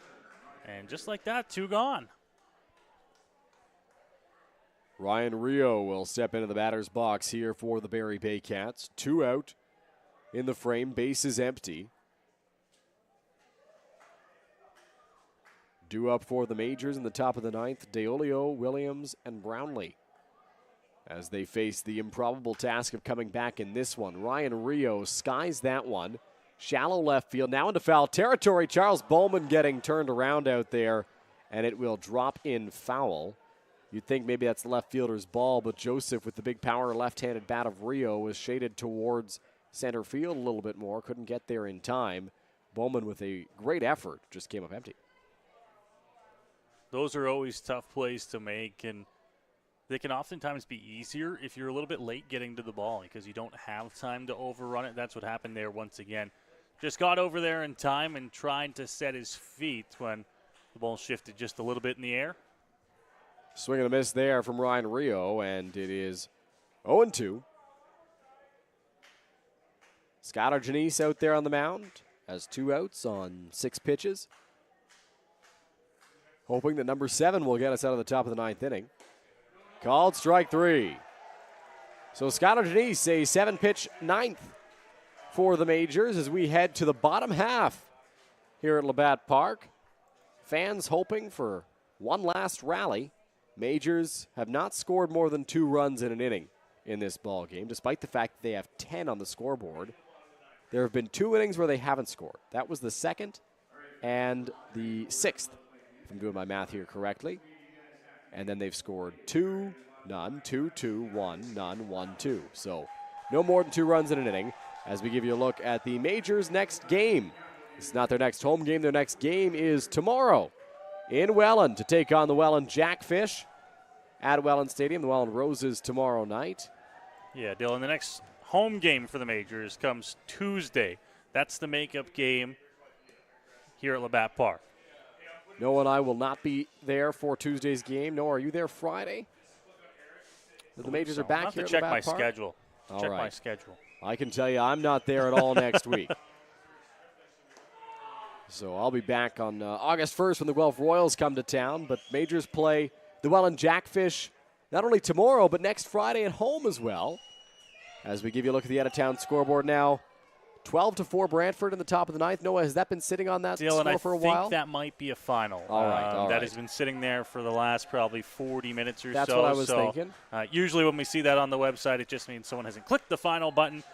But it looks like the Brantford Red Sox are back into the win column. We'll wait and see if we can bring in that before the end of the ball game.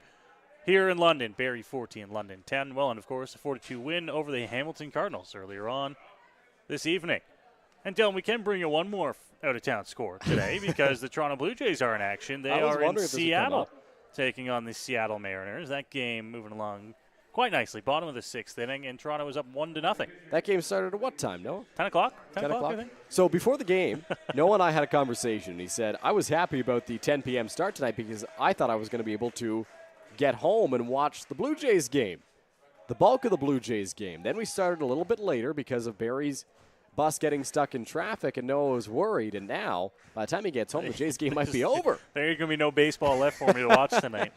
I might get to catch the end on 590 on the drive home. That's going to be it. Well, Virat Shaharath is back out there for the Barrie Baycats trying to close this one out. First pitch fastball, and Eduardo De Olio comes up empty on the swing. The crowd has not lost hope. They are still cheering on their Majors. Of course, just a 4-run deficit here for London, which the way this ball game has gone, you still feel like London's got a chance in the ninth. That one in the dirt, 1 ball, 1 strike. You feel like the Majors have a chance in the ninth here, only trailing by 4, but it feels like the energy has been sucked out of the team. The crowd still got something going, but the team is lacking momentum right now, it seems, at least from our vantage point up here. Yeah, those 2 big innings for Barrie kind of took the wind out of the sails. 1 ball, 2 strikes as Eduardo De Olio comes up empty on that swing.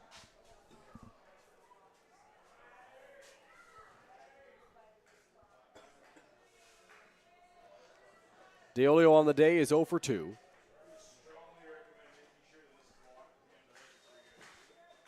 Pitch from Shaharath is cut on and missed for strike 3. So Eduardo De Olio goes down on strikes, and there's 1 away now in the bottom of the ninth. First out on a strikeout there, De Olio with some healthy cuts, but was unable to make contact, goes down on strikes, and now Josh Williams will come to the plate here looking to see if he can find a base knock. Shaharath has thrown 32 pitches through an inning in the third. Into the windup, here's the pitch. Up and into Williams for ball 1.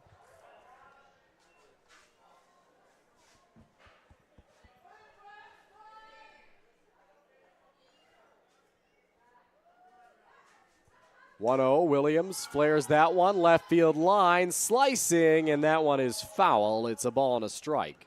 Just couldn't keep that one fair. Good piece of hitting, putting it the other way. 1-1 the count here. Dylan, the Majors will be happy with the 6:05 start tomorrow in Welland, given the late contest tonight. Do you remember back in 2019, there was that long game against the Brantford Red Sox, and the next day the Majors actually played the Jackfish in their first ever game in Welland at 1:00 p.m. Williams rips that one into left center, and that's a 1-out hit. And the reason I specify p.m. is because the previous game ended at 1 a.m. the night before. There were players that stuck around the night and hopped on the bus in the morning. So Josh Williams, a 1-out hit, and Drew Lawrence will take over for him at first base. Dylan, given how this night has gone, here's a guy I'm surprised is still in the ball game. Cleveland Brownlee. I think Cleveland Brownlee wants a hit. He's 0 for 4 on the day. Ballflowers still here. Unbelievable. Drew Lawrence is over at first base. 1 out. Double play is in order. Second baseman Mavis shaded towards the second base bag. When I say towards, he's practically up the middle, just not quite as far as he was the last time Brownlee was up. 0-1 count. Wandering a little bit now and standing almost directly behind second base. 0-1, 1 away.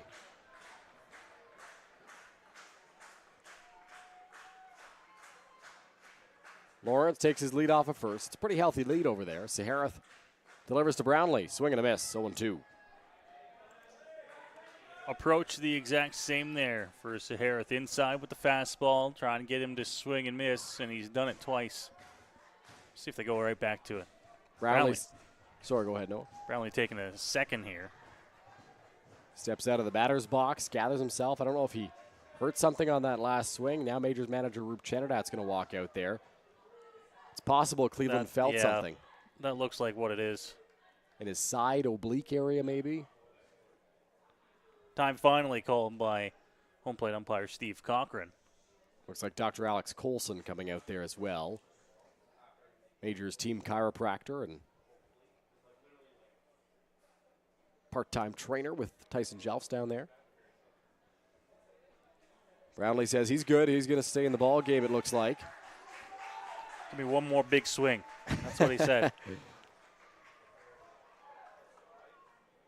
Count moves to 0-2 on Cleve here.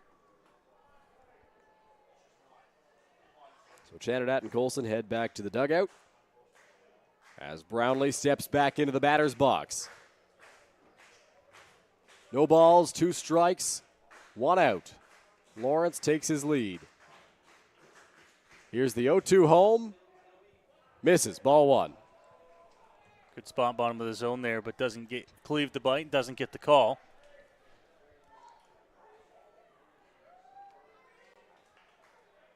Virat Saharath against Cleveland Brownlee. Saharath turns 20 in November.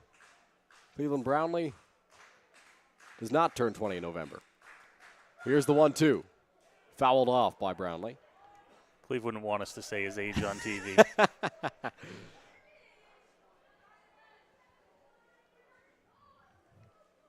Now it stays at 1-2 after that foul ball. Brownlee digs back into the batter's box. 1-2 the count here. Lawrence stands over at first base.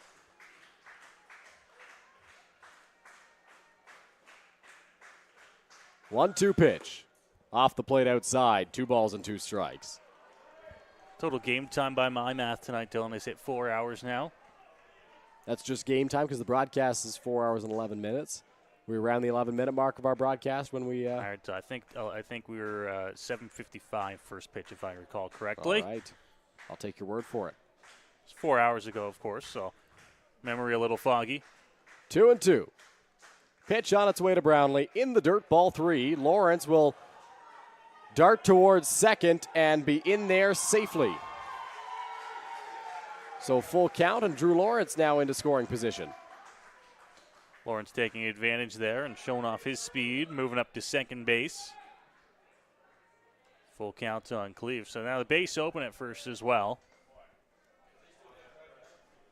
I believe another pinch hitter stands on deck for London. Verhoeven, maybe? Nope, that's Miles Miller. Miles Miller? It is Miles Still Miller. out there. I got the number wrong. Drew Lawrence credited with a stolen base on that last mad dash to second. Full count on Brownlee, 1 out. Saharath delivers. Swing and a miss, strike 3. High fastball gets Brownlee to chase. And there are 2 away now in the bottom of the 9th inning. So Brownlee's down on strikes, and now the Majors down to their final out. See if they can put something together with 2 outs. Miles Miller on the day, 1 for 3. Has a runner in scoring position. 2 away. Virat Saharath trying to close this one out for the Barrie Baycats.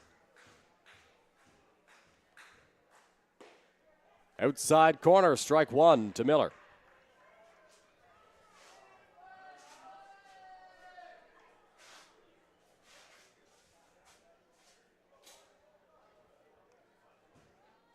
Saharath comes set. Miller ready in the batter's box. Here's the pitch. High fly ball. Foul territory. McGarry Doyle will give chase. That is out of play as Miller falls behind in the count. 0-2. 0-2. Majors down to their final strike now. Saharath will look for the put-away pitch to end this ball game. Saharath shakes once from Cote. Gets the sign he wants now. And sets out there on the mound. Trying to end this ball game here on this Friday night. Swing and a foul tip held on to by Josh Cote, the catcher. And that will put an end to this ball game. Boy, oh boy, if you want chaos and run scoring, you got it here today at Labatt Park. The Majors fall to the Barrie Baycats 14-10, Noah. Final score in this one. Yeah, that's the final score there, Dylan, as the Majors drop this one.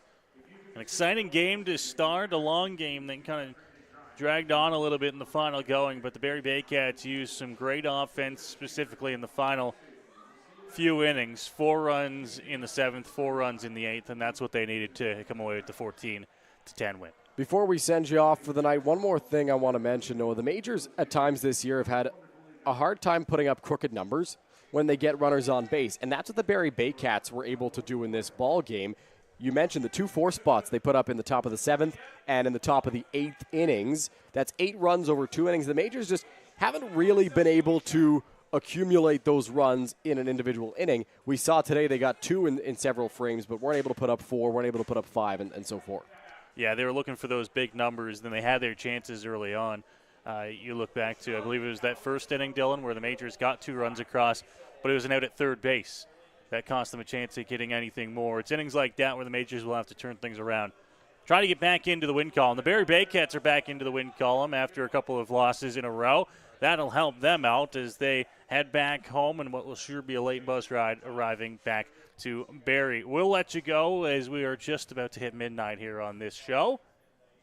Majors back in action tomorrow against the Welland Jackfish in Kitchener on Sunday and right here at home on Tuesday. Make sure you come out to support the Majors as they take on the Hamilton Cardinals. It's been a long night. Thank you all for sticking with us throughout this entire 4+ hour ball game as we approach the wee hours of Saturday morning. For Cal Johnstone, our director, Noah Smith, my partner here in the booth, my name is Dylan Baker. We hope you have a very good night